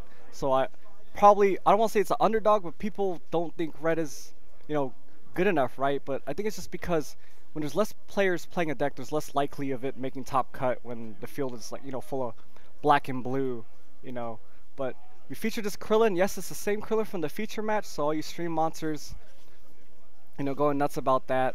He's here. He already has a good matchup in top cut right now versus Black Krillin, and if Chris keeps getting these type of matchups, he can go really far, and maybe he can get his invite. Because I was talking to him in between rounds, he seems like a great guy. This is his first major event, so you always want to hear that underdog story of this guy going to his first major event, and we would love to see him qualify for Worlds, right? Regardless if people don't like that or not.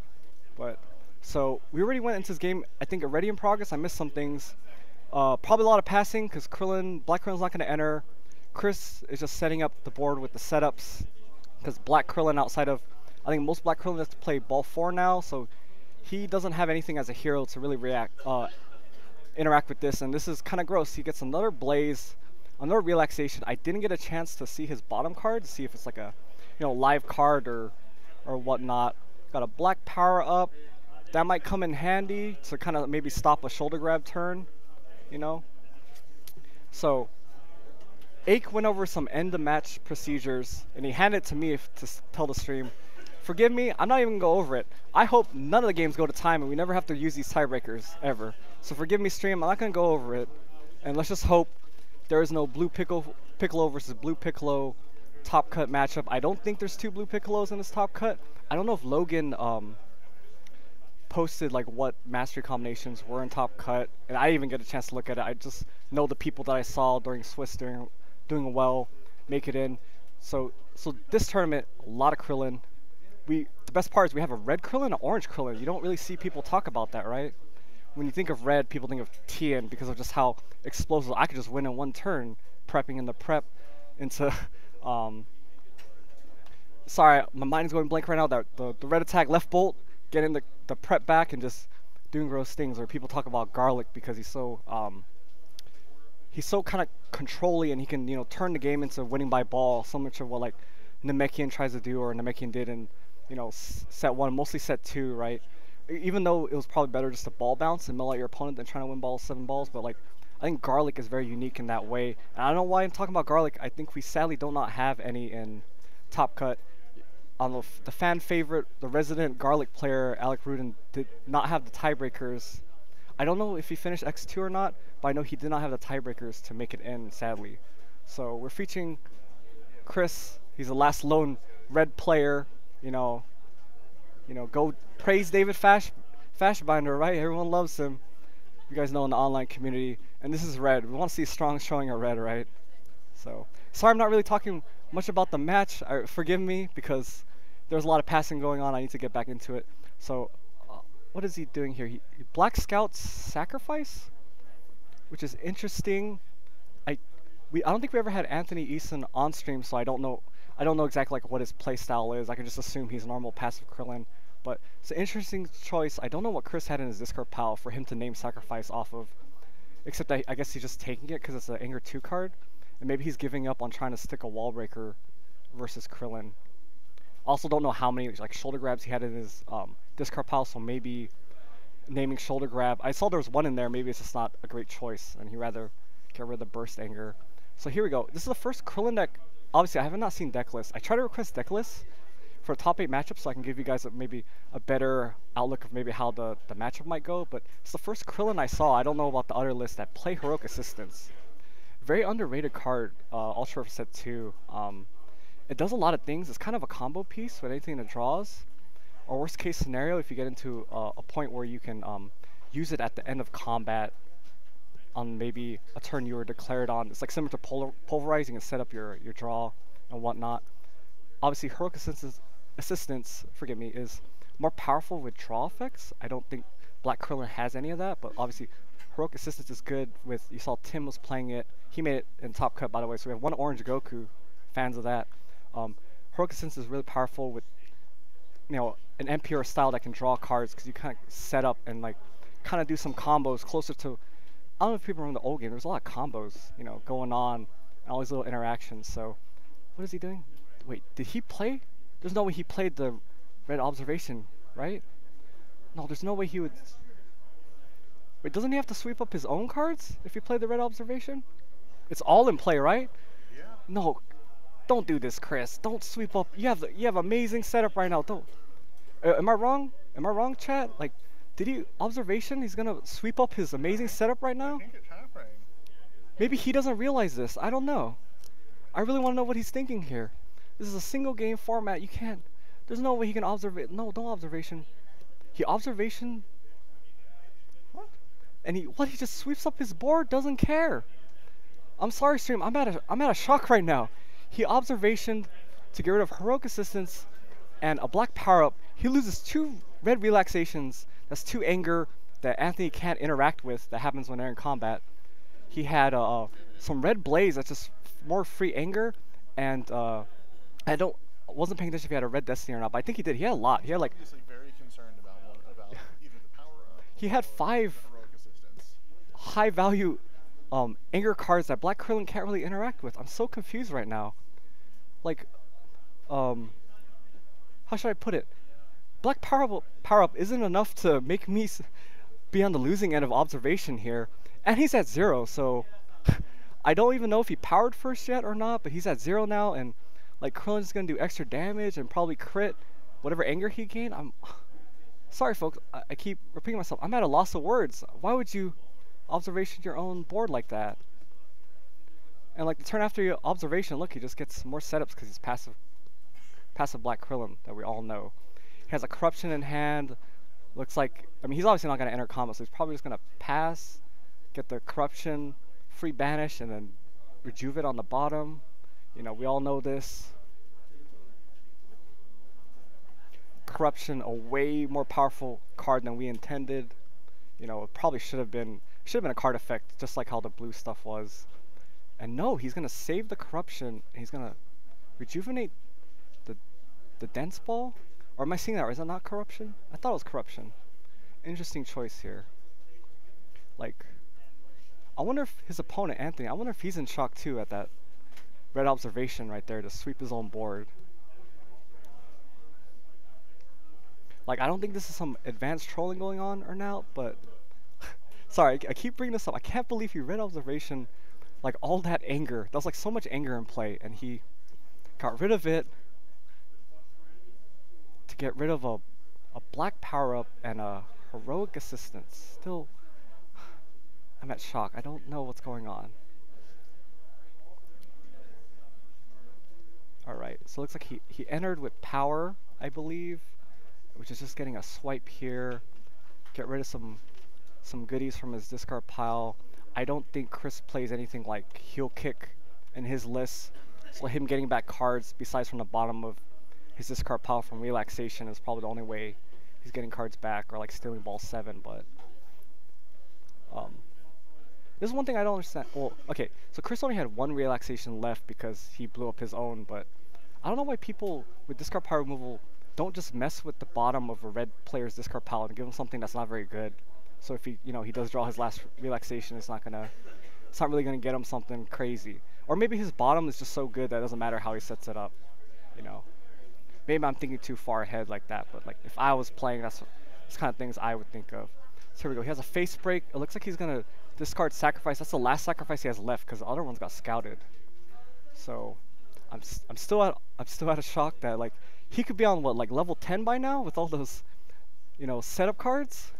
Like it was just free anger and just lowers Krillin's damage output. Like if he had those I can't remember if he had Destiny or not, but if he had a Destiny, then Black Krillin can't even just throw out Destructo Disc because it's like it's not worth it. He'd just rather save Destructo Disc for when Chris doesn't have one of those modifier effects. But here we go. He's gonna get the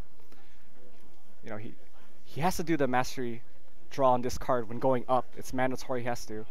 So he's gonna discard the red sacrifice. But let's see if he gets a 2 anger from the Krillin crit. Let's see if he remembers. His anger needs to go to 4 here. Oh, come on, Chris. Don't do this, Chris. Okay, oh, no, he doesn't remember. What? Wait. Sorry, I'm getting confused here. Like, why? He's drawing off a face break. Am I wrong, stream? He did not gain his anger from his level 1 power off this level up? Which is just... I don't want to say Chris is throwing away this game, but I'm sorry, I don't know if it's just jitters of making top cut or what. You know, I don't know him personally. I don't know what's going on at this match right now, but he has a favorable matchup, and I feel like he's throwing it away. Right? Because I don't think he gained... I don't know. I wasn't paying attention, so maybe he gained the anger while he was at level 1. Maybe I'm just missing it. But I don't know how he would gain the anger outside of if his opponent activated Black Master. I don't think he did yet, right? And he just face braked to level up, right? Am I wrong, stream? Can someone tell me if he got his anger from his level 1 high-tech power or not? So here we go. He heroic plans for a black power-up. I guess that's kind of a safe play, even though I don't know how many actual like shoulder grabs Chris actually has left, right? He banished 2 at swipe, so I don't know if he's just saving it for the good shoulder grab turn or not, or maybe he's afraid of his combat, and since he's at 0 with Krillin, he wants to just get out of it with his black power-up, which isn't a bad idea also. But I'm still mind blown by the observation on his own things. I think I would have just went a more aggressive route there and like heroic plan for something like black searching technique and just like really take away Chris's options of getting to win by MPPV here, right? Because he just gave up all his non-combat anger, and I don't know. I guess he's just doing this double strike to get another effect out, but he still had 1 left floating from the first double strike. I don't know why he didn't just save that double strike in his hand, use the second one, and at the worst case scenario, it forces Anthony to I don't know if he uses mastery at that combat and, you know, get the other double strike out of his hand. I don't know why you wouldn't force your opponent to do something like that over using a fresh double strike again like that when he has a black power up. I'm not trying to blame Chris right now, but I'm really questioning his lines of play right now this game.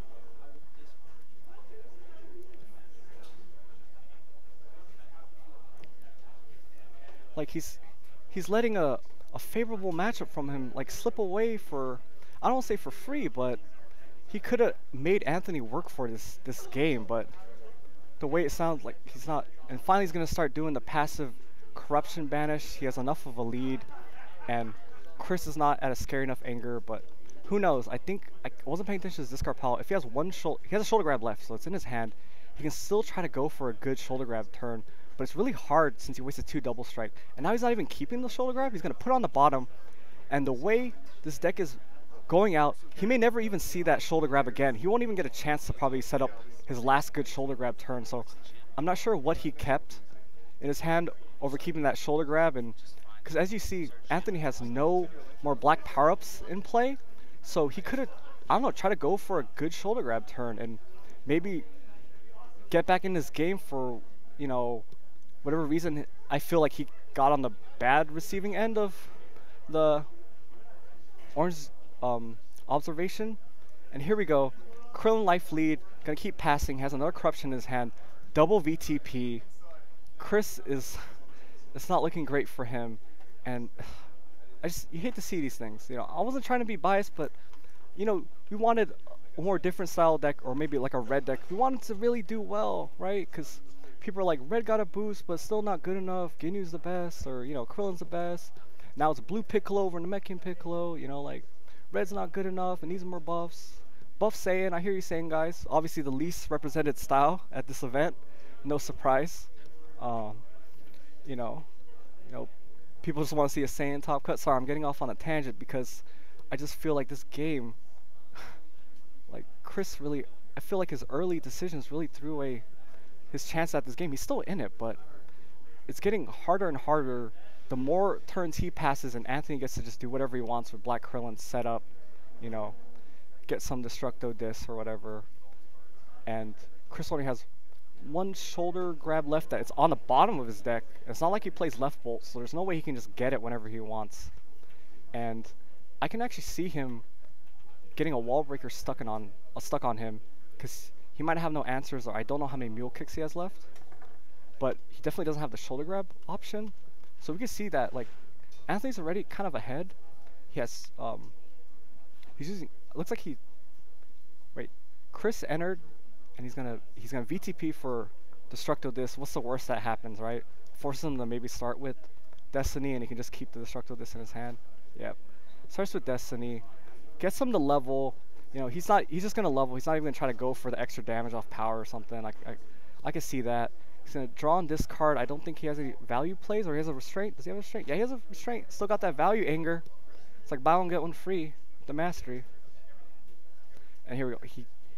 I don't think did he keep that confrontation or he drew into it. Either way, it's really good this turn because Chris finally decided to enter against the wall that is black. This black Piccolo right now. He just has so much stuff going on. Like, I could have saw another line of play of Anthony maybe forcing Chris to use those non-combat anger cards because he could have like decoration one back into play. Because I don't know if Anthony's list is close to like the Joey Walter list that plays like Namek Dragon Ball 4, so that would be a way to, or reason to keep his declarations active because he can maybe get some, as we saw in that feature match, Ball 2 someone more than the Namekian in black. But if he doesn't play Ball 2, I kind of like wasting the decoration on his like 2 anger cards right there. Okay, if he uses one right now, I think you have to decoration the other one, right? You can't just let him use it for free. And you still have 1 decoration left over if he does play the version with like Ball 2 and stuff. I'm gonna assume so because he has Kami out, right? So I'm just gonna assume he has the Ball 2 version. I'll give up this decoration. Oh wait, what's going on here? So he's gonna crit with Red Blade. He's gonna crit Kami. I think he's just gonna get Ball 6. Yeah, it's a safe one. Doesn't really matter if it's stolen. And randomly is actually gonna matter. Might matter keeping stages. It mattered before, but he had that heroic plan for the black power up. Because actually that's the black girl stage locked by red, but he actually black powered up, and now he's like, you know, good to go now. He's nowhere in danger of, you know, getting to 0 again. It's just crazy though, the amount of anger red can get. So like, even though he played kind of off those first turns, made some questionable plays, he's still kind of in it. You know, I don't say never give up, you know, kind of cheesy crap, but I don't know. I think it's gonna be really rough for him to. I really personally think his way of getting back in that game was saving that his last shoulder grab to hopefully have a big shoulder grab turn where you still get to get the anger off level 2 power, level up to level 3. It's an attack. It's just free anger. Cause like trying to just go for this 1-for-1 anger, it's not that great versus black because you can always mastery and take away a card that I'm just gonna presume is an anger card. It's not like there's no threat of any more red sacrifices, so it's not like, oh, I might not mastery because I don't want you to discard a red sacrifice to that. And he's not playing red tandem attack, I believe. The really good card versus black that replaces itself, gives anger. You know, he's not playing that. I think most red lists are opting out of playing it, even though how popular black is. So, he leveled up. So he's on level 4, so he's still in good shape. But I don't know about this. He discards Mule Kick to the mastery. The mastery cycle, the draw and pitch, and he has 1 card left in his hand. I don't know if Anthony uses mastery yet, so I guess it doesn't matter in the end because he would just lose it to black mastery anymore. But like, I'm just gonna assume he did use the mastery power because there's no way he would let him just use a card for free. Sorry, I wasn't paying attention again. So this is gross about Krillin.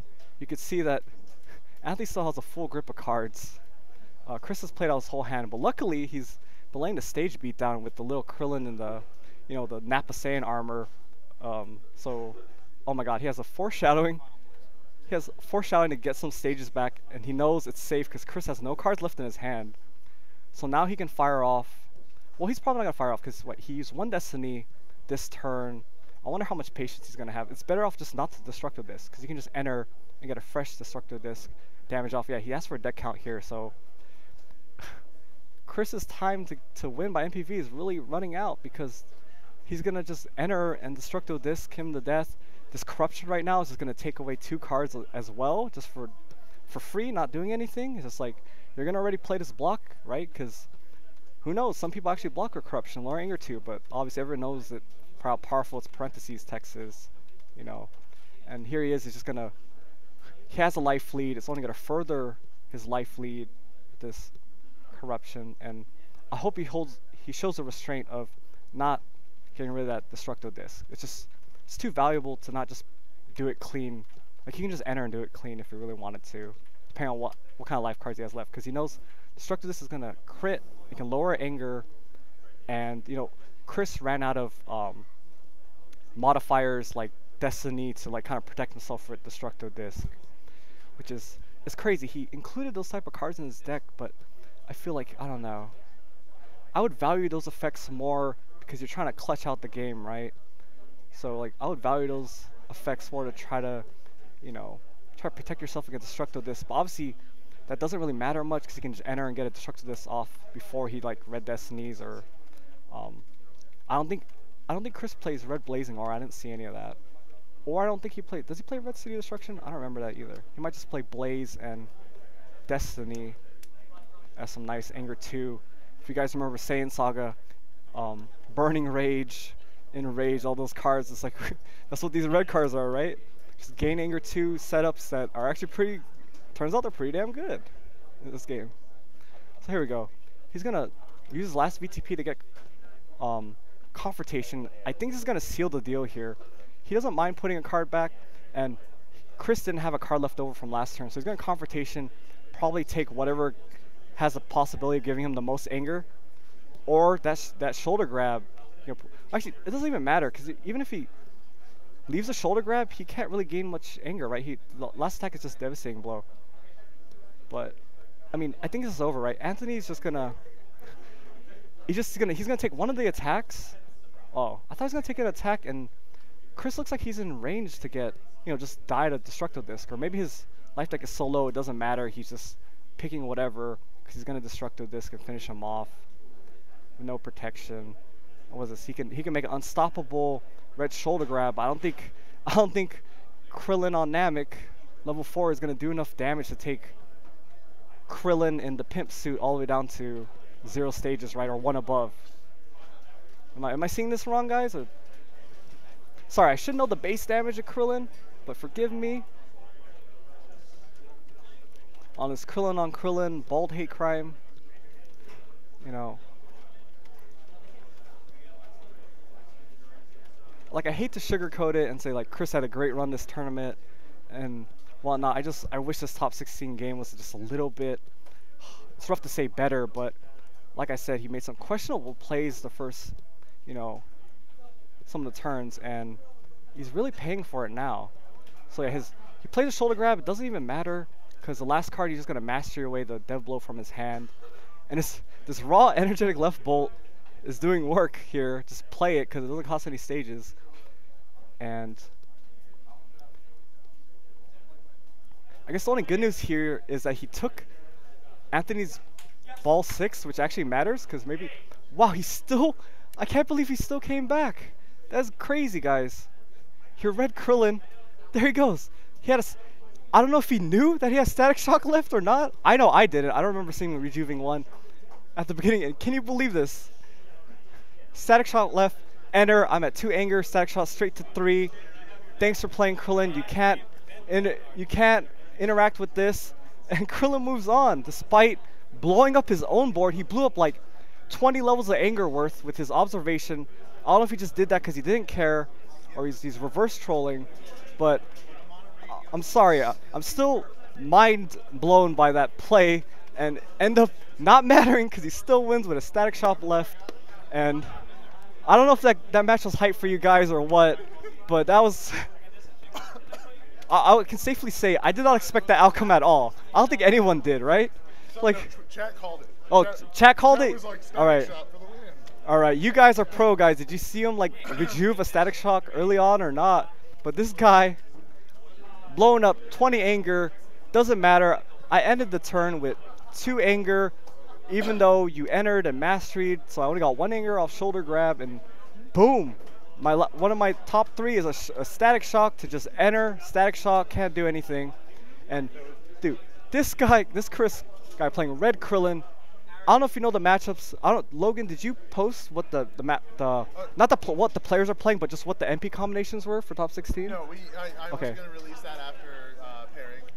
So Chris, good Chris job. just walked past us. He's happy. He's excited. You know, he. I don't. Does top 8 get paid, guys? This guy just made money with Red Krillin. Get hype. You know, maybe he'll buy some more foils for his deck. I don't know what people spend their regional bling on. Maybe he'll use it to travel to more events and blow up his own board with Red Observation. But he's really excited. Chad.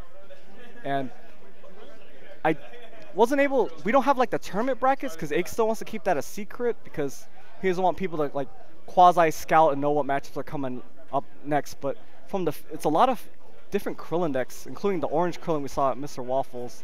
Saw him plug in Burger King. I hope Burger King's a sponsor. I don't know if in your state you guys got the 10 nuggets for $1.50, but I really don't like fast food, but sometimes, you know, you never know. I know I'm just rambling here because I still can't believe Red Krillin won just because he has Static Shock left. That's just crazy. But all right. So, sorry, I was trying to explain about the matchups. I don't know all the top 16 decks. There's a lot of Krillin featured at this top 16, and that Red Krillin preys on almost every Krillin deck. He has a great matchup against all those Krillin decks. If you guys know, Timbato made top 16. He's playing Orange Goku. I know he does not want to get paired with that Red Krillin deck because he didn't. I haven't seen his deck list, but I remember talking to him briefly. He opted to not even play Wallbreaker in his deck because he felt like the Anger matchup was just Wallbreaker doesn't really help him enough. He's such a control passive deck with a bunch of drills that even if he played a full set of 3 Wallbreaker, he felt the red matchup was just too much in his opponent's favor, that especially with best of 1, that it doesn't even matter if he gets early Wallbreaker off. So he's like, I'm not even going to devote slots to Wallbreaker. I'm going to put in some other value slots. I don't know what he actually put in for those slots, and just make his matchups versus the rest of the field better. And maybe players don't understand that this is the type of metagame we wanted to try to do with set 3. In old Z, we didn't have too much of this metagame because usually, sad to say in old Z, right? Usually there were formats where just one type of deck dominated, right? There was like, what, Namekian Piccolo, even Namekian Piccolo error, Piccolo train where he just gained anger for no reason, because that was, no offense to Chippy and them, but that was their fix of getting people to get off Piccolo level 2, but you made a World's Game level 2 that, so you level up into attack that does this damage, you don't care if it gets stopped. Sorry, I'm going on tangent again, because that match ended in spectacular fashion. And what I was just trying to say is that set 3, people might not like it. It's more matchup dependent, but if you're, I don't want to say more veteran in card games, but you can't fit all the tech you want in the deck to beat every matchup. That was the whole point with 60 card deck limit. You have to make those tough choices. So I was just using Tim as an example. He knows the anger matchup is pretty much unwinnable, especially in best of 1 setting. And he's like, I'm not even gonna bother. I'm just gonna hope I don't get paired with it. And to that, I don't want to like keep praising him saying that's a smart choice, but Red isn't represented as much, even though it's so good versus Ginyu, because you just have so many crit effects that have a great answer to them winning dice roll entering early, and you might just hopefully draw into a crit effect to get rid of the ally they get with their power or whatever, and just hope they don't have an uppercut or overpowering attack, or else you're gonna say goodbye to a lot of your deck. But this Red Krillin, there's more Krillins, Black. I know if you guys know Joey Walter or the Walter brothers. I don't know personally, but I know they've been going to every event. Joey's playing Black Krillin again. He's in top cut. I don't know how the brackets are. Chris can match up with that. I don't know if Mr. Waffles won his last match. I see him standing up, but I don't play Yu-Gi-Oh, so I don't know if he'll talk to me. But I don't know if he won. But if he won, that's another Krillin that Chris can get paired with. I don't know what Timbato is playing against. He dodged red this first round of top 16. I don't know if he's playing against one of the Ginyu decks or not. I believe there's one blue Piccolo in top cut. And I know what you're saying. Gen Con, right? There's only 2 blue Piccolos. And let's say this Piccolo goes the distance again. You're going to be like, oh my god, Piccolo is the best deck in the format. It's the new unbeatable deck. But it's totally not true. Like this, I don't want to say this format's a little bit more matchup dependent, but it's more geared towards that, especially in a best of 1 setting, that you can be rewarded if you decide to, I don't want to next level the metagame, but if you have a propose of what you think people are going to play, or what they're going to bring to what they think people are going to bring. Like, Orange made a strong showing today, and that's why I felt like Red is also another great choice for this. Because if you think everyone's going to switch to Orange, and Orange are going to hate out on the blue decks, then Red, eats Orange alive, and you can just get great matchups. Or people go a more Krillin route this tournament, whatever style you decide to choose, because you want that control versus Ginyu, even though, Krillin can still lose the Ginyu. Like, he wins the dice roll, enters, and, gets a draw where you draw junk and, go into it. So I just got news in from CDS, Jesse Zeller. He just told me Tim Bateau won. Don't know what side of the bracket he's on this red deck, but if you guys don't know, he's playing Goku, regular Goku, level 1, power, pitch a card, get a drill. You know the deal. Every leveling card that he can play, Kaioken, Dig Your Grave, Devouring Drill. He wants to get the 4 as much as possible against a lot of these decks, except for Red. A lot of these slower decks like Black Krillin, they can't really stop this Goku deck, right? And the blue decks are the only chance, because they can kind of level Goku down, right? But the problem is with Orange, it's not like they're losing their drills when you level them down, and you play the passive game better than blue, because your drill setup is superb. Blue has to hope they can get some chaining off with positioning drill and betrayal, and all Orange has to do is save the removal for positioning drill, and you can't betrayal forever. And like I said, he's playing Goku specifically. You don't even care if they betrayal, right? Because once you get to level 4, Goku's going to get all those drills back from every zone, and it makes all your removal you ever play not matter.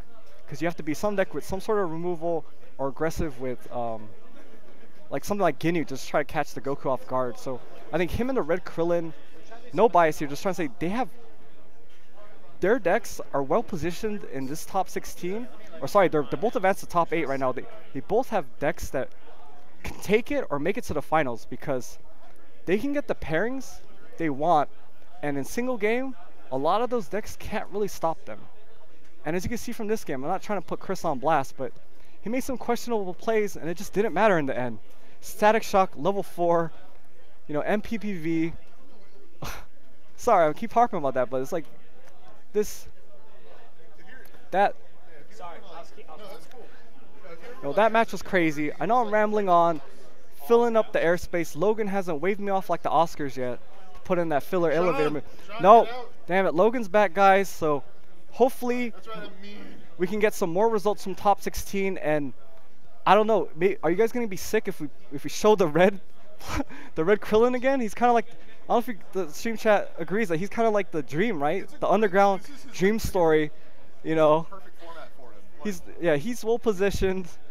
People saw how amazing Red Tien was, right, in Oregon, but this Red Krillin deck is just, it's on a different level. You don't have to go all in like Tien does. That's why I like something like Krillin, and you have way grosser shoulder grab turns. And sorry, I'm getting waved off. Enjoy the elevator music. Hopefully we get some updates for you. And we'll be top 8 once everything's done, or unless we have a break. See you guys. Thanks for watching.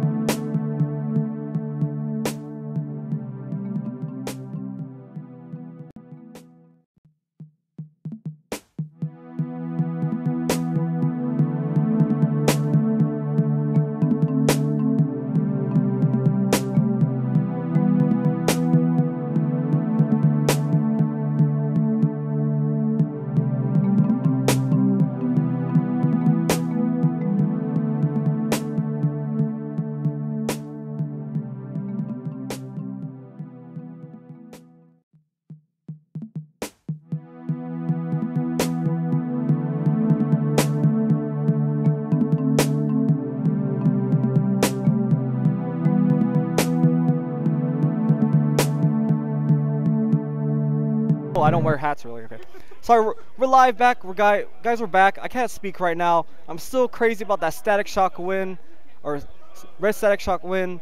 I don't know for sure, but I think the red Krillin got paired with another black Krillin again. So as long as he doesn't red observation is bored, he should have a pretty good matchup there. So right now we're featuring, if you guys don't know, this is Tim Bateau, old school player. He's playing I think he's the only orange Goku control deck that showed up at this tournament. Getting really rewarded because it preys on the passive decks right now in the format. And we have Dragon Ball Radio Kart Sports' very own Justin Shingle. Plug in his sponsors because I think Next Level Z's layout can't just show the sponsors right there like, you know, you see in esports fighting games.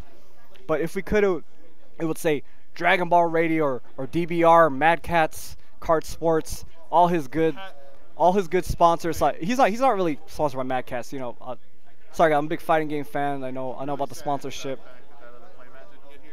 Yeah, and he's playing. But he's lucky. I can't believe someone allowed him to use a playmat that's not advertising whatever the other playmat is.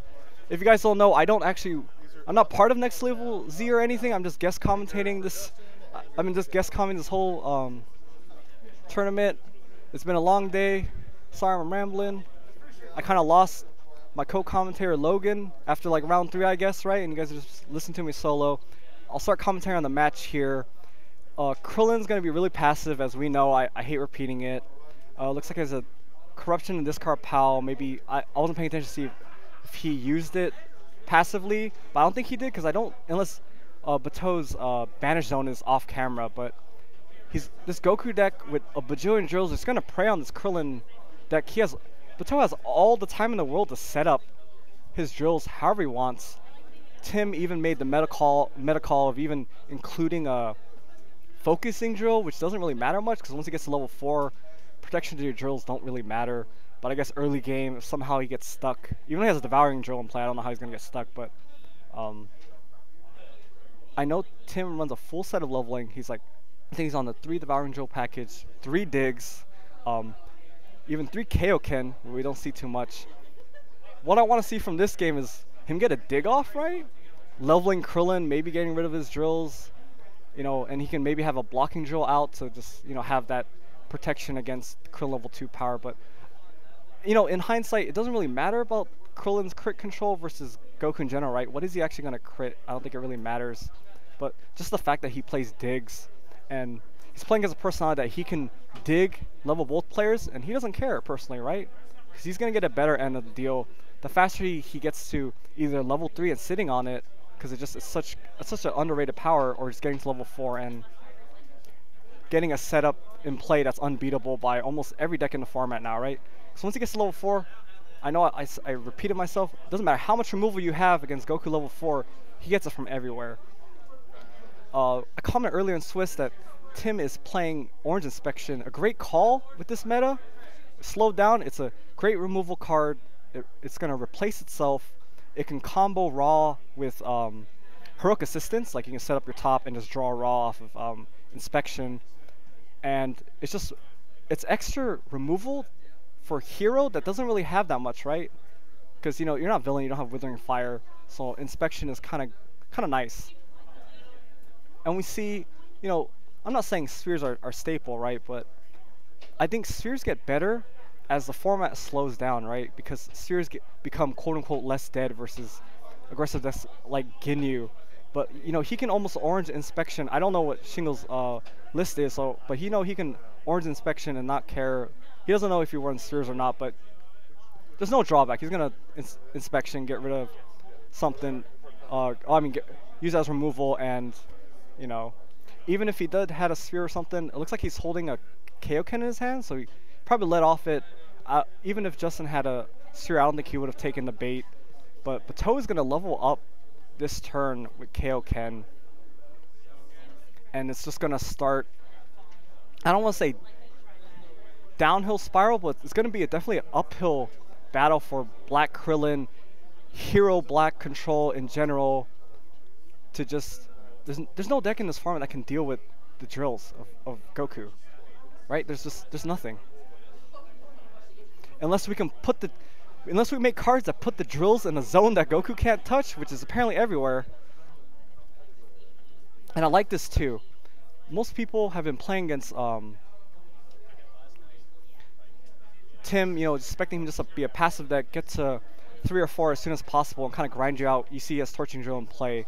But he also runs the really good value energy attacks like Crushing Beam and, you run Orange Starter, of course, and Orange, and it's just like he's able to fit in Aura Drill and stuff like that. And maybe you catch some people not keeping blocks against Goku, or you just get some free damage off of that too. I mean, his goal ultimately is just to get to level 4, control the board, put his opponent in a state that they can't physically win the game. Like, no matter what they try, they can't win the game unless they got Tim down low enough where they can maybe kind of grind out the game through hiding drill and blocking drills, but I don't see it. Like, Kaioken, milling yourself 3, you don't really care, because now you're on 2, you're getting a new drill, and oh, this is gross. I don't think Justin has a power. He's got a power point, hit for 7 for free. We got this orange massive damage. You're used to this in Guinea, right? He's just doing massive damage with oranges. So he's going to get a free draw off this. I believe Tim entered, right? So he's gonna get a drill at the end of the turn anyway because of Goku level 2. But I'm just saying this turn went so well for Tim because he got to level 2. He's getting 2 more drills out right now. He already has a hiding drill out, which might stop some maybe early shenanigans of just maybe taking some damage unintended. Looks like he's gonna get energy defense drill, play it safe. He's gonna get kind of like energy phasing here because he can kind of control black setups,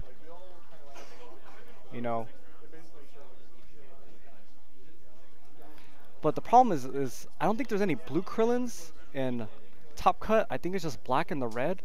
And I think the orange, Mr. Waffles, I think he lost in top 16. I haven't been able to get confirmation. Well, never mind, he did lose because I see him watching the Top Cup matches right now. I wish I could see more of him playing because I'm a big fan of Orange Krillin just because it does some cool things. And he was playing Angry Krillin with like Captivity Drill and stuff.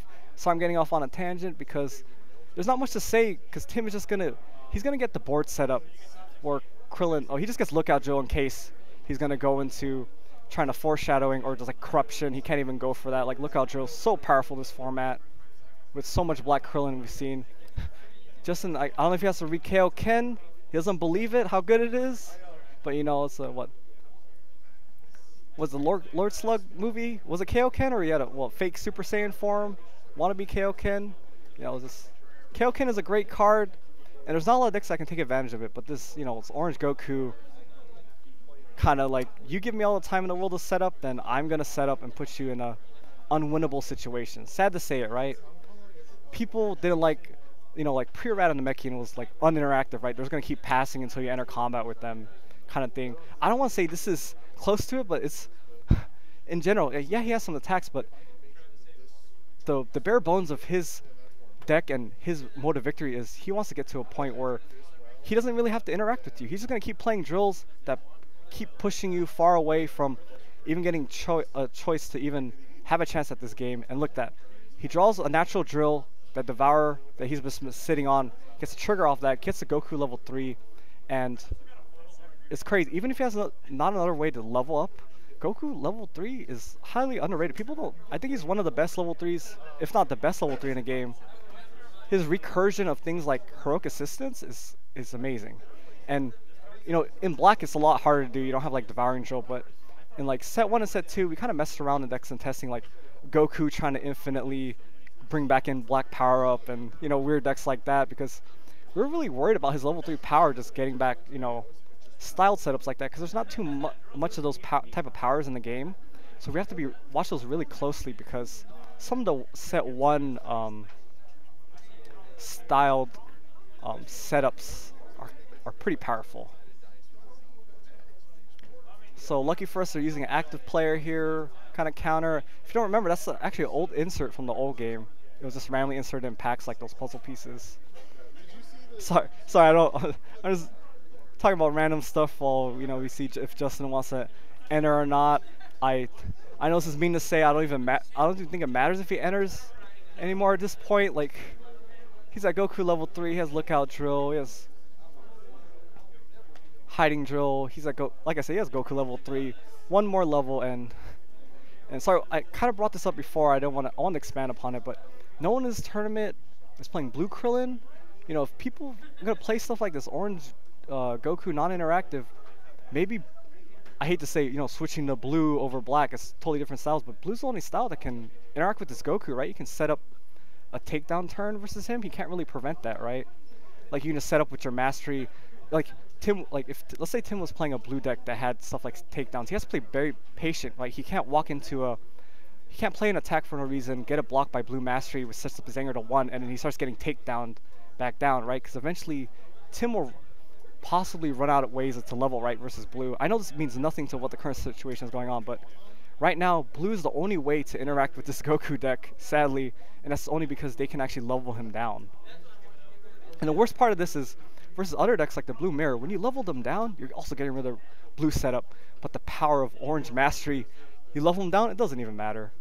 And here, he just plays some more non-combats, doesn't even matter, has a visiting, and he just rejuvenates the dig, because it doesn't really matter. If he really wants, he can VTP for the Kaioken that's been sitting, you know, still in his discard pile, and go to 4, I don't want to, basically whenever he pleases. I don't know if Justin's list has Heroic's Energy Spheres or not, as we were not allowed to get the deck list as commentators to kind of, so I'm kind of figuring it out, and maybe some of the viewers at home might know, or maybe if you guys just been following Justin or you know how he builds his deck, maybe you guys just know if he does run spheres or not. And so I'm trying to get a hold of Justin's hand. He's holding a little bit close, so with this camera angle I can't tell. So I do see a Heroic Energy Sphere, so he does play it. I see a Dense Ball. I can't see what else it is. I think he's in a bad position. I don't want to say it's unwinnable for him, but I think he's forced to keep the sphere in his hand, right? He has to keep it. He has Smoothness Drill. He has to keep the sphere in his hand, even though I think in the end, sad to say again, I don't think it matters what he keeps in his hand, because he can't, this Goku deck is too far ahead on the board, and like I said, this Krillin gives him all the time in the world to set up. I'm sorry I'm repeating myself. I don't know what to say about this, because like, this is such a bad matchup for Krillin, or Black Krillin in general, to so while Justin's still in the tank kind of deciding, Ache won't let me see the brackets either, so I can't see what all the matches might be depending on what they get paired up. So I don't know if Tim is on the opposite side of the Red Krillin bracket or not, or if he can get stopped by Red Krillin in top 4. That would be kind of interesting. When I talked to Tim before top 16, I was like, what deck do you not want to play? Obviously, he doesn't want to play against the red deck. He has nothing he can do to stop the red deck, and, you know, he wants no part of it. So what does this?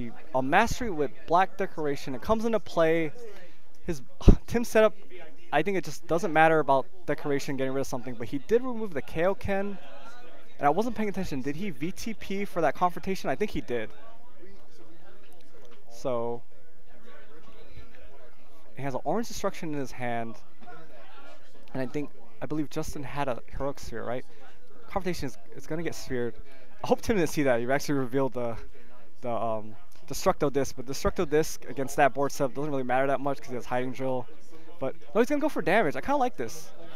Out of those drills, like, there's not much to get, right? So he's going to Decoration, get rid of the Hiding Drill, and get a full hitting, no, he can't even get a full hitting Destructo Disc because Tim can play it safe. He can just Heroic plan back out the Hiding Drill and just be like, yeah, and he is. He's a smart player. This is exactly the control he wants. He's not going to give Krillin like any chance. He's like, yeah, I don't even know why he went to bother through the motions of shuffling, but yeah, he just get back out the Hiding Drill.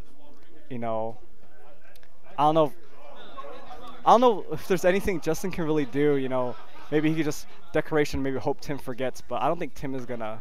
You know, Tim's here to win it, just like anyone else, or get their invite. So he's gonna play tight as much as possible. He doesn't even care now. He's just going to Destructo Disc in the Hiding Drill.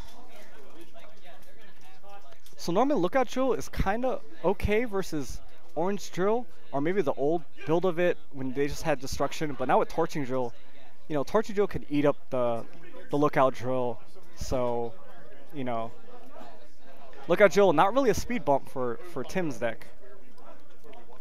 So I don't know if Justin had some energy attacks left, right? He had dense ball at least, or is that 2 dense balls? At least the Structo Disc, he did play it to get rid of the defense shield charge. So, which Krillin? The red Krillin? So I just got word in that Red Krillin advances in the top 4, guys. He's living the dream. He is 1 game away from qualifying, and I don't know what side of the bracket he's on, if he's gonna play the winner of this or not, which would be really sad times. Because it looks like Tim has, I don't want to count Justin out, but Tim has full control of this game, and obviously his road to Worlds Invite or even just winning the tournament is gonna get stopped by that Red Krillin, because this Goku deck cannot handle a pure anger deck like that. Sorry, I know I went off on a tangent, so can't see what's going on. So it looks like he lost a racing drill. Could have been something that maybe got him back into it, but like I said, all the removal in the world does not matter. He's already at level 3, and once he gets to level 4, removal does nothing. I wasn't paying attention. Did he power yet this turn? He can just get a free refill, put those drills back. He has a this is gross. He has a heroic assistance, so he gets his value town off this Goku level 3 power, and depending on what Justin has left, Justin entered, so he can just set up heroic assistance for his next turn, even if he wants to. But I think he's gonna save heroic assistance for like a turn he can combo with, well, not orange inspection since Justin has no board out, but maybe he can combo with like possession drill to set it up, you know, and get. Like, I don't know, I just think all those combos in Tim's board position is just, it's all fluff. He doesn't even, I hate to say it's one-sided, but it's a pretty one-sided game. He doesn't even need these cards to win this game. He's gonna win the game no matter what. And then he had a huge orange restriction. His lookout drill already lost a charge, but it went away anyway. So 1, 2, 3, 4, 5, 6 plus 1s. Destruction for 7. You know, Krillin's used to being the one, you know, doing foreshadowing and milling people out, but people are not used to playing against a card like Orange Destruction, and you know, you don't. Oh, here we go. He is gonna use the heroic assistance because he thinks the coast is clear. He probably suspects Justin doesn't have another attack to mess with that top card, and now he gets nope. His final card, he did have double dense ball, so I like this play. Even though it's not gonna do much, you gotta mess with his top. You can't just let him get a confrontation, because you know, if you left the confrontation on top, depending on what Tim's other cards is, he could have just, you know, entered next turn and confrontation just bully Krillin, because he's in such a commanding position that I really don't foresee how he can lose this game, to be honest. Like, I don't know, even if Justin got like a super good start of like scouting, dig, or KO Ken and black searching technique, double black searching technique, like devouring drill and stuff, and there's just, with dig, there's so many ways for Goku to level now, so like, even if you get that God draw, like, there's no deck in this format right now, besides blue with level down effects, that can stop Tim's orange Goku deck. Oh, he has a visit in the past, you know. He has board position, and I think he has a life lead because he got that huge destruction off. He doesn't have an incentive to enter, but he can also just enter and bully his opponent, because what's the worst that can happen, right? Yeah, and he's going to enter, because right here, he just enters. It's just like doing 3 unstoppable damage to him, because he knows for a fact there's not much he can do, and I like this. Start off with Goku's power, put back in that assistance into play, and he's just going to keep recurring like powerful cards. And here's the worst part about this power. It's just gonna hit. This is free damage for Bateau. Like, it's insane.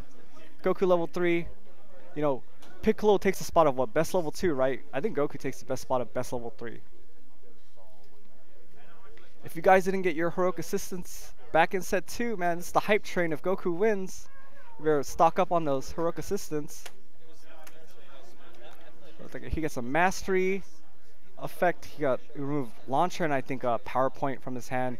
Tim has a lot of cards to discard. I don't think he cares too much what he discards here, except, oh, he doesn't even care about that dig. He's like, I'm just gonna, I like this position. He doesn't even have to rush to 4 for Krillin.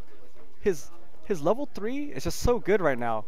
If it hits, it's gravy, and he can keep getting back heroic assistance into play and just putting value cards on top, you know.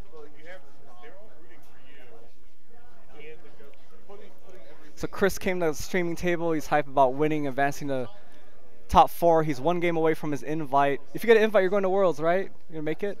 He said he's going to Worlds.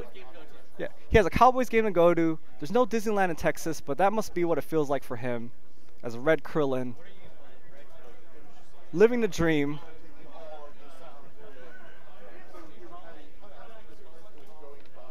Sorry, sorry, I keep going off random things, and you know, we talked to Chris because he came by the stream table, but it's just, I don't know what else to say besides saying the same thing about this matchup. Like, I mean, Tim has so much control in this game over Justin that, you know, I'm not gonna say Justin should just give up, but you know, you never know. Might as well just keep playing it out. But I find it really hard for him to amass a way. There's like, you know, when you think about card games, maybe there's a path he can take to maybe get him back in this game, but it's not really possible. I don't see it.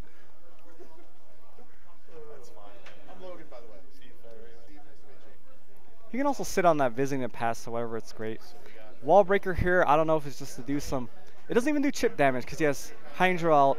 Wall breaker does nothing against the way Tim levels in his deck because he just advances levels, skips through wall breaker. So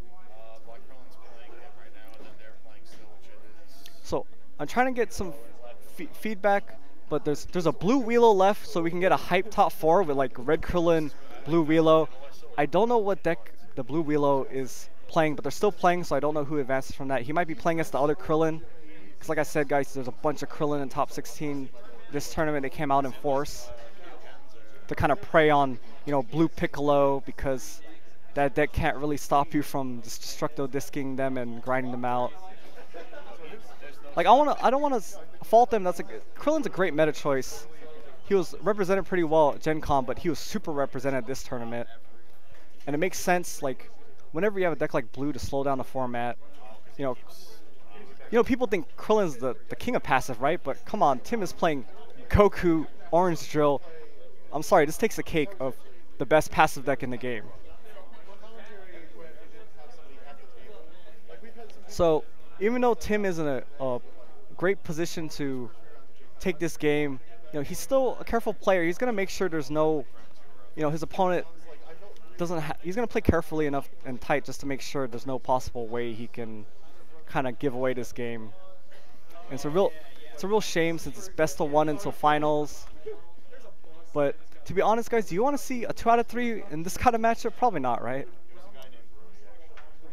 I'm not saying the orange Goku deck is not fun to watch, but you know, he has setup that can't be beat in this current matchup because his opponent can't interact with it. So, you know,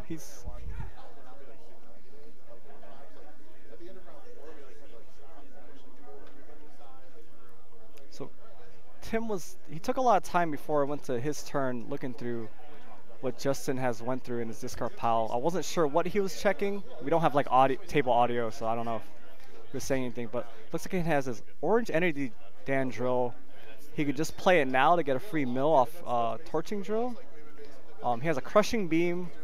Like, there's a good chance he probably enters here. Like, his crushing beam, he has a destruction as well. And if he decides to play the energy Dandrill, he could just like enter with either Goku's power or crushing beam and, you know, go to Value Town. But I think he wants to visit the pass, so he's probably going to put the energy Dandrill on the bottom of his deck, because right now energy Dandrill doesn't really do anything in this point in the game. Like, it would just be kind of like a win more. So if he's going to enter and visiting pass, he'd rather just put something like energy Dandrill on the bottom of his deck, because it's not gonna really help him win the game. But so I can't tell.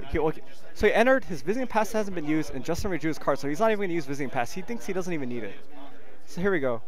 He's going to just crushing beam. It's going to shuffle back into his deck. What's the worst that happens? Justin drew a block. If he doesn't draw a block, oh my god, he didn't draw a block. So this is going to just do massive damage because he's orange for no reason. All banish.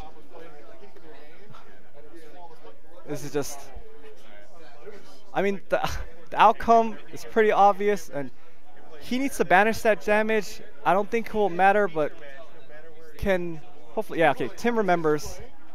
Tim remembers. He's going to banish the damage just in case. And that goes back in. He's stilling ball 1 just because it's another modifier. Might as well, right? He's gonna boost his Goku level 3 personality power because he hasn't used it yet. And I don't think he has any targets for Goku level 3, but this is gross. He could just play Heroic Assistance, put whatever on top, regardless of Justin can interact with it because he's just gonna level 3 and put it back into play. So this is great. So what is this? Oh, he masters with upward dodge. Okay. I was gonna say I don't think Tim played a physical attack to get off it. That's another good reason to keep Energy Dandrill in his hand, because Justin is in a bad position. He's probably gonna have to master it anyway to try to get cards out of his hand. So if he just pitches a drill to it, it doesn't matter for anything. Okay, so Tim's shortcutting here. He pitched Orange Energy Dandrill to Justin's mastery, and he's just activating Goku level 2. He's gonna put into play. I think it's the only target. Wait, no, it's not the only target. Wait, did he put in play or just... Yeah, he put in play. And then... his power hitter, of course, because he saw the Crushing Beam hit. That's a pretty good signal that Justin does not have a block. And right now he's going to free destroy here. Like, the only thing I can see Justin can do, I really doubt he plays all 7 Dragon Balls. Most of the list just played, the really good Value Town Namek Balls, but... That's his only way to come back if he plays all 7 balls. But looking through the deck, as Tim's looking through it, he probably doesn't play it. Most Krillin decks are not going to waste the space of fitting a full Dragon Ball set in there. But that could have been maybe his only way out, as you guys see. Technically, that Wall Breaker should be off him now, but I don't think either player cares because he, I'm pretty sure that Crushing Beam did more than enough damage to get rid of the Wall Breaker, but it doesn't matter. You can just leave it on. It doesn't do anything in this.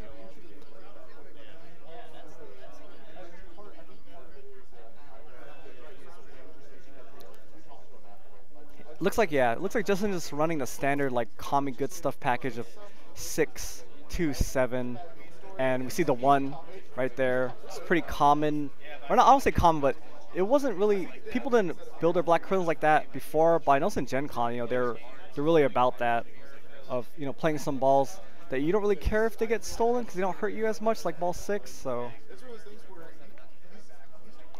yeah, looks like he played a Destructo Disc. Gets rid of, wastes the charge on the defense shield, but he has Hiding Drill in play. It's only going to do 3. Tim doesn't carry. He has a Destruction Drill. I'm not even counting it up. It does enough. And he knows from his last hit of his level 3 power that he did waste a lot of Dragon Balls. And yeah, he looks like he's only in the Dragon Ball thing, and I think that would be game. It looks like he only had 3 cards left, right? 3 Dragon Balls. So that's just game when Justin draws into his turn. Yeah, he knows. Oh, Tim's just writing it down just in case, he's a careful player. We actually can't see his notepad. I think it's off stream, but Tim has been taking notes every match because he's just a very calculated player. And, he uses that little information or keep track of that information to, you might think, well, he doesn't even need that information right now because he's such a, he put his opponent in a board state that, they can't come back from. So, but, he...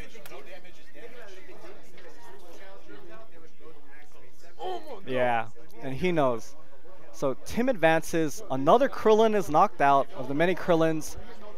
And sadly, I don't have the bracket, so I don't know if Tim is going to get his run here at Virginia Regionals ended by getting paired against that Red Krillin, right?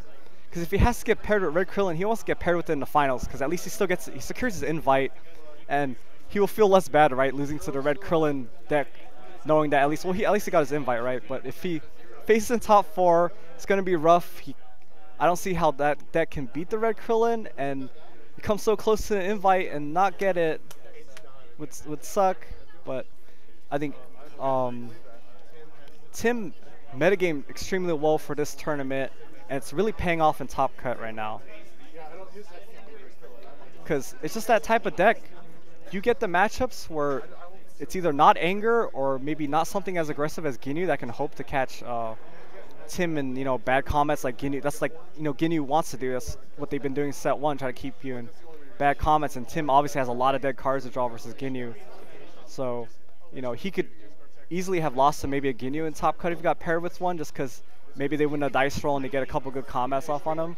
I don't know what he played in top 16 to advance, but of course he wants to see these pairings of him versus something like Black Krillin, or even Blue Piccolo. But I know the Blue Piccolo is not still in it in this term, or I don't believe so, because I think it's Blue Wheelo that's still playing a top 4 match. So we'll see if Blue Wheelo advances.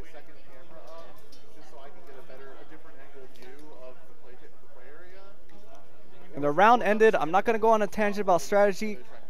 Logan's going to start the elevator music, and we'll see you in top 4, guys. I know. Next level Z.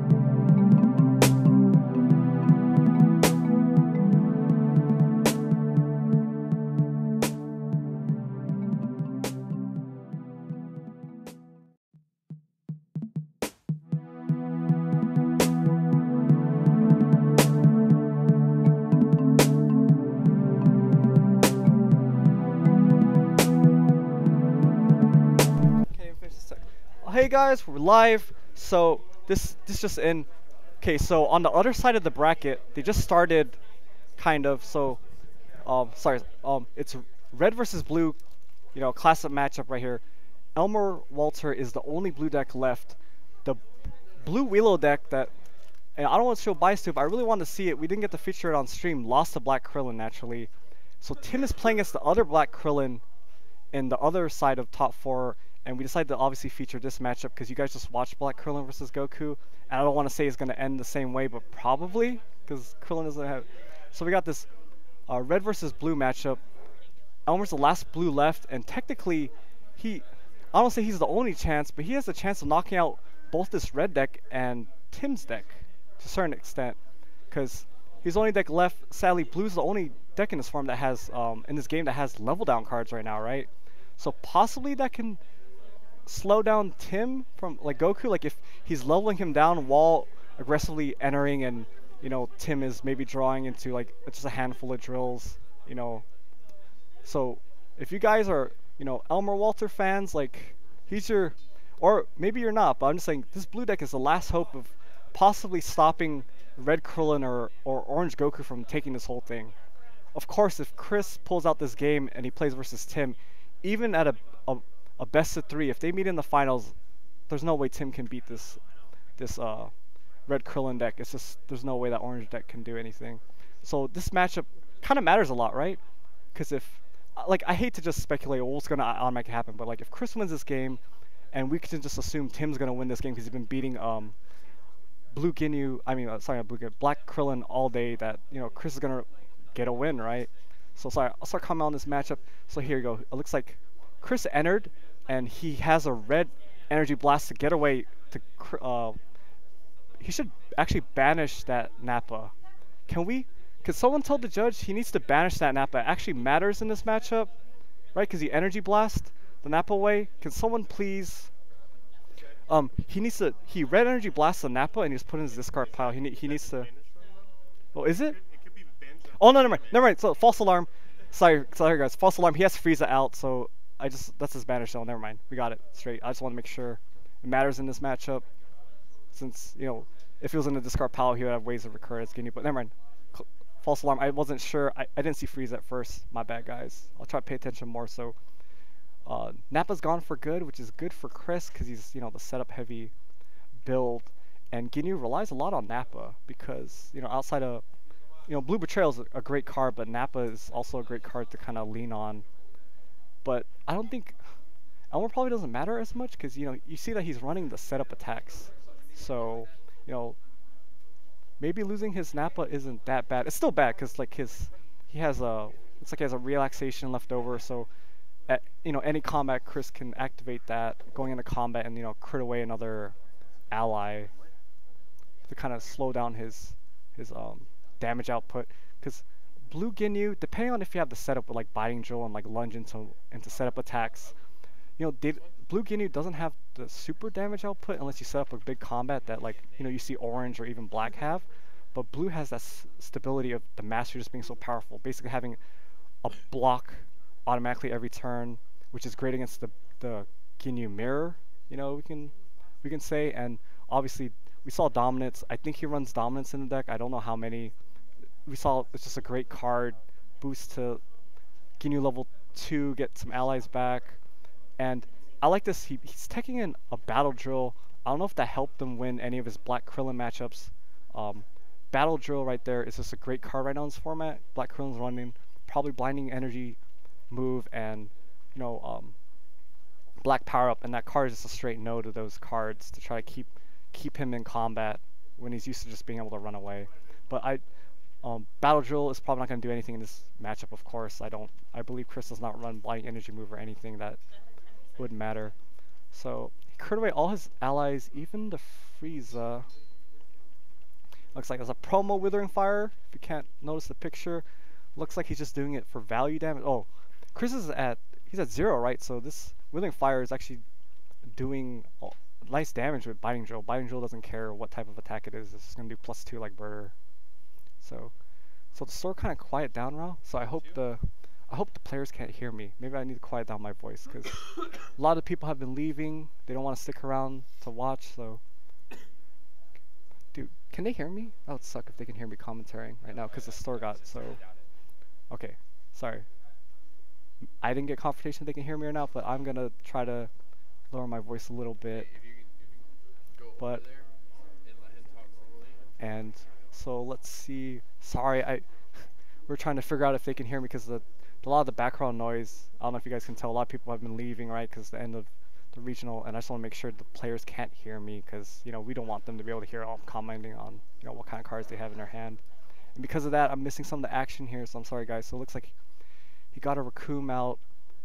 Raccoon is turned sideways. I assume that's signifying he used the power or not. I can't tell. The lunge missed, unfortunately, so he's not gonna live the dream of like lunging into. Black Goku got disqualified. What? Under what grounds? Roshi was out and he overpowered, started looking through his deck. Roshi was out, he overpowering attack and started looking through his deck. So Tim lost? Black Goku deck lost. So he's just out? Wow, guys, this is crazy. I just got news in. Orange Goku. So what's the current state of anger? So Orange Goku just lost his top 4 game due to a DQ. I'm trying to get the full details now, but someone just reported to me that saw it. Basically, the Krillin player had Roshi out, and wait, the Goku. Wait, no, the Krillin lost, or the Goku lost. Okay, sorry, I got it backwards. So what happened was, someone had Roshi out. I don't know who did, and the Krillin overpowering attacked and just started looking through his deck already before anyone can stop him. And okay, so I'm getting reports that it was technically his second game warning. If it was just his first game warning, then maybe they could have rewound the game state. But apparently that was the second warning, so it qualified Ake's decision to just DQ him. It's really unfortunate to get DQ'd in top 4 like that. And I'm sorry, I should be commenting about this game because it's a little bit more interactive. But I had to. Someone just came over to report that with me since we can't see the other game from the stream station. But it's really unfortunate someone to kind of lose out on top 4 like that way, the DQ. Sorry, I tried to comment on this more. I missed out what was going on here. I know his lunge missed, right, but he got some good damage in because Krillin was taken to 0. Because it looks like Elmer, he's playing Bi-Angel and he's playing a lot of the physicals, which is the best thing you can do as Ginyu versus a Krillin deck. Even though Red Krillin's not even the same as Black Krillin, but this is the best part here is in the physical variant, I kind of like it because even versus Krillin, if you're just getting your allies crit away or people just playing tech for allies, you can kind of lean on your physical damage of just getting damage through against Krillin, especially since Biting Drill is a quasi birder in the sense of it's gonna boost every attack by stages. So even if he gets Krillin to 0, even like his power is gonna do extra damage. So we'll see how this matchup is. So Chris uses all the remaining stages he has because he's I don't know if he has a block or not, but he doesn't want to risk it. He's gonna pay the last stages he has to get 2 anger off of right cross punch. And if he doesn't have a block here, he's gonna take a lot of damage. So it's kind of crazy. No, he has a block. Well, oh, I didn't even know he was running Resourceful Block. I should have paid attention to that during his other matches. Really interesting card. And I guess it's kind of gross in his shoulder grab turns. If you're on a level and the lower level you go back down to, you haven't used the attack power yet, kind of thing. But obviously Resourceful Block's great with Garlic in general. That interaction is really, really good. So here's the power of the Blue Mastery. Like, even though he hasn't played anything like Head Knock yet, just the fact that he has to get the 6 anger kind of throws off the math for Chris. Because I don't know his deck list, so I don't know how many 2 anger cards he plays, but having to get to 6 kind of messes with his math a lot. On like when he would normally level versus another deck, right? He would level right now and have fresh new stages, but if he doesn't have another anger card in his hand, then he's kind of stuck here for now. I don't know if Elmer has some attacks left. What is that? Sorry, I don't know what he put on the bottom there. Was it body switch? So we got Red Destiny. With Elmer's Napagon, these setup anger cards are so. It's just like Saiyans Hog again. They're just so good, technically, because their anger you can get whenever you want for the most part. And oh, here we go. Chris has a static shot left. Static shot left in his hand. You guys know it from his great first top cut match of getting that in. Oh, God. I knew it. So they can hear me from all the way at the table, so I don't know how to commentate now. Because so many people have left that everyone can hear me talk even though I'm kind of whispering right now. Because there's so many people left the store and I don't know what to do. We might have to have this match not without commentary. I don't know. I'll try to whisper. I don't know if you guys even need commentary at this point, but yeah. But sadly, looks like they can hear me because it's so quiet now. There's less people, no background noise. So looks like he's playing Pulverize. He got rid of his shoulder grabs.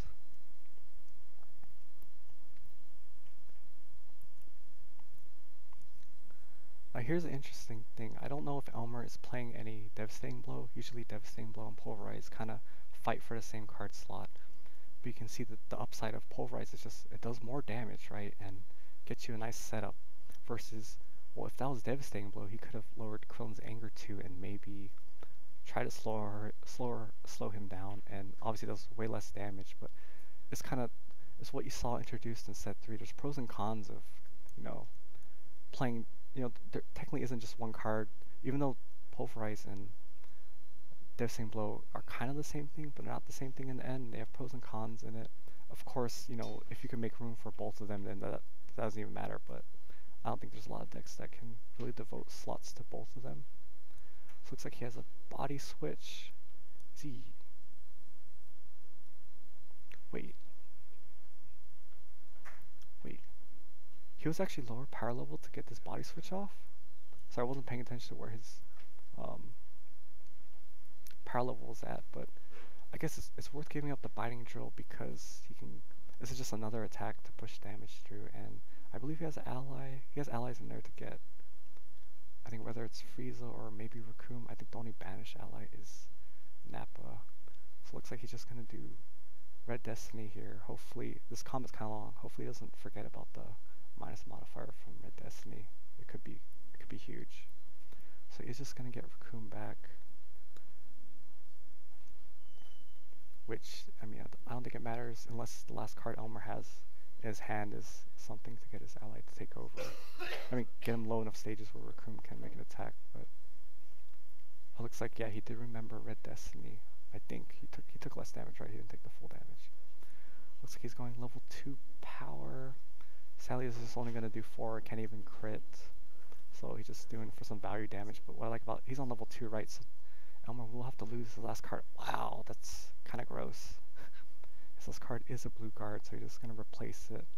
I didn't get to see, obviously, what he had.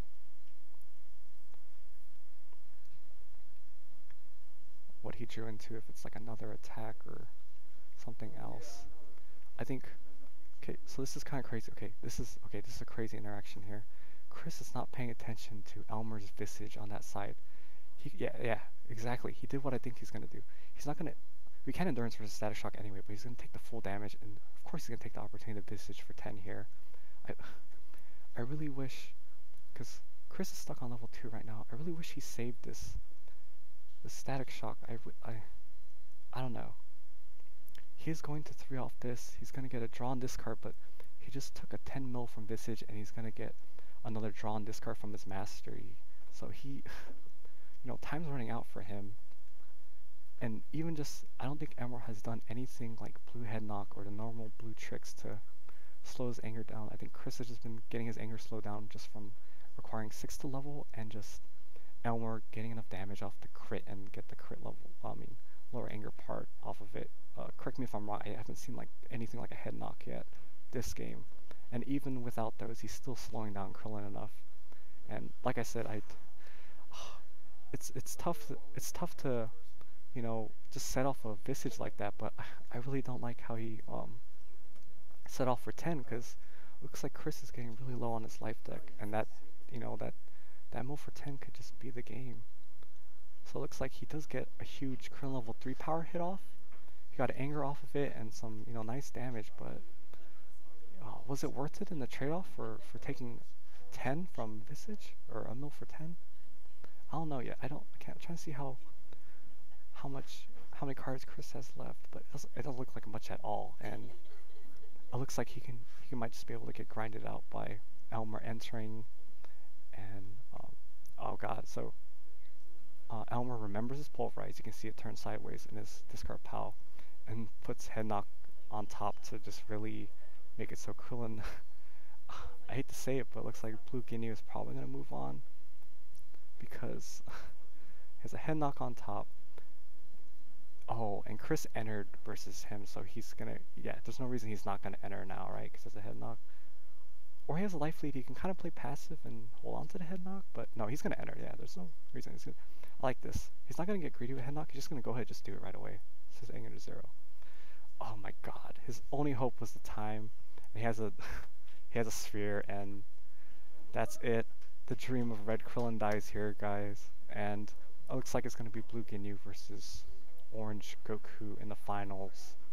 And I didn't see enough of Elmer's deck to see if he's running level down effects, because since he's the only blue deck left, he's the only one that can maybe kind of slow down or stop Tim from, because he can use the combination of his level down cards plus playing aggressively like Ginyu is to really punish Tim's, I don't want to say massive dead draw cards that he has, but he obviously has a bunch of dead draws that Elmer wants to see, like when he enters combat. So good news, it's gonna be 2 out of 3. I hope the games are kind of good, but who knows, with this matchup it can probably be lopsided, right? Like without knowing what's exactly going to happen in the game, but you can see like Elmer winning the dice roll, just entering, right? Because I don't know if he played him in Swiss, or he even maybe got to spectate some of his games, or maybe someone that played Tim told him about it. So I'm talking about like scouting stuff here, but if he knows like how many drills Tim's deck is packed, or how many dead draws in combat is, he loves to see that as a Ginyu deck. So winning the dice, I don't say the dice roll is going to determine a lot, but that can give him the lead he wants against a deck that has so many dead draws, because this is the power of Ginyu, right? No matter what color you enter, if their deck has some dead draws and you just get those dead draws, probably gonna do a lot of damage. I guess he can't do that much damage in blue compared to like orange. Obviously orange has the highest damage output, that's why you see it's so popular, because it just smokes the blue decks. But the blue deck doesn't have exactly that damage output, but it's so stable that it can create big burst turns, even with like body switch and dominance just going to like 2, getting extra attack, maybe recurring an ally, or if you live the dream and everything's going right from you, right? His level 2 gives you anger to kind of push you to 3, which could be game over for some decks.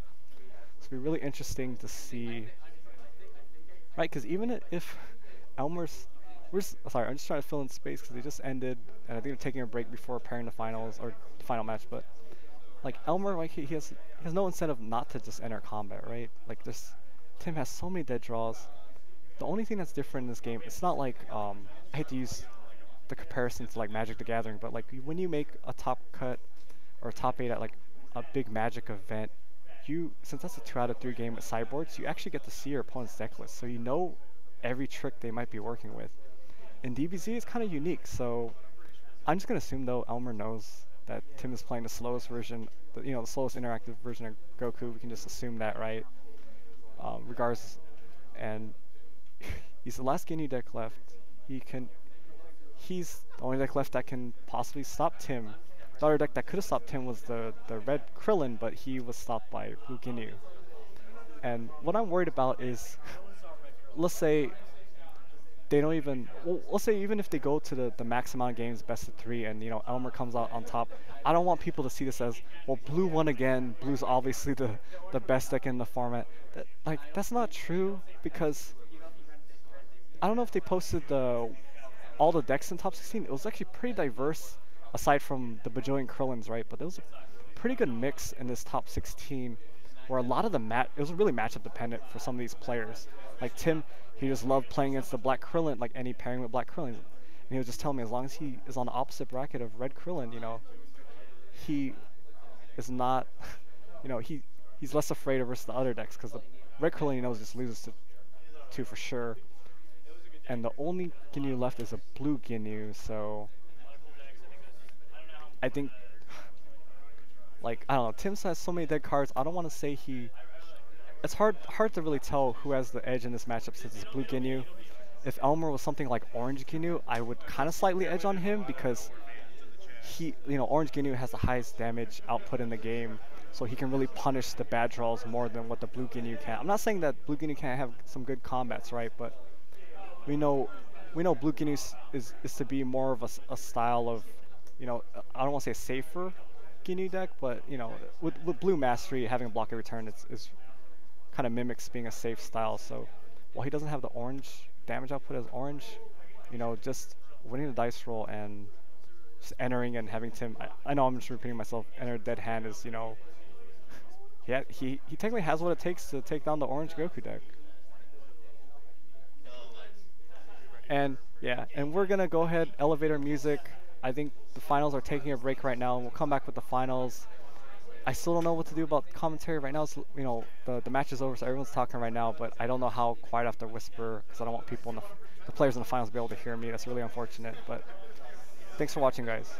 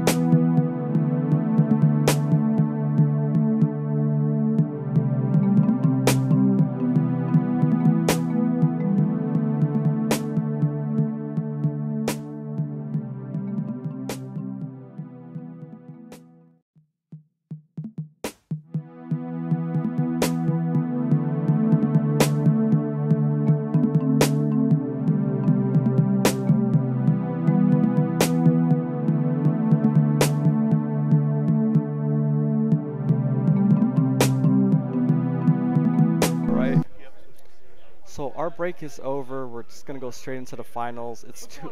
I believe it's still 2 out of 3. I don't think it's anything like Gen Con. I don't think they've decided it just to be a single game finals. I think they're gonna go 2 out of 3 because you know the store's gonna stay open. I believe to finish this tournament because you know they're nice and all. So here we go, guys. I don't know how quiet the room is gonna get.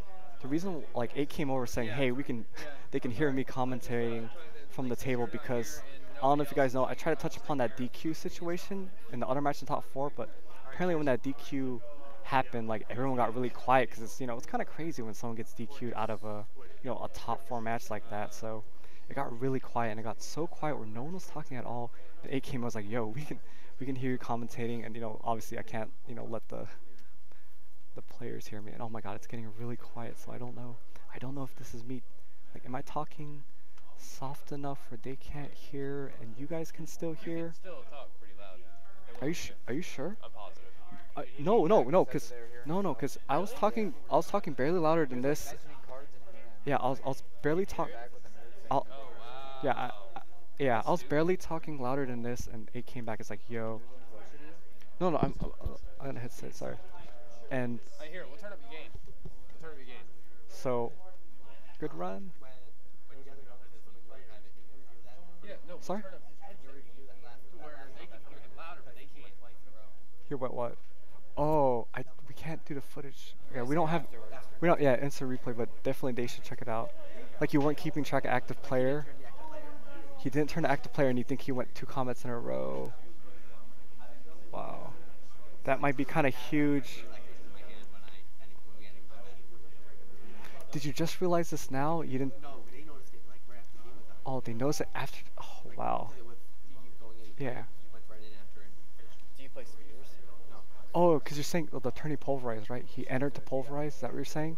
And then he just went again with the head knock on top and just entered. Oh, wow. I'm trying to recall. That match was kind of crazy. Yeah. If you guys can replay and Yeah. let H know, Yeah. like talk to him. So hopefully Clayton goes. Sorry guys, we're getting sidetracked. I should pay attention to the finals, but I don't want to cause more drama with Red Krillin. Unfortunately, he's a mishap of. I turned up your gain. You can talk Okay. Softly, and Okay. they will hear you just fine. So it looks like if I talk at this volume, they won't hear me as much. I think he turned up. Clayton said he turned up something. Sorry, I wasn't paying attention. Okay.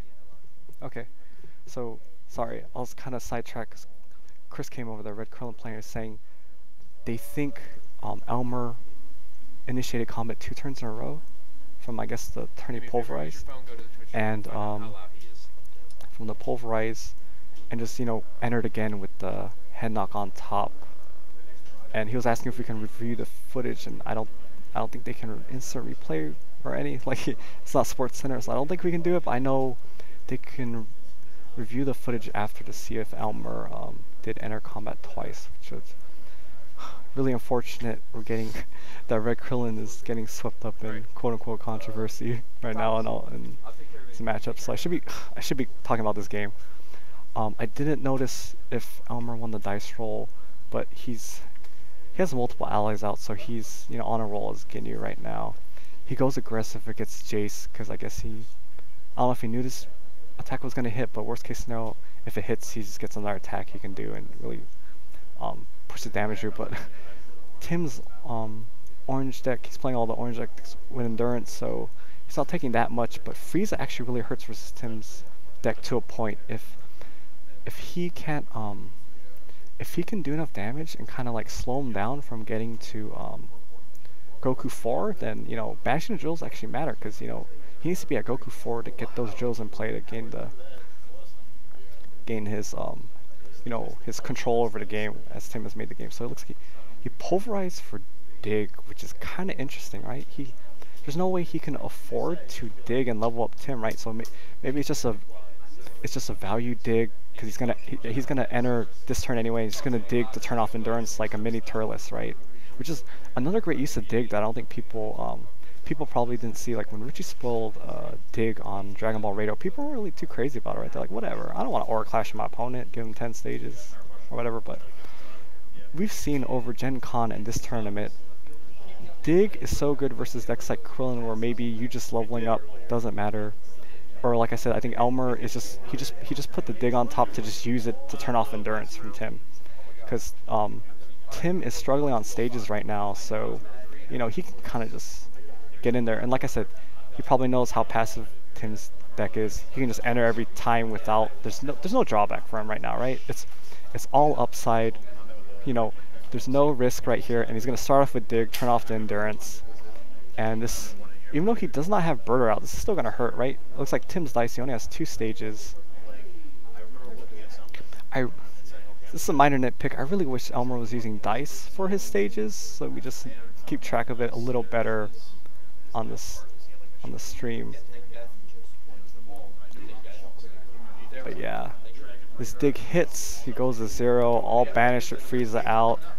Like, this combination of Frieza and just Tim not getting, even if he did get those, it's a little bit harder to, you know, level up when you're not playing versus like a Krillin deck that gives you all the time in the world to level up. You know, Elmer's going to enter any combat he gets, and now he's going to get Birder.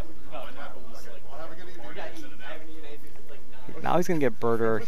He's at 0, like no endurance. Oh, this game is not looking too great for Tim right now. I haven't been paying attention. I don't know how many like Devouring Drills or Kaokens have went by. I think Dig is a little bit unreliable in this matchup because Elmer can play really safe and always save his mastery for a Dig to not give Tim some breathing room. And also Dig's kind of awkward versus Ginyu because if Tim doesn't just have his drill sub like he normally has, digging Ginyu is, you know, it's not that great compared to like digging Krillin, right? So, like, Elmer probably won't mind getting digged for the most part, but it's probably in his best interest to stop the leveling, because he, as you see right now, if he can keep Goku constantly at no stages at level 1, it's really hard for Tim to make a comeback right now. He has an Aura Drill, doesn't matter too much. Focusing Drill might matter, but I don't think it is in the end. And obviously Tim's not going to enter drawing them on Drill, so he just powers up. Unfortunately, Goku just has a 2 POR, so, you know, any attack that Birder hits is going to take him to 0 again. And, I don't know. And it's very interesting to notice, too, is I don't know how much Tim has, how should I put it, play-tested certain Ginyu matchups, right? But I guess it's kind of weird, right, to play test that matchup because it's all about, well, Ginyu's just going to enter every turn. How much information can you get from just seeing how much you don't dead draw, right? But Elmer's deck is built in a way that maybe it feels a normal energy build of Blue Ginyu. Tim can actually have a chance, right? Because Hiding Drills is some good stuff and whatnot, but like Elmer is like the mixed physical focus, and it's just like he has all the tools he needs to really, see, he's going to take advantage of this game so much. He's going to stretch kick. So what happens? Tim either has a block or he doesn't have a block. He's going to take massive damage now, right? Because he has Birder out. Goku's constantly at 0. Ginyu has pretty decent base. Actually, I don't know. No, never mind. He's at 3 above. It's not that great. Oh, wow. So Kaioken, this is actually really big because it's going to give him 10 new stages. But this mill for 3 actually kind of hurts. The only good news is you know, the mill is not affected by Frieza, so like those drills are safe. But I think it was a Devouring Drill. But as we saw, Elmer plays Pulverize, so you can pick on him by like, you know, pulverizing his drills, because right now he's really slowing down Goku. Obviously, getting real drills don't matter if Tim can manage to get to level 4, right? Because he's just gonna get those drills back out from the Banish Zone. But this is what kind of happened at the beginning of Frieza Saga, right? Ginyu and the whole Ginyu force is here, and well, actually, that's the opposite, right? Goku didn't really get beat by the Ginyu force. He kind of beat them up, and you saw Vegeta come in and finish him off, because that's what he kind of did in that saga. But I don't know, this is really tough for Tim because Elmer has all his allies out. There's no risk of losing them. He's gonna get a lunge here. If he hits off this lunge to extend his combat, oh, he gets Battle Drill. Doesn't extend his combat, so But it looks like, I don't know what are they disputing? Oh, are they disputing that he didn't show him the lunge? I don't know what he's saying. I wish I can get confirmation on this. Did he put the lunge in his discard pile? He should have not, right? That lunge should not be in his discard pile. Yeah, I'm kind of confused what his discard. Oh wait, no, I don't think that's his banish zone, right? Or is it, I can't tell because he doesn't have two separate piles, which is kind of weird. Because I don't think Tim used anything to remove his discard pile, right? Did Elmer combine his banish zone and his discard pile, or is his banish zone off screen? I just can't see it. Because he had two piles earlier, but I don't know now. So.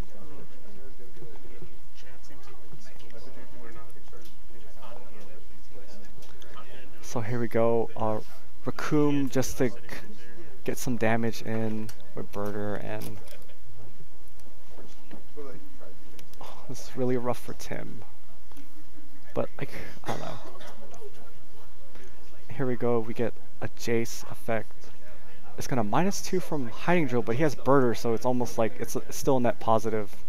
It's not that matters, and he just hits some more endurance and all banish damage with Frieza.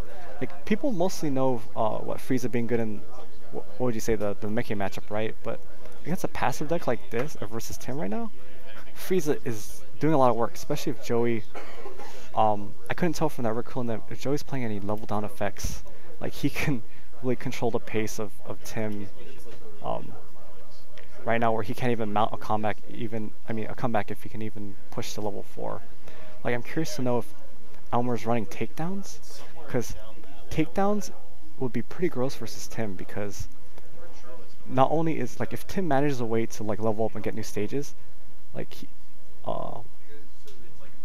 can probably maybe try to set up a takedown with like Jace's power, because I don't think Tim is gonna attack into mastery to let Elmer raise his anger to 1 to set up the takedown, so he probably has to try to set it up with Jace. But I don't know if Elmer's running takedown, but that's another thing that could really slow Tim down, because not only would it de-level him, but it's a little bit better than Neck Beam in this situation, because if, like, see, he got Devouring Drill, so if he draws an Astral Drill and just levels up and gets new stages, setting up a takedown is huge, because it's going to put him at 5 above on a lower level, and then if he doesn't block the takedown is doing enough to take him to 0 with Birder again, just put him back in the lock of, you know, the physical beatdown that version of Ginyu that, you know, Elmer's leaning on right now. Like I said, I don't know if he's playing takedown. I think takedown is so great right now, and I don't know. I don't think I saw enough of his deck in the Krillin matchup to know if he's playing it or not. So yeah, so Tim plays a bunch of drills, so he didn't actually get a drill to activate his Devouring Drill. So now he's at level 3. He has a Heroic Assistance in his discard pile, so you know it's a good value card to get back. I didn't get a chance to see what drills he had though, because he has the option of getting some drills. I don't know if he has something that's good against Ginyu right now.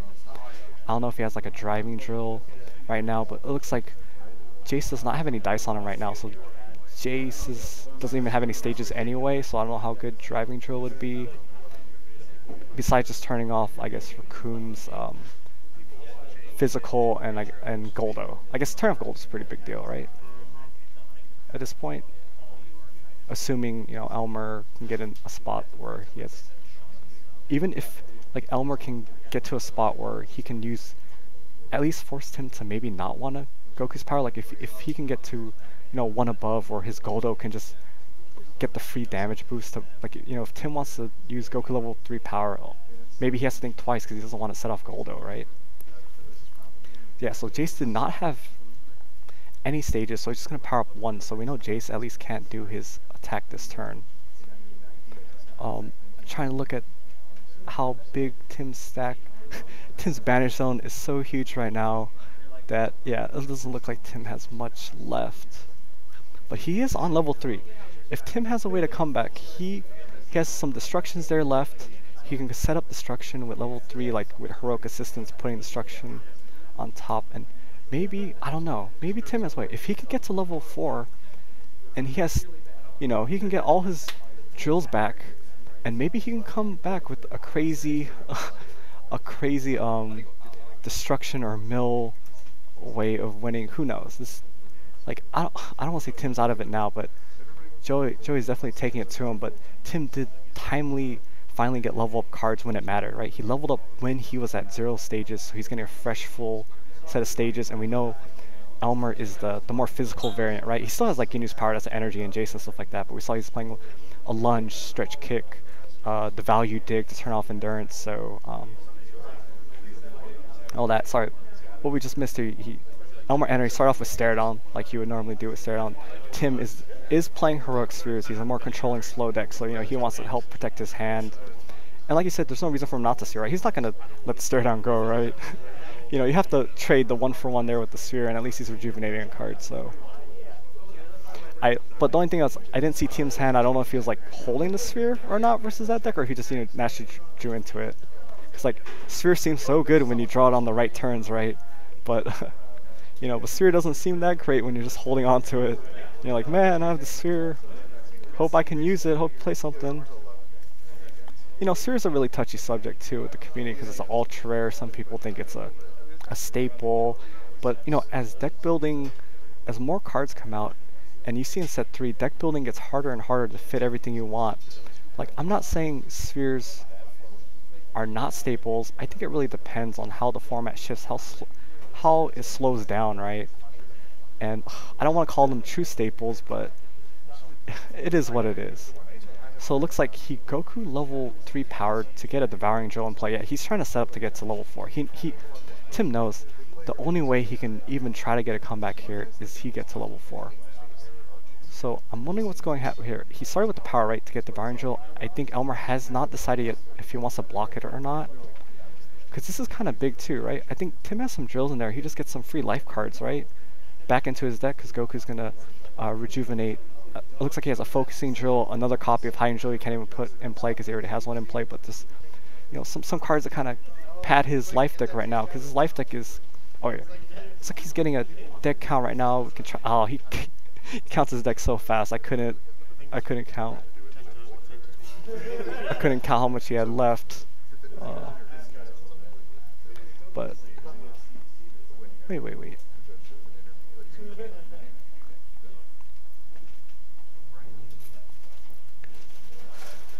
Wow, he's gonna go ahead and activate Positioning Drill. So I don't think Elmer asked for a deck count. I think Tim was counting. Wait, or did he ask it? Or maybe Tim was just counting his own deck to see if he can risk this Positioning Drill right now. Because like, Positioning Drill is like, well, just you compare it to like a Ghetto Champion Drill, right?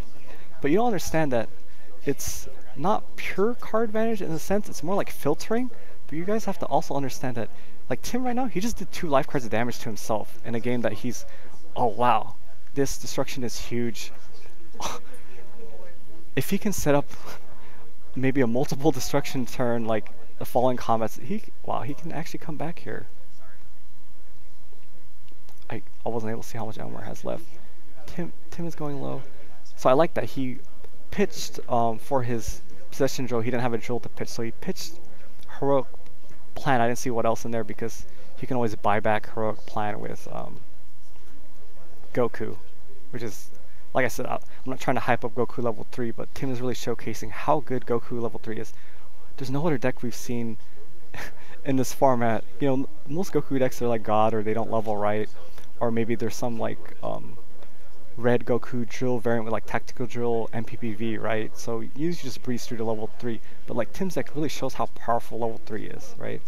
Like he has a Devouring plate and he probably wants to jump to 4, but you saw like in his top 8 game with versus the Krillin, he was happy just sitting on 3 because Krillin couldn't do anything about it, and he did draw into a drill. Like, this is what's crazy. I wasn't paying attention if he just kept the drill from the turn before, but I don't think he did. I think he kept that heroic assistance from before. So maybe he was positioning possession drill to kind of dig deeper to make sure he gets a drill, because now he has a Devouring Drill. He does not have a Torching in play, so even if he, I don't know if you guys know the ruling, if he Goku level 4s and puts Torching Drill in play, it's not going to cause any mill. So the problem is Tim might have gotten to level 4 a turn too late, right? Like if he has to waste a turn to get the Torching Drill in play to help try to finish off Elmer, it just might be too late. It looked like his deck is just going really low, but what's great is he has that Driving Drill.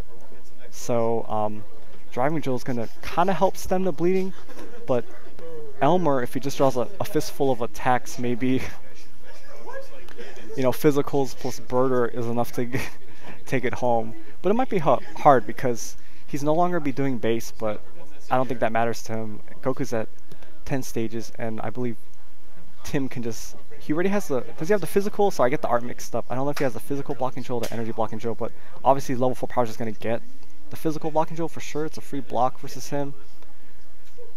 And this is crazy that Tim was just getting mauled with Frieza in play. But like I was saying, Blue does not have the damage output that Orange is. If Elmer was Orange, I think we'd be going to game 2, right? His attack just went too much to Tim. Tim probably wouldn't even have the window right here to come back right now. And here we see it. While I will give Elmer credit, since we're in the physical variant, he did have the biggest chance of like what you saw earlier, like when Tim was stuck on level 1, the physical variant really could push damage through more than the energy to a certain set, because Tim had a hiding drill out early in the game. So imagine if Elmer was just a normal energy beat down deck, he wouldn't be doing like the full damage he was doing with those insane physical turns of lunge, dig to turn off endurance. He had stretch kick, And I don't know, I like him leaning on physical Ginyu right now. I don't know how much Ginyu mirror matches he played throughout Swiss or Top Cut, but obviously physical Ginyu is also really good against the Ginyu mirror match, right? Because when one Ginyu does not have stages, and like even if Elmer doesn't have stages versus another Ginyu deck, if he's denying the other person's stages too, and they just have a fistful energy attacks, they're not playing well. He can still play with his physicals, right? Because they're not going to cost him any stages. I'm just trying to fill in something right now because it's getting down the wire. Tim wants to play safe. He's trying to piece together the best chance he has at really coming back from this game. Like if Tim got to Goku level 4, so now he's at the best possible chance of coming back into his game, right? Because he can instantly level 4 power into driving drill. I don't think Elmer plays anything like villainous empowerment, so he can't just shut off Tim's board. And you see, Tim is actually playing focusing drill, and that actually matters, right? Because even if Elmer has like a betrayal or a withering fire, he's forced to get rid of the focusing drill too, and kind of Goku level 4 just protects that. So this driving drill might be great, but I'm trying to think of driving drill will only turn off for Coom and Golda right now, because I think Jace is still only at 1 stage right now, right? So he's not turning off Jace's energy attack. Because whenever Elmer powers up Jace to 2 stages, he's going to enter and try to get a Jace attack off. Because why not? Jace is doing a lot of damage, right? So yeah, sorry guys that Tim is, he's really thinking it out, because this is pretty tough, and he needs to play as precise as he can. The best chance to kind of, I don't want to say steal this game away, but Elmer's really in a commanding lead, because he kept him at Goku level 1 as much as he could, right? But as you saw, Tim plays all the redundant leveling effects, so he finally got it. You can compare it to like the blue dominance decks, right? Keeping Piccolo from like blue dominance level 2 is obviously great, but eventually when they get into a way to level up, you're just like, oh my god, I tried so hard to get you off of that. Now you're on the golden level 2, and you can look at it as Tim's deck is kind of similar, except he has more copies than just a blue deck with 3 blue dominance, right? He's maxing out 3 Kaioken, 3 Dig, 3 Devouring Drill, because when he gets to level 4, what deck is going to stop him in this meta, or in this particular tournament? Like, Tim meted very well, and we've seen a good decent amount of Elmer's deck. I don't think he plays any level down cards, which would be very unfortunate. He probably went a more aggressive route of Ginyu, so he maybe valued high damage or more better physicals over the level down cards, but I have not seen a single like neck beam or like takedown, and what I thought would give him the edge, being blue, might not even matter in this finals, because I have not seen a level down card yet. And if you had the life lead, like when you mauled Tim, if you can level him down, that might kind of slow down Tim right now, right? If you can keep him from getting to level 4, it's crazy. Obviously, now that Tim's at 4, even if he draws a level down card, it doesn't matter, because he's not going to lose his drills as Orange, and putting him back on 3 even if he just gets one activation of Goku, that's worth enough. Like Tim doesn't care. Like even if Elmer does play level down cards and we just haven't seen him until yet, Tim doesn't care. He's getting this one activation off of Goku, and that's all he wants. So he's getting driving drill. I think Jace just has one stage, so it's not gonna turn him off. He's gonna get torching. So unfortunately, the way it works now is he didn't have torching in play before, so he's not gonna mill. But this was like what I was saying earlier. Tim was thinking hard because now he has a setup. He activated Goku for once, and now he has a torching drill in play. But this might be one turn too slow because he was counting his deck. He doesn't have much left. So okay, I hope Tim or they remember focusing drill. He can't. No. Focus. Yes, you know it. Tim plays focusing drill. He's not gonna let that slide. He's not gonna let that slide at all. Yeah. Like Elmer's bigger hope now is he has to have double removal in his hand, and I really doubt that. And now Tim has both blocking drills. Tim might really stabilize with. I think he had less than 5 cards in his deck. I can't remember if he had to search his deck with Goku's power or he took a drill. That. Wow, look at this. Tim, no fear. He's gonna possession drill. I think he's gonna try to end the game this turn. He doesn't care. Look at this. Look at this. He does not care. He's gonna try to end the game. Discard phasing drill. Doesn't matter. Elmer only has battle drill. He's not gonna get rid of that. He's not gonna end combat. A dig turning off endurance. I think it's too late. He doesn't even have a Jace to prevent, except maybe he can get some good Ginyu damage in. But unfortunately, dig does not turn off his hiding drill that he had in play since like turn 2, right? Who has 3 cards left? This is really close. I wish I knew what Tim was trying to dig for with this possession drill. I don't know if he had like a destruction left he was trying to get or what. I really would like to know what Tim was trying to get back, because sorry, it got super quiet. They can hear me. I don't want to mess up this combat. This combat is so huge right now. I'm really curious what Tim was digging with possession drill, because it looks like the way he laid out this deck. Sorry, can you guys hear me? I'm talking really softly because it got quiet again. I don't want them to hear me commenting, but I don't know if he was. Oh, wait, what just happened? Did Tim scoop? Did he know? Did he? What? Who played time? Oh, Elmer played time, so he did possessing. Oh, I wonder what Tim was trying to dig for then, because the possession drill made him have only 3 cards left, so he was gonna lose no matter what. Someone just informed me Elmer played time, so that kind of locked up that game, and I wasn't sure if Tim was trying to dig for like an orange destruction or something, but he did get a crushing beam, and I don't know if that was something he was trying to get off the possession drill to maybe come back. I don't it's crazy. Tim had a chance to come back there, but like I said, it actually ended up happening. He got to level 4 Goku just 1 turn too late. He was so behind the game. He had to waste a turn using Goku power to get the torching drill in play, and he doesn't get the mill off of it, and he just, like I said, he didn't survive another turn to get another Goku level 4 activation off to maybe, I'm not sure how much Elmer had left in his deck, but I think, so, how do they do 2 out of 3? I think he gets to pick, right? Tim gets to pick if he wants to go first, yeah. There's no way he's not going first, right? Versus Ginyu now.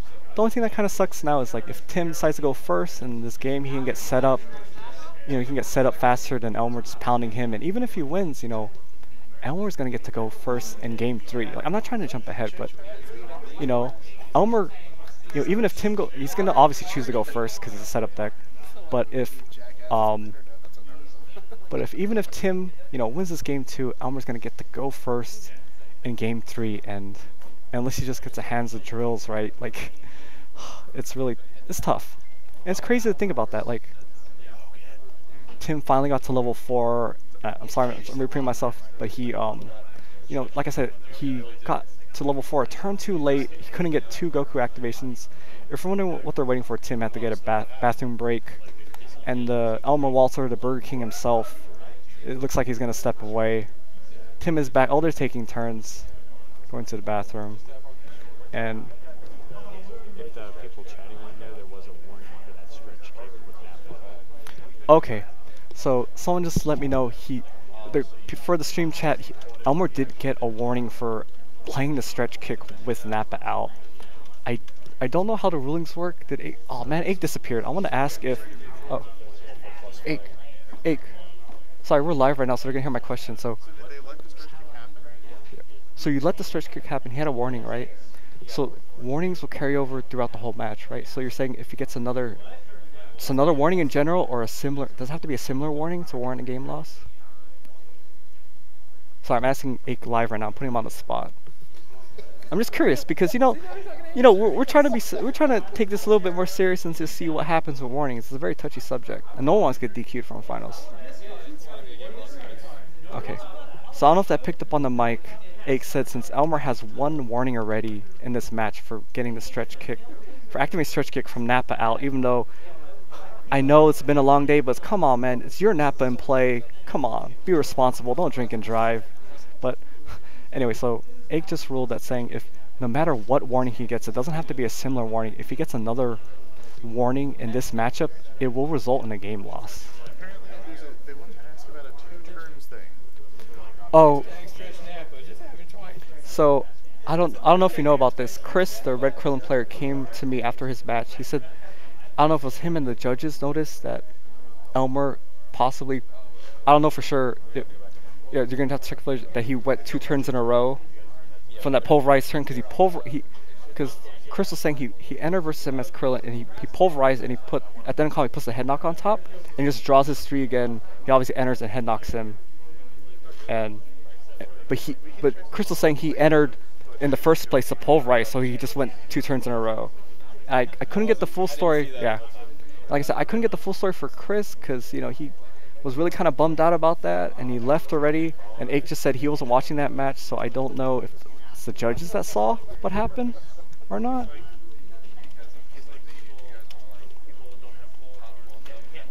So here's what it is. I'm gonna try to do this commentary non-biased, right? But here we go. It's a hero and villain final, right? We had that at Gen Con, but it's Goku versus Ginyu, right? We got a main character. So Krillin has been using that Spirit Bomb level 3, right? He's doing a Spirit Bomb pose, and you see Tim has really taking advantage of how good Goku level 3 is. If you guys are a Tim Bateau fan, maybe you guys gotta lend him your energy. He needs some help in this matchup, just because Elmore has some. Well, I still think. So we're getting started. Tim's always gonna go first. I'm gonna kind of quiet my my commentary down. He obviously draws some drills first turn because Tim is. I would like to know how many drills he's actually playing, but I know he's playing like one of every playable drill because there's no reason not to because he's Goku. So here we go. So this is kind of interesting. Like Elmer didn't go first. He draws a natural ally, but unfortunately it's Raccoon. I don't want to say Raccoon is the worst Ginyu Force ally, but he kind of is the worst Ginyu Force ally, right? The level 1 Ginyu is the only one that can actually get a free card off of, that can give Raccoon a way to give you a free card, right? So after that, it's just an AT attack. But it looks like he's going to go in traditional blue. Looks like he's doing traditional blue Ginyu style, even though he drew a Raccoon first turn. He's still going to enter and get in there, even though Tim has some extra stages. So what is it? Looks like is that blue backbreak? Does anyone know, is blue backbreaker, is that mandatory? I don't think is blue backbreaker May, or is it mandatory? Because if it's mandatory, he technically has to put his own Raccoon back, unless it says opponent. I'm pretty sure it doesn't say opponent because people were playing Kami Ball combo. So sorry guys, I should feel bad. I should know this. If blue backbreak is mandatory, like he technically needed to put that Raccoon back in his deck. And I'm just afraid they're getting to a point that they can't go back. Huh? Was it takedown or blue backbreak? It looked like a set 2 foil pattern. That's why I said it was blue backbreaker or whatever. Right, because it was a foil and it didn't look like set 3. And I don't think I've seen anything that even looks like the blue takedown picture in his deck. No. I think he played blue backbreaker, the one that shuffles the ally back in. That's what I was asking, if that was a mandatory effect, because technically he would have had to shuffle his own Raccoon back in. But I don't know. So here we go.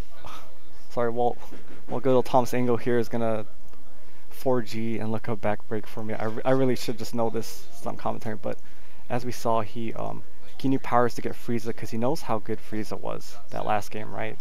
Just removing this drills is so big, and like I said, look. Okay, So we got confirmation blue backbreaker is Yumiya. He didn't have to do it. It didn't matter anyway because Tim had an orange stare down. But the only thing kind of crazy here, I was kind of surprised Tim fired off the orange stare down instead of waiting till what he got off Ginyu. But I guess while he had the stages, he might as well just use the stare down, right? Because as you can see, he has no stages, so that signifies probably has no blocks at all. So I guess it's better just to get the stare down off, get out ally, even though you might be getting rid of the worst ally in this matchup, which is Raccoon. Sadly, I don't know if anybody's, because actually Tim, to a certain extent, doesn't mind Nappa as much, right? Because Nappa can technically turn off more cards in Walter's deck, like turning off his own stretch kicks kind of helps Tim, right? But Tim will turn off, I guess, Heroic Assistance is the main setup he's been abusing, besides, Busy and Pass, but everyone plays that. So, Elmer's turn was a pretty gross Ginyu hand. His last attack was an overpowering attack to get a Jace, and then surprise, Jace is gonna hit you for, some more life cards. So, even though Tim went first, it's still, I guess we'll see, because he had Hiding Drill out, so since those, back-to-back energies, it's not doing that much damage, but like I said, the banish damage from Frieza, we saw how much it mattered last game, right? Just damaging Drill, so even if, Bateau crit with, a Launcher, he's not just going to get a Drill back out, even though I think he has one right now, but it's energy phasing, which is not that great, or maybe it's great now, because Elmer just drew into a Biting Drill and a Stretch Kick. Let's see if he just enters, because, right, that's the Ginyu way. Tim is at 2 stages. Okay, yeah, he's gonna enter, right? Because what's the worst that Tim can get?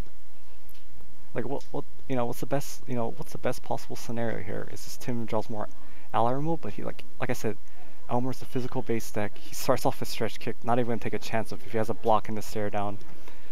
And what's the worst that happens? This is probably the worst that happens, right? Tim has a block to block the Stretch Kick. If he didn't have a block, then, Tim's in Frown Town, right? But Orange has so many, people don't understand, Orange has the most PyCon late catch type of blocks in the game, and look at this. Him playing Orange Dodge instead of something like Orange Refocus, it's really proving how much better in this, this type of matchup. It's really shining because he just got some free stages, depending on if he has any energy attacks or if he's gonna just go for a Hail Mary Goku attack, get some hype, maybe get a drill out. Oh my God, Tim's great metagame choice of Inspection comes in here, taking out that Biting Drill. It's gonna lower the damage output of Elmer, which, that's everything Tim wants. Look at this PowerPoint. He's a Goku passive deck, but who cares? PowerPoint is doing bajillion because he has Orager out 6, 7, 9, and unless he hits, two endurance in a row, that's gonna hit clean. He's gonna get a crit right here. I'm wondering what he's gonna get, right? I wasn't paying attention. I think Jace still has stages left. He's gonna get his drill first, but let's see if he's gonna get rid of the attack that's letting Elmer really push the damage, or if he's gonna get rid of someone like Frieza, which Tim is not liking, because until he gets to level 4, and look at that. He's gonna get his one copy of I think this makes the choice a lot easier, right? He has Driving Drill now, that stupid episode with Piccolo and Goku trying to get their license, right? That's what that picture is from. So what he can do here, he doubles up and takes Jace anyway. I don't know. He could have went the safe route and just take Frieza, because Jace is going to be turned off from Driving Drill, and Tim does have a focusing drill in play, so you don't even have to worry about Elmer getting a blue betrayal and just getting rid of that Driving Drill to turn back on his Jace. So I don't know. Tim's a better player than me, so maybe he feels comfortable with Frieza right now, but I don't like the damage that Frieza did overall last game, and I would have kind of got rid of him since he went for the Driving Drill. So he remembers his Orange Mastery, because that power point hit for a bajillion. He gets an energy phasing drill just in case Elmer gets into that, setup love, or maybe gets some of those drills. I can't tell. It looks like Elmer's not playing with positioning drill, which I might find kind of weird, because it just has so much synergy with lunge, right? You block with positioning drill, you're gonna put a stretch kick on top. That lunge is gonna hit. You're just gonna chain massive damage. But I did not see a positioning drill at all. He might be just running Biting Drill for the damage boost and Battle Drill against the Black Krillin decks. And here we go. Tim just plays on his position drill, and he enters versus Ginyu. No fear. No fear. Gonna enter versus you. So, okay. So we start off with Goku's power.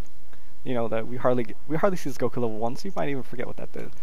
Elmer naturally just discarded his blue guard here to block it, and now he's gonna stare down his hand. And Tim has a pretty beefy hand.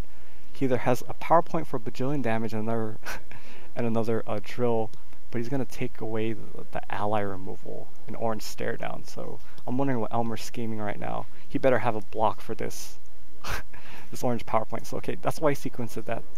It sucks he had to get rid of the pulverize to stop it, but he doesn't want to take another power point. And here we go, Tim fishing a possession drill. Maybe he's just trying to dig cards deeper. I'm not sure. I'm not sure what he was trying to get, or maybe he's trying to get. Actually, I can see this.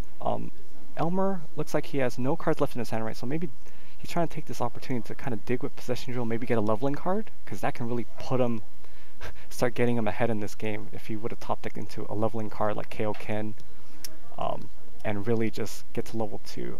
Oh, I like this. Okay, so this is kind of awkward. Tim entered and he puts himself at 0, but he enters and goes to 0, but he's just trying to push this damage through. He wants to show him, hey, I can be aggressive with this passive orange Goku deck too. And here we go. That has little base damage, right? Precise shot, but he has aura drill out, mastery. It's doing a lot, and he's gonna get this little mini energy Dan effect from the precise shot. And if I'm right and Elmer doesn't play positioning drill, whatever he takes from this precise shot is just as good as being banished from like black searching technique. Because I'll try to pay attention to his deck, but I did not see a positioning drill. It looks like he forgoed that to only play aggressive cards, which I'm not saying there's a fault to that, right? Elmer got to the finals of this tournament for a reason, right? So maybe his more aggressive approach of Blue Ginyu, you know, is showing what he had to take to just take out all the Krillin or black decks, and you know, your fan favorite red Krillin. You know, maybe that extra aggressive slots is what brought him into the finals. So with that quick look through, I did not see positioning drill, so he doesn't have that option. So it looks like he's only playing stuff like biting drill and battle drill, and obviously we know battle drill doesn't really do anything versus Tim's deck. So see, I like that. So like precise shot, look at that, that's so great. It's basically versus some decks, like I said, it's like a mini black searching technique, right? Because we know Elmer doesn't really have a way to recur it that I know of. So that time getting destroyed out of his deck is just as good as, you know, being banished from black searching technique. And I think Tim is playing some great choices in this current field in set 3. Like precise shot, it's a pretty overlooked attack, right? And it's just like right there, got so much value. He was willing to take the risk of going to 0, even though Elmer is going into his next turn. Like he just, no fear, he's gonna go to 0. I'm gonna get this precise shot off, and like here, you're at 0, I'm Ginyu, I'm gonna enter, because like I said again, what's the worst that's gonna happen? What's the worst that Tim can do? Obviously what I would say is the best thing Tim can draw is something to level him, right? If he draws something to level him right now and he goes to level 2, he can kind of, I don't know, snowball this deck. Yeah, he needs to banish that focus control. He remembers. So like that. So we do know Elmer's doubling up on the removal. He's playing Betrayal and Withering Fire really great in this format, just even against blue. A lot of blue decks, you can beat them just by getting rid of their positioning drills, because that's where they get all their advantage, getting to reuse some of the ridiculous cards over and over again, or taking advantage of people playing lack of discard power removal. But here we go. So he's just gonna take the Withering Fire damage because he has Hiding Drill out. I respect that. So here we go. Tim is fishing again. I think, like I said, I think he's really just fishing for some leveling cards, right? He wants to try to get into a leveling card, and you know, of course, he would love to have 10 new stages, right? He doesn't want to be at 0 against this particular Ginyu build. So he was fishing again. It looks like it was another miss, right? He drew 2 setups. I don't know. He shuffled his hand up, so I don't know if those are the 2 cards he got off possession drill, or if that's just the cards he drew from him entering combat. But I think since I can't tell because he moved to the front, because it looks like he's gonna probably pitch those. But it looks like this positioning, this possession drill. So I keep saying positioning drill because I'm so, you know, but okay, he discards Crushing Beam because he can't use it anyway. He has no stages, and it looked like he discarded a setup. Is that Heroic Plan? I'm trying to pay attention.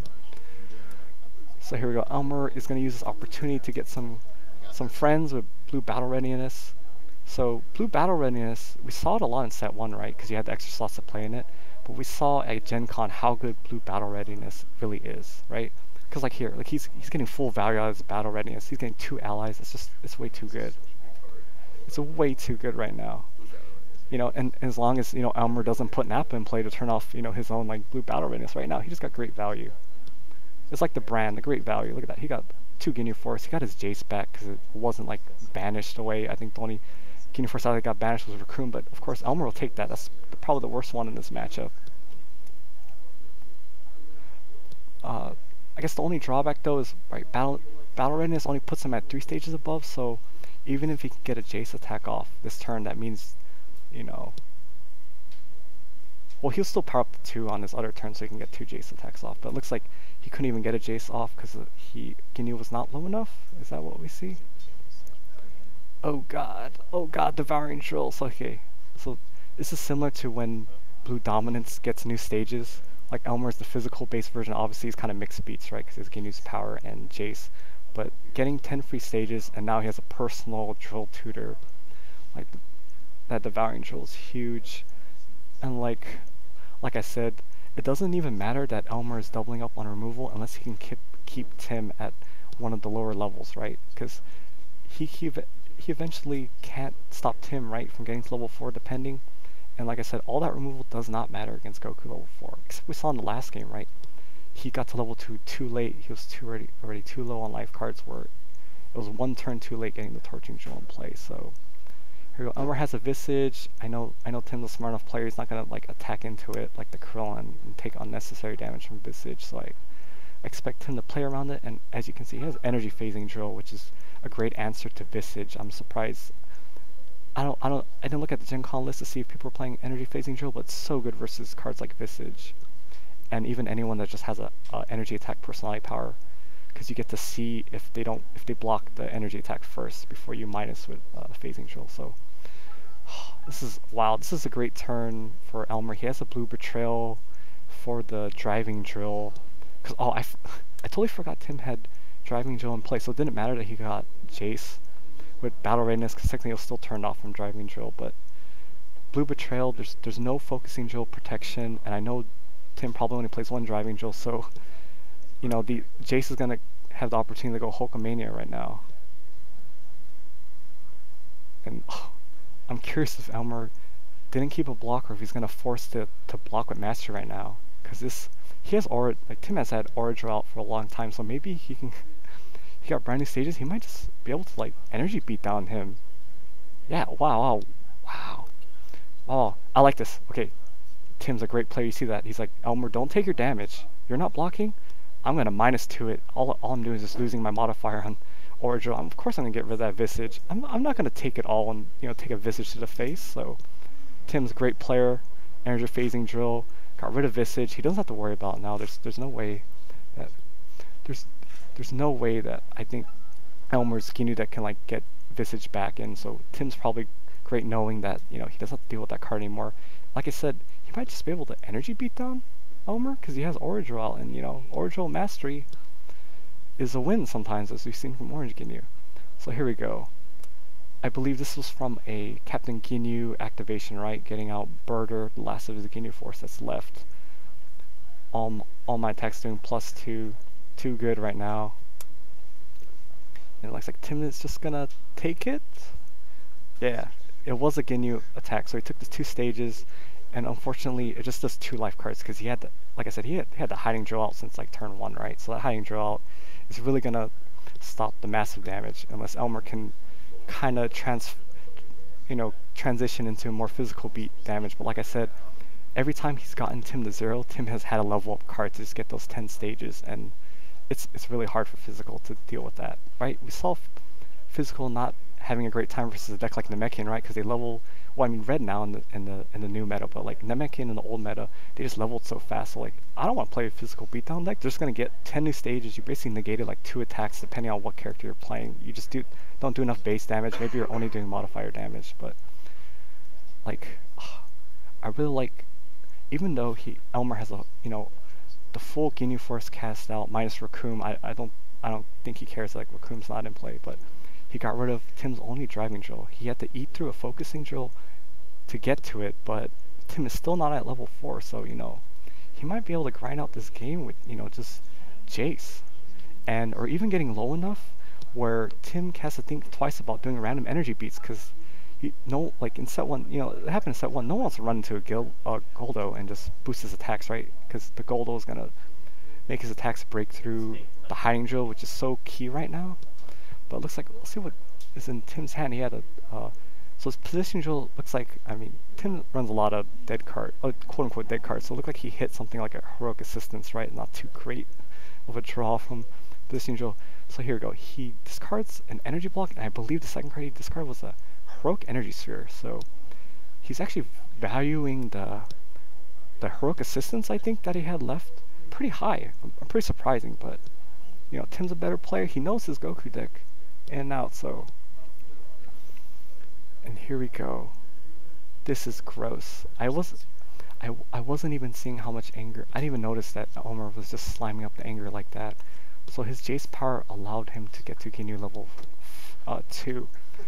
And now he has his 2 Ginyu allies left. So this level 2 can take him to 3. And that level 3 modifier to negate the hiding drill might be enough for Elmer to, get in there. And he doesn't have to worry about being at whatever stages for his Ginyu Force allies to take over.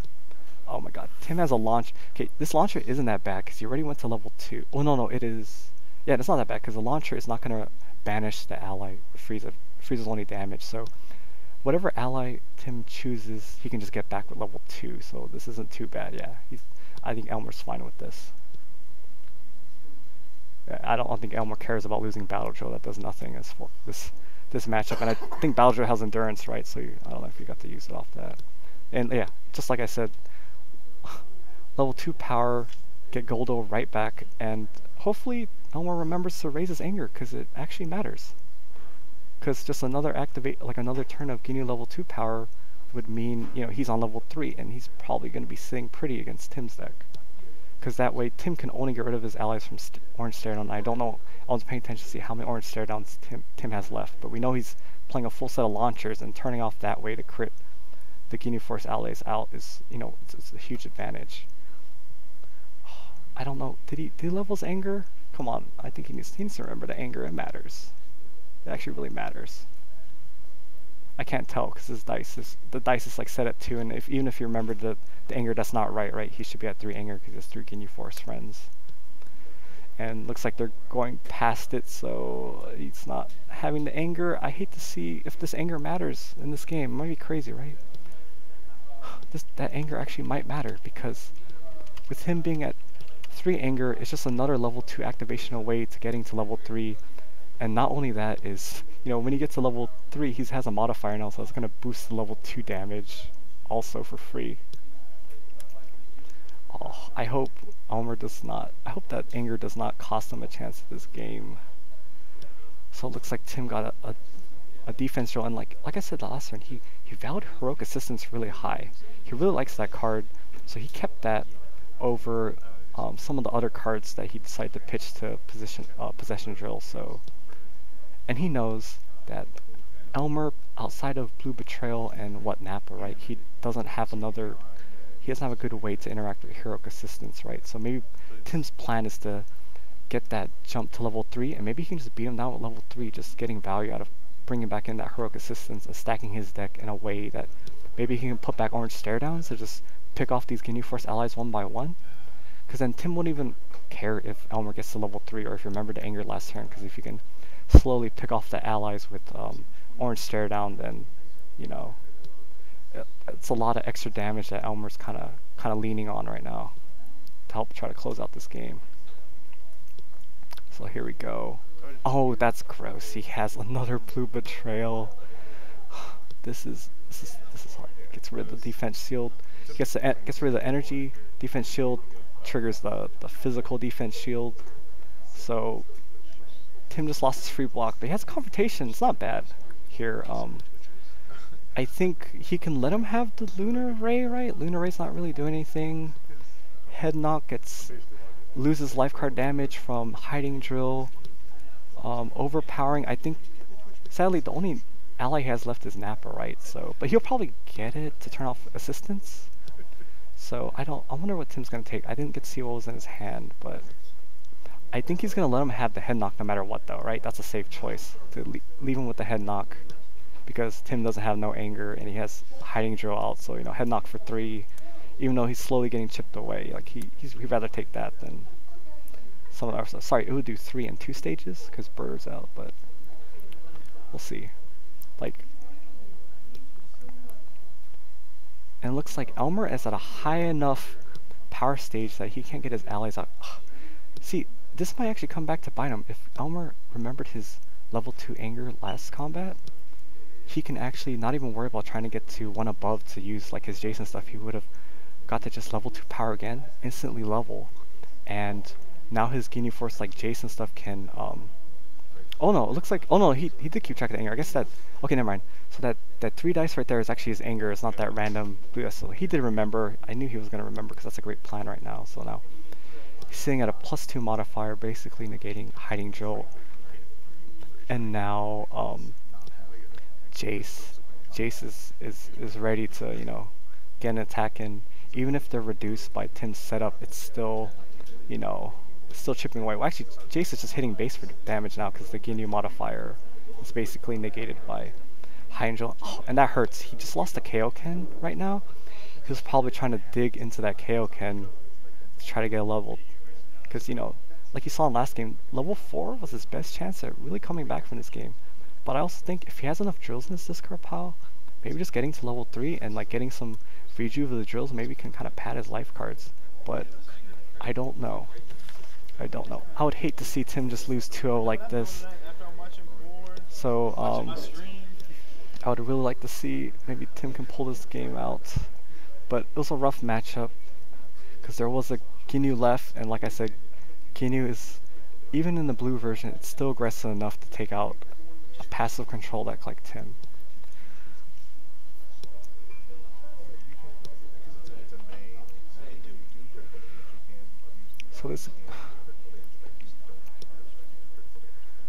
So now all his future orange launchers and not even some random big energy attacks is really gonna even crit away the allies because on level 3 his only hope for removing them is stare down, and like even then it's too, you know, they've been in play enough and did enough, you know, they got enough attacks off that just I can't even add up how many cards like Jace has been worth this game, right? You can't even add the value of how, you know, even if Jace was only doing 4 for a while because of high angel, that's still just 4 damage banished from Frieza, which as you see really slows down Tim's deck because he's been struggling to get to level 4 against a deck like Ginyu because Elmer for the most part has just been entering every turn because just there's really is no worst case scenario, right, for Elmer. Like he just enters and he just can, like there's so we'll see. So Tim is slowing down again. He's trying to, like I said, like the last game, he's trying to maybe choose a route in this game to hopefully give him a chance of, you know, coming back. But like I said, Elmer got to level 3 Ginyu this game, which he did in level 1, and it's actually mattering because, you know, Tim has been hoping on, well, he's been kind of leaning on the hiding drill to kind of stem the bleeding, but, you know, Ginyu level 3 is just basically negating that. So someone like Jace is doing a lot of damage, and we saw that he betrayed his energy defense shield, so you know that was also a lot of Tim's defense too. But yeah, there's no reason, I think, for the most part, for him to not just use the block on Jace. It's doing the most damage now. I don't think Elmer plays another energy attack. Well, he saw his hand right from competition. You know, he can just energy catch. And look, this is crazy. Like Tim is losing in the life, but he's still willing to dig with possession drill. Like it's kind of crazy, right? He just did 2 damage to himself with possession drill, and he's still digging. He's still scheming. He doesn't want to give up. He wants to still be in there, but it's crazy to see this. Like so this is gonna hit for a full 4 because it would do 6, but it's -2 from hiding, and this is, oh my god, this is tough. And he knows. Oh my god, precise shot. Tim is just going beats mode right now. Maybe Elmer's, I haven't been able to pay attention, but maybe, oh, okay, look, Elmer just picked up his deck. His deck is, oh my god, his deck is small enough. Tim might actually win by, beatdown here. This is insane. Because precise shot is gonna get the secondary effect, the mini orange energy Dandrill, and he's, that's like a free kind of life card discard, right? That's gonna destroy. Oh my God, Tim! I can't believe this. Tim pulls this out just from like precise shot. That makes sense why he was digging a possession drill. He's like, I just want to get some some energy attacks out. I've had aura out basically the whole game. I saw his hand with confrontation. I know Elmer has no blocks. He has no physical combats to stop this, and wow. Oh, right, here we go. Tim Master taking notes. Here we go. I think he's gonna note on how much endurance Elmer has left. Is what it looks like here. I mean, I don't know Tim's thought pattern, but I think he's writing down the endurance. I really think that's what he's doing. Yeah, because it looks like, God, Elmer has so much endurance left in his deck. It's gross. I think he had 2 narrow escapes. He had a head knock worth a lot of endurance. So yeah, he's just gonna take narrow escape because it's a 3 endurance card. It's yeah, it's crazy. We're actually seeing here, like, this is maybe more people might start playing, precise shot after seeing Tim use it. He's been using it to great effect right now, and he knows he had that overpowering attack left because he saw his hand confrontation, and oh my God, we know Tim didn't have a block, right? Because last turn, well, I don't know this, but I don't think he has a block left because he took the lunar ray damage full, and I don't know. I hope he wasn't counting on the hiding drill because this is gonna still hit for a full 5 because he's on Guinea level 3. Like, oh, endurance on orange. Oh my God. So was it? I think power drills were 2 endurance, right? Or 1, 2, 3, 4, 5. Yeah, that would be the 5 from that. And yeah, he runs back. And here we go. Precise shot again. So Tim's only hope is he has to hit this precise shot has to hit clean. It has to dodge endurance, and he's gonna try to take an endurance card off this. Oh my God, he's hitting clean right now. This is crazy. No. He runs into the head knock. I think there was a head knock and a narrow escape left, so he could have lived the dream and hit clean with no endurance, but looks like, yeah, Elmore did not have any endurance left. So I think if he takes the narrow escape, that's the last piece of endurance Elmore has, and I think that was the last card Elmore had in general, right? So he is out of attacks, and if Tim's last card is an attack, this is actually going to hit clean, right? I don't know how much damage Elmer has, but this is really crazy to think about, right?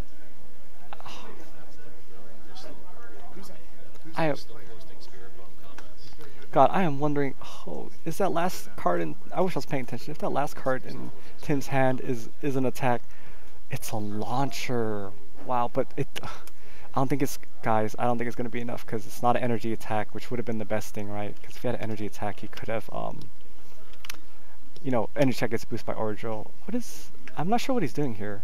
He's on, he's on Guinea level 3. He cannot crit away. Oh yes, it's only for Guinea Force, sorry. Thanks for correcting me, yeah. I forgot it's only protecting Guinea Force, so that's the only choice he has, and yeah, so I guess God. Like, it's kind of crazy to think about that. Like, when Tim was going through his deck, if Tim's last card was an energy attack, he actually could have won, right? It just would have done so much damage. He took the last endurance Elmer had left in his deck. It's crazy.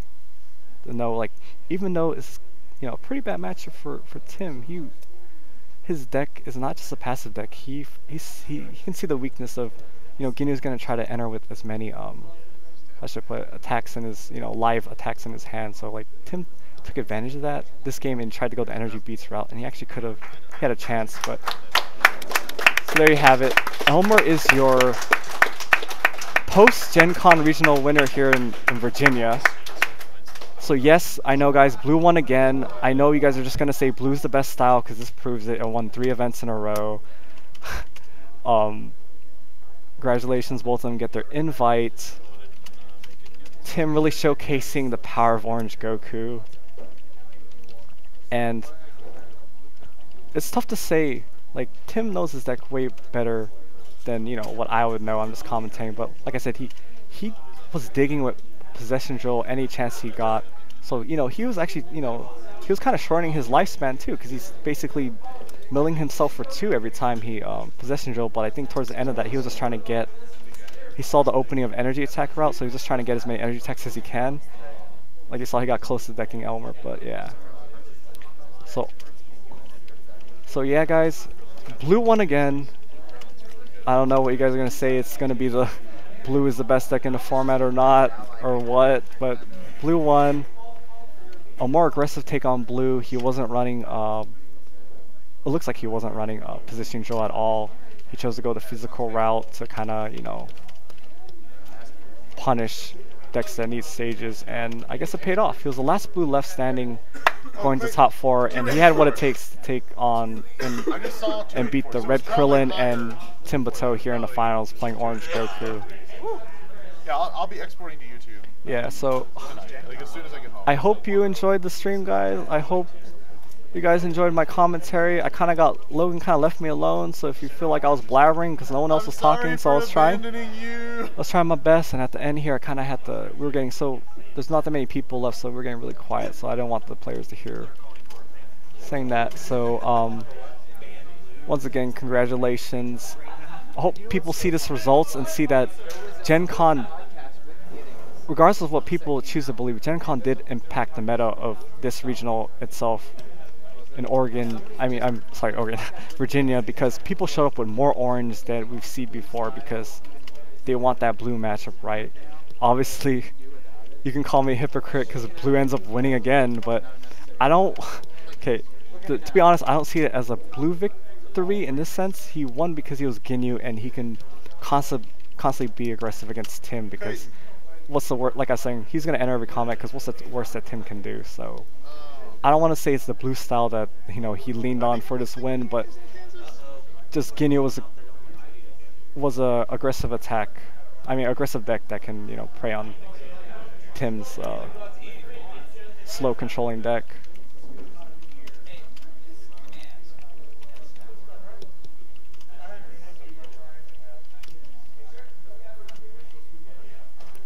So I'm not part of Next Level Z. I'm just doing guest commentary, you guys. I hope you enjoyed my commentary. Even if you didn't, I'm thankful for you guys tuning in and really showing your support for the game.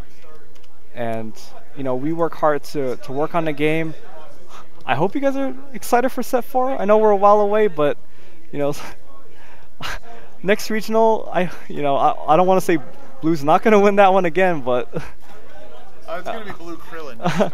Elmer got the matchups he needed to take his blue deck to the finals and take another title for blue, and yeah. Hope you enjoyed, guys. I'm out.